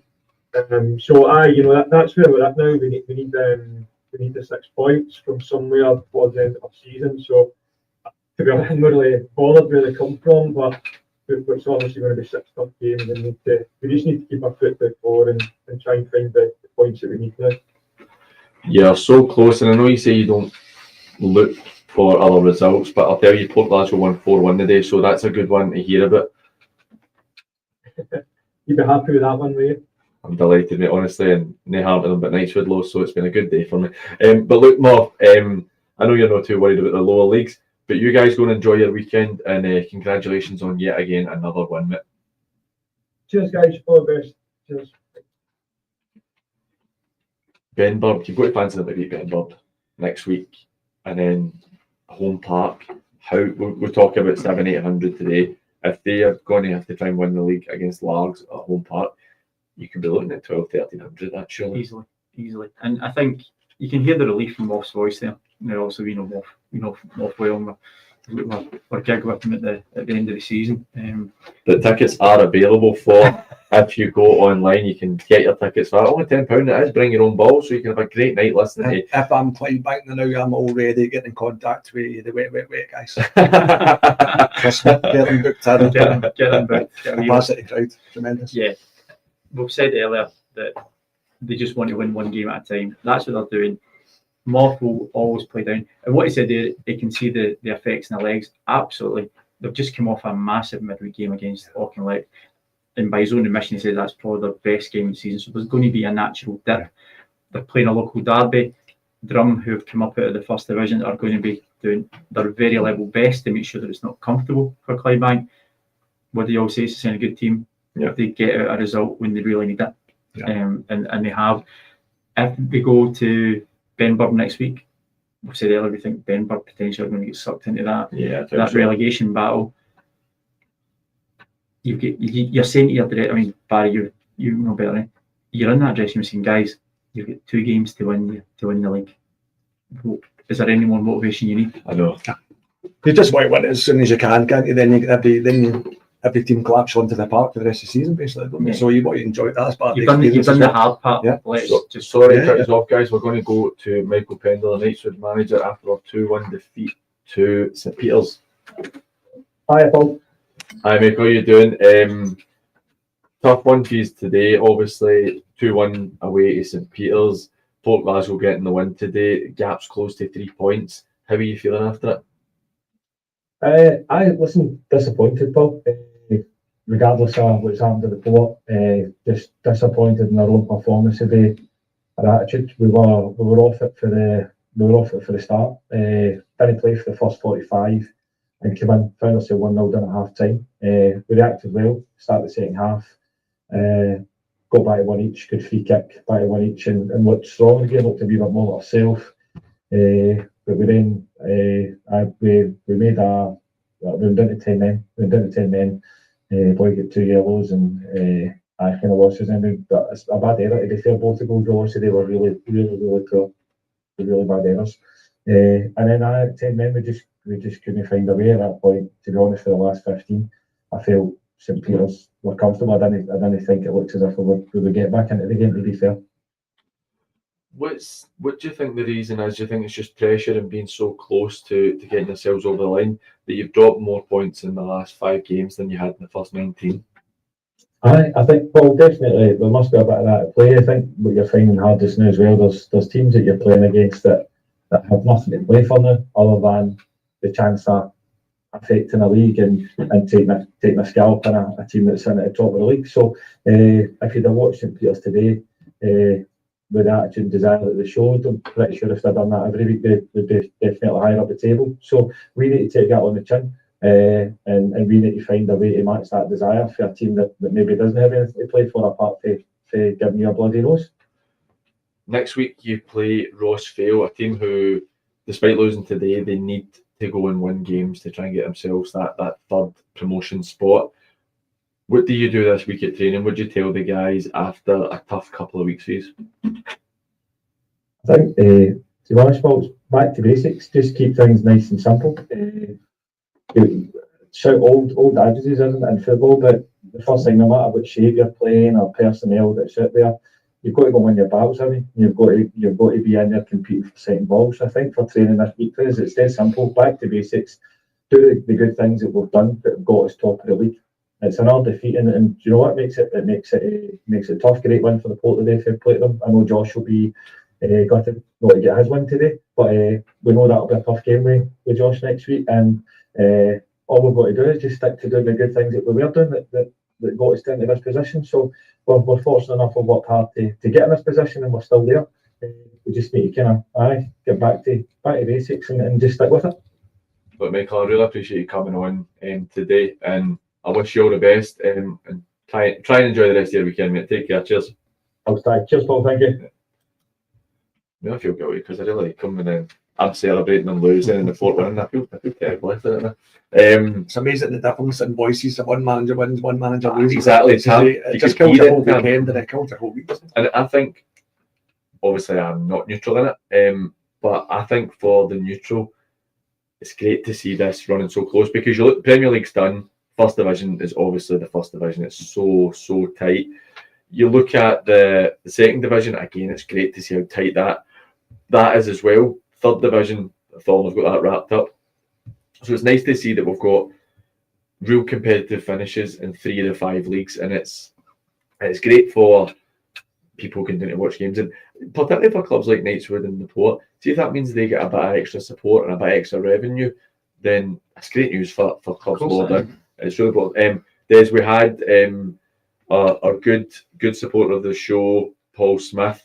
He has put on that Renfrew were in the Premier League in 2018-2019 season. Was it? I was just actually looking at there. I know it was 2015, 2016 that we won the league. And yeah, they did go back up. It was a short-lived spell. But Renfrew's a club that punches above its weight all the time. I know for a fact from being involved there for a number of years that the budget is limited, and the budget that they set is the budget they keep to. There might be fluctuations very, very slightly, but it's run. I think what happened to the club previously when it was at the old Western Park, and we all seen what happened down there. The club was never going to allow the Celtic back into that kind of turmoil. And we used to jump the wall and drink in there before school. This was. What do you mean we? You're not including me. No, me and my mates. The we is and me and my mates used to jump the wall. Yeah, we come to Erskine and Bishopton. We have to go into Renfrew and start slumming it. I'm a big fan of Renfrew as well, because I played Renfrew Waverley as a boy, and then we played Renfrew as a City. We played them pre-season in the old stadium. Yeah. And a streaker ran on the pitch, this guy with no clothes whatsoever, one side of the park, ran on with no That was clothes, probably my dad. ran on the other side of the park, and then just, that was him.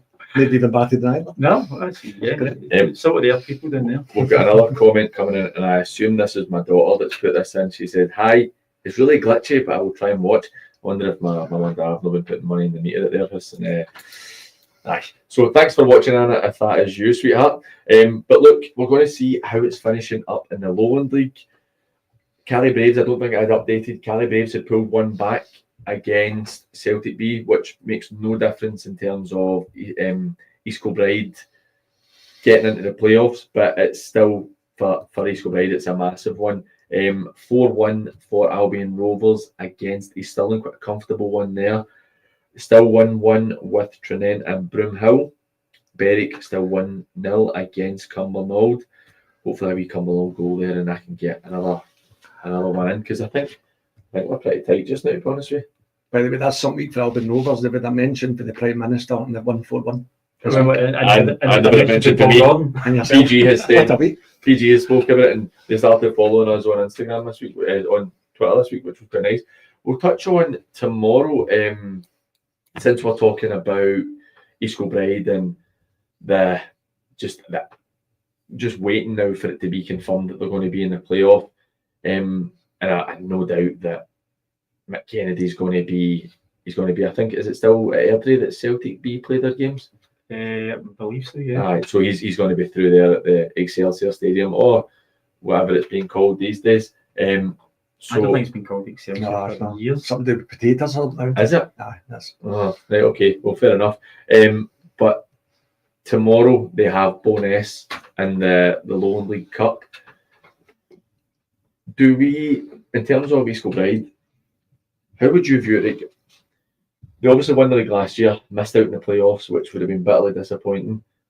This season, again, runaway league winners, by far the dominant force in the Lowland League. And Barry, I completely agree with you when you've said that if they go up, then they really could push on. And I know what you get Bonnyrigg, who are sitting bottom of the League Two just now. And for me, I'd be quite disappointed to see Bonnyrigg come back down.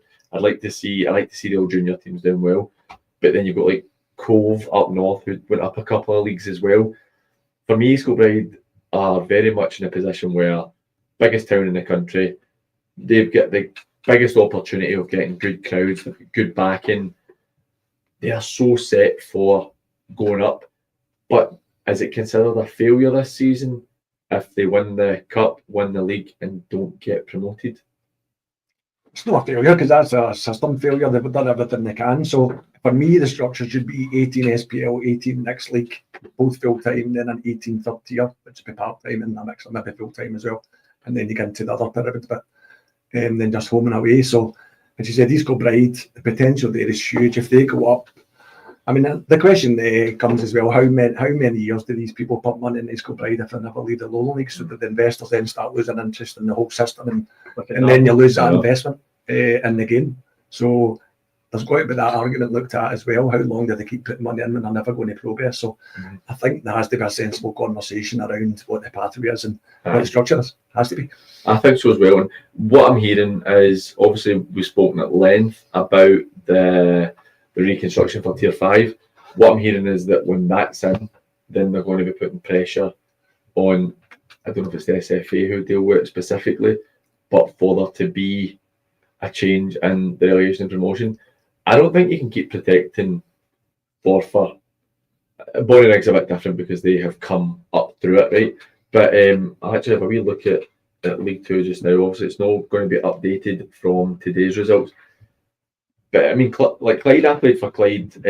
I was there the year after they beat Celtic in the Scottish Cup when Roy Keane made his debut.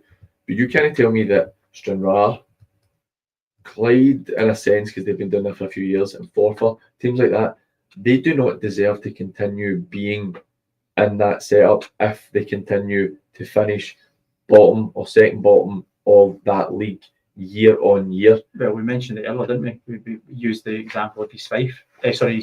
Stirling. We used the example of East Stirling. You're being rewarded for failure, and you're keeping your own places. It's like the turkeys voting for Christmas. You're keeping yourself there. If you want to have, and we've used the word numerous times, sporting meritocracy, if you win, you deserve to go up. If you don't achieve, you deserve to go down. It's got to be a fluid system where every league has, in my opinion, I think that the bottom two teams in every league should go, and the third bottom team should be involved in the playoff. Likewise, the top two teams, the league below, they've got every opportunity to go up, and then the third top v third bottom, they then battle it out. I think that it'd probably be good for the reconstruction where the South become merged with the East and West, because as it stands for me, in terms of the tiers, I think that if you win your league, you should go up. So Lowland League, Highland League, and South of Scotland. But on the other side, the South of Scotland league teams are not good enough, and I don't think if it's like based on a quality level, they should not be getting into League 2. And I think that's good that they'll be getting split. And that's why they split. Aye, and I think that's why it'll be better, because as it stands, obviously they're at the same level as the Highland. No, sorry, I'm talking rubbish here. Sorry, it's just Lowland League and Highland League. My mistake. Sorry. But the winner of the Highland League and Lowland League should automatically go up. Yeah. And it's like there should not be any discussion about that. No. And it's only two teams, because you could potentially be looking at one game, what's one other team. I know you've said the turkeys voting for Christmas. In the Lowland League, we got a bit of cheek about moaning about that, because they do the same thing pretty much at the bottom, despite they have one guaranteed to go down instead of a playoff for going down. But it holds Scotland back. But I want to go back to what you said there about how you would change the setup. I was trying to get somebody on the phone, so I never quite caught it all. How would you play it in terms of from Tier 1 down? So Tier 1, I would go 18, 18, 16. So in the top tier, if you go 18 teams, there's more than enough teams. If someone played Morton, for example, they'll get as big a crowd to do playing Celtic Rangers, because you play each other once. They could be Grimshire derbies, Edinburgh derbies, Fife derbies, Dundee derbies, Lanarkshire derbies, Glasgow. You go on and on all these great games. It could be every week. It then gives a wee breathing space for the middle ground for young players to come through. There's not enough young players coming through. When I was in the agency game, we studied the leagues around Europe, and the Croatian league, what they do, they flood the league with young players, 16 to 21. They get loads of games under their belt experience. Now, these clubs will never win European trophies. It's all about feeding into the national team. The national team, smaller in Scotland, better team in Scotland. So they invest their time in the young Croatian players, which then go around and become the next Luka Modric and these sort of guys. So Scotland doesn't do that. I know from experience, academies are full of great players. Right. Never get an opportunity, especially in the top tier, because managers are worried about getting sacked. If they lose 4 or 5 games, social media kicks off, sack him. So you can't blame the managers, because they don't get big payoffs when they get sacked, these boys. So there has to be, and I know Gordon Smith well. Gordon's head of the SFA, and he resigned because he gave up, because Gordon's very future thinking, he had great ideas and nothing was getting through. He just, there's no point in being here, so he resigned. and nothing's really advanced, to be honest with you. I feel for Stevie Clark, he's now picking guys whose grandparents are coming from Scotland. I tell you, You want to see. Stevie Clark needs to stop picking Grant Hanley, who's not got a game in League One, and then you've got guys playing at a much better level. But that's for another time. You're obviously going to have the big issue that the TV money is for Celtic and Rangers games. That is, they want the 4 games a season. Now, I've seen proposals where I think it's if you go to 14-team or 16-team league that you can fill with the split and you can get the 4 games. I'd be up for something like that. I know it's maybe not quite. It's maybe a neutral ground. It's maybe a compromise. But I like the splits as well. I think the splits are great because you look at, you're getting this season Hibs and Hearts playing each other again, Celtic and Rangers, and obviously that's not always guaranteed, but I think it makes it really interesting for so the TV money goes into the top end of a profit loss statement for a football club, so that increases your income. If you take away the 2 extra games, income goes down. But if you've got a bigger league, then your wage bill goes down as well because you're playing lots more Scottish boys. You're not paying guys for League 2 in England, League 1 to come up, paying them £2,000-3,000 a week. You're suddenly playing Scottish guys £500-700 a week, and then there's sell-on clauses for these boys if they move.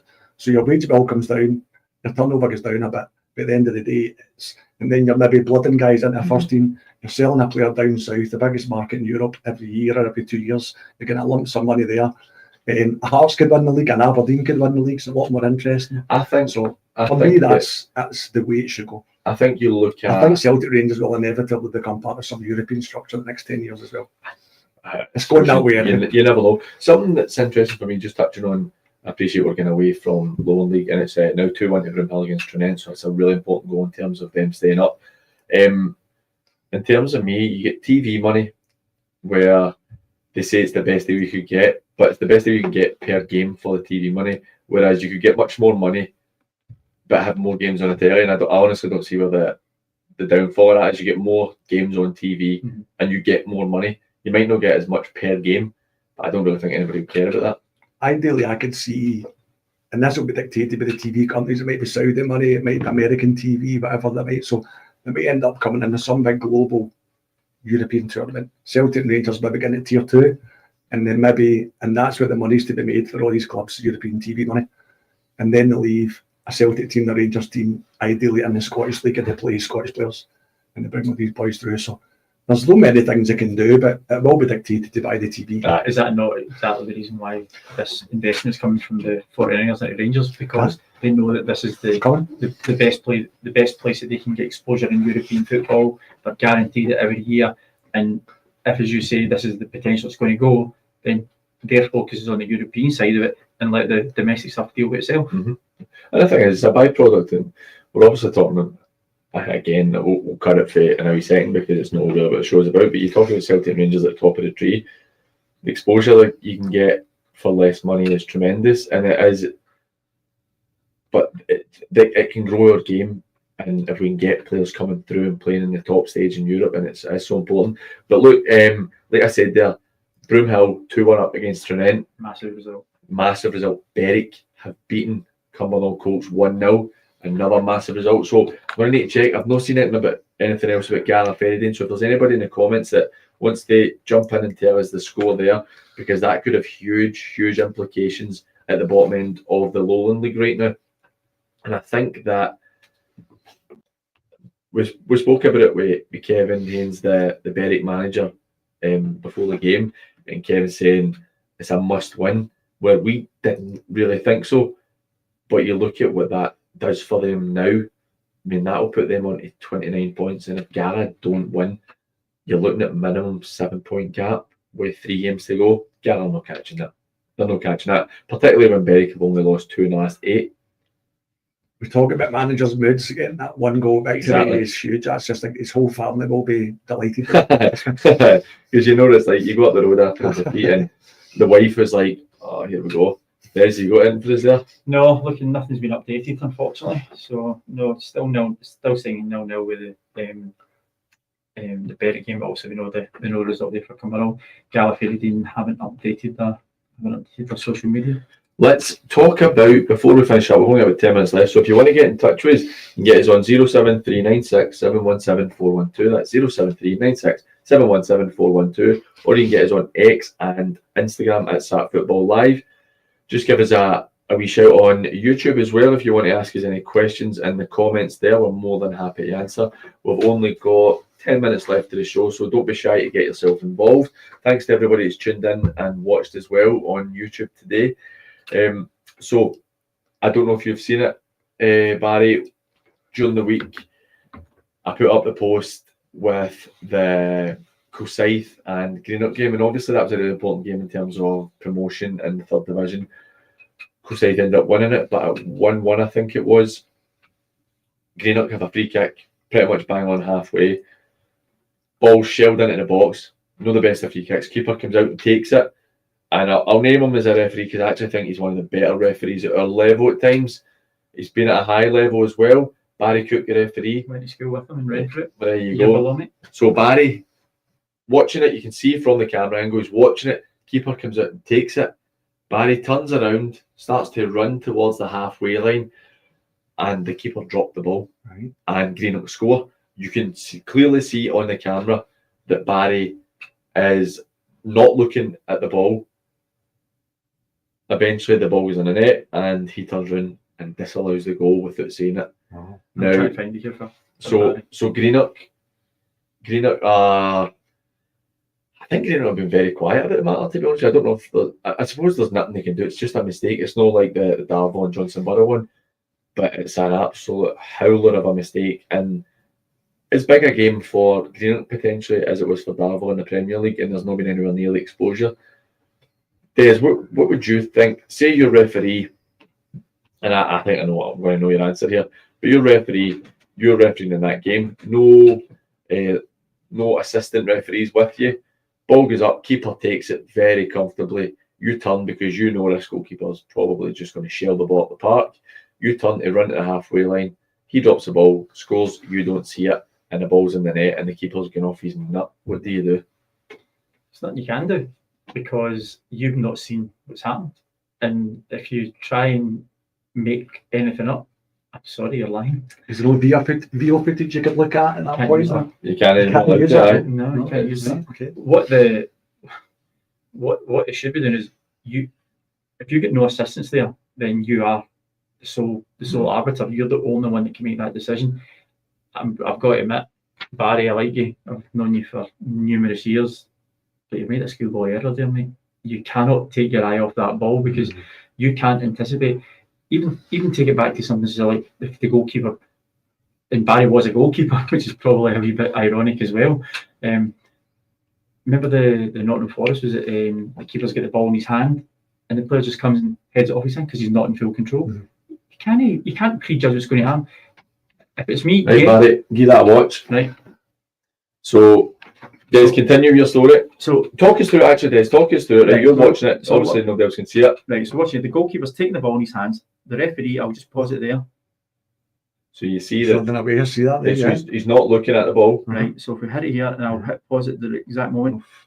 So the goalkeeper has the ball clearly in his hands. The referee has his back to the play. Yeah.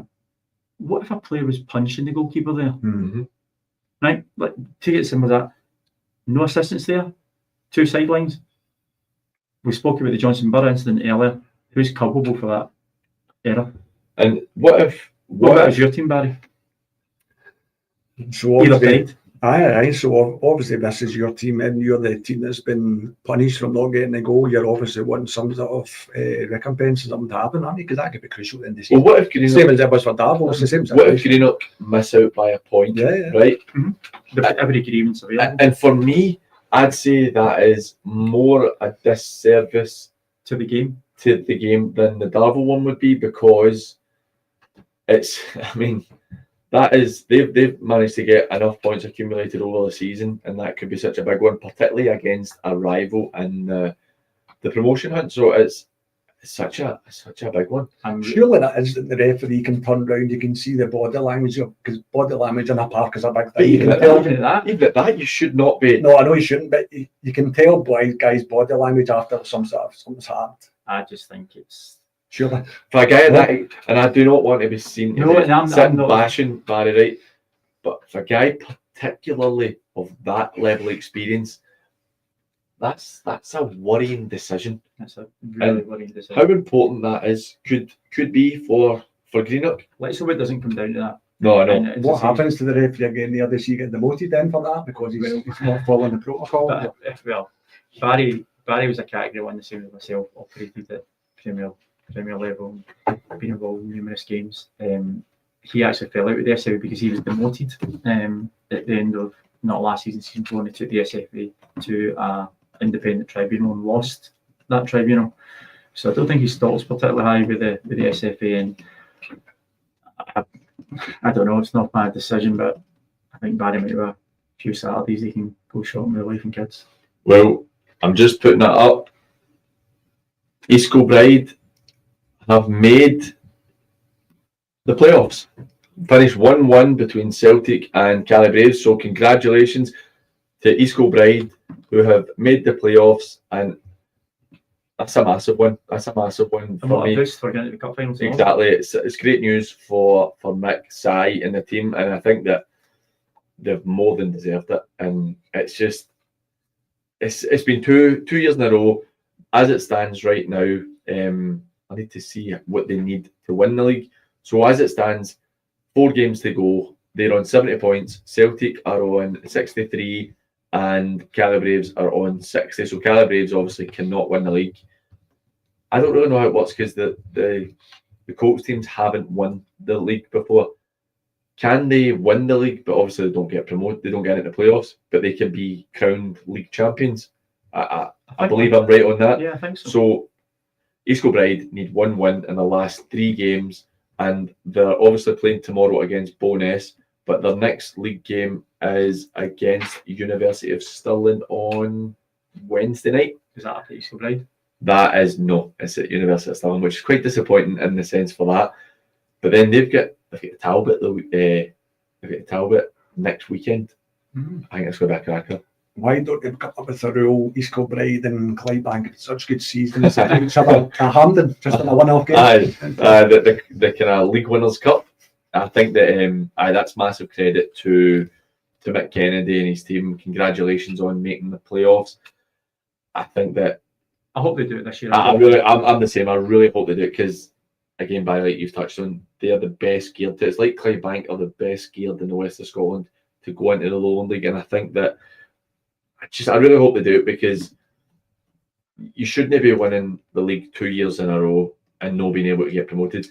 You look at Beath winning it 2 years in a row. They didn't get promoted, but that was mitigating circumstances because they didn't meet the criteria to go up. East Kilbride meet the criteria to go up, and I think that if you win the league, you should go up. That's what they've been set up for.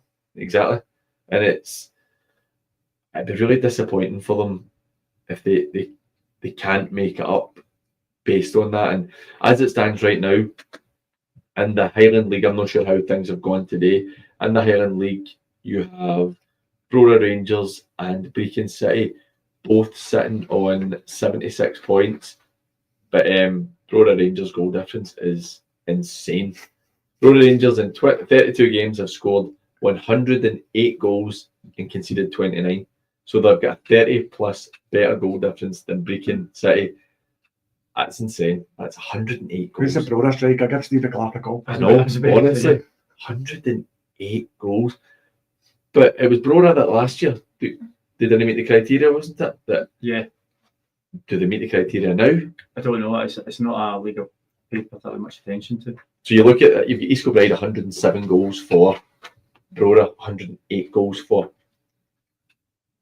And if you Brora, it's going to be enough in each draw, and it's got to all go to penalties. If East Kilbride win their 2 games, so Brora on 32, if East Kilbride can win those 2, then they'll have exactly the same points as well. But look, we're just about out of time. So as I said earlier, thanks everybody so much for tuning in. We'll quickly run through our head-to-head here, PG versus the Pundits.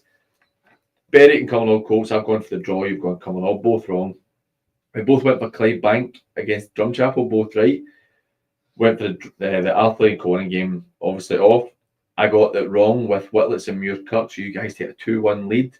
We both went for Kilsyth, we were right. And I went for the Port, and you went for the draw. So we've drawn 3-3 today. So we are now 3-3. I finally stopped the rut. I think that was 5 defeats in a row. But look, guys, thank you very much for coming on. Thanks to everybody for watching. Des, as always, mate, appreciate it. No problem. Barry, thank you so much for coming on the show, mate. It was great to have you. And sadly, we didn't get any more stories. That's on me. Some Very great, insightful, I know, isn't it? some great stories.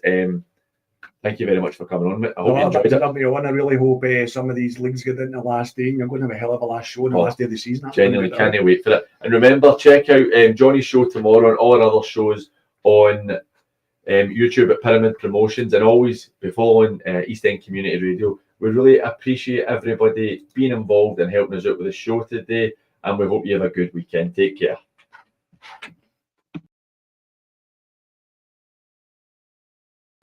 I don't know how you do that, running all the plates.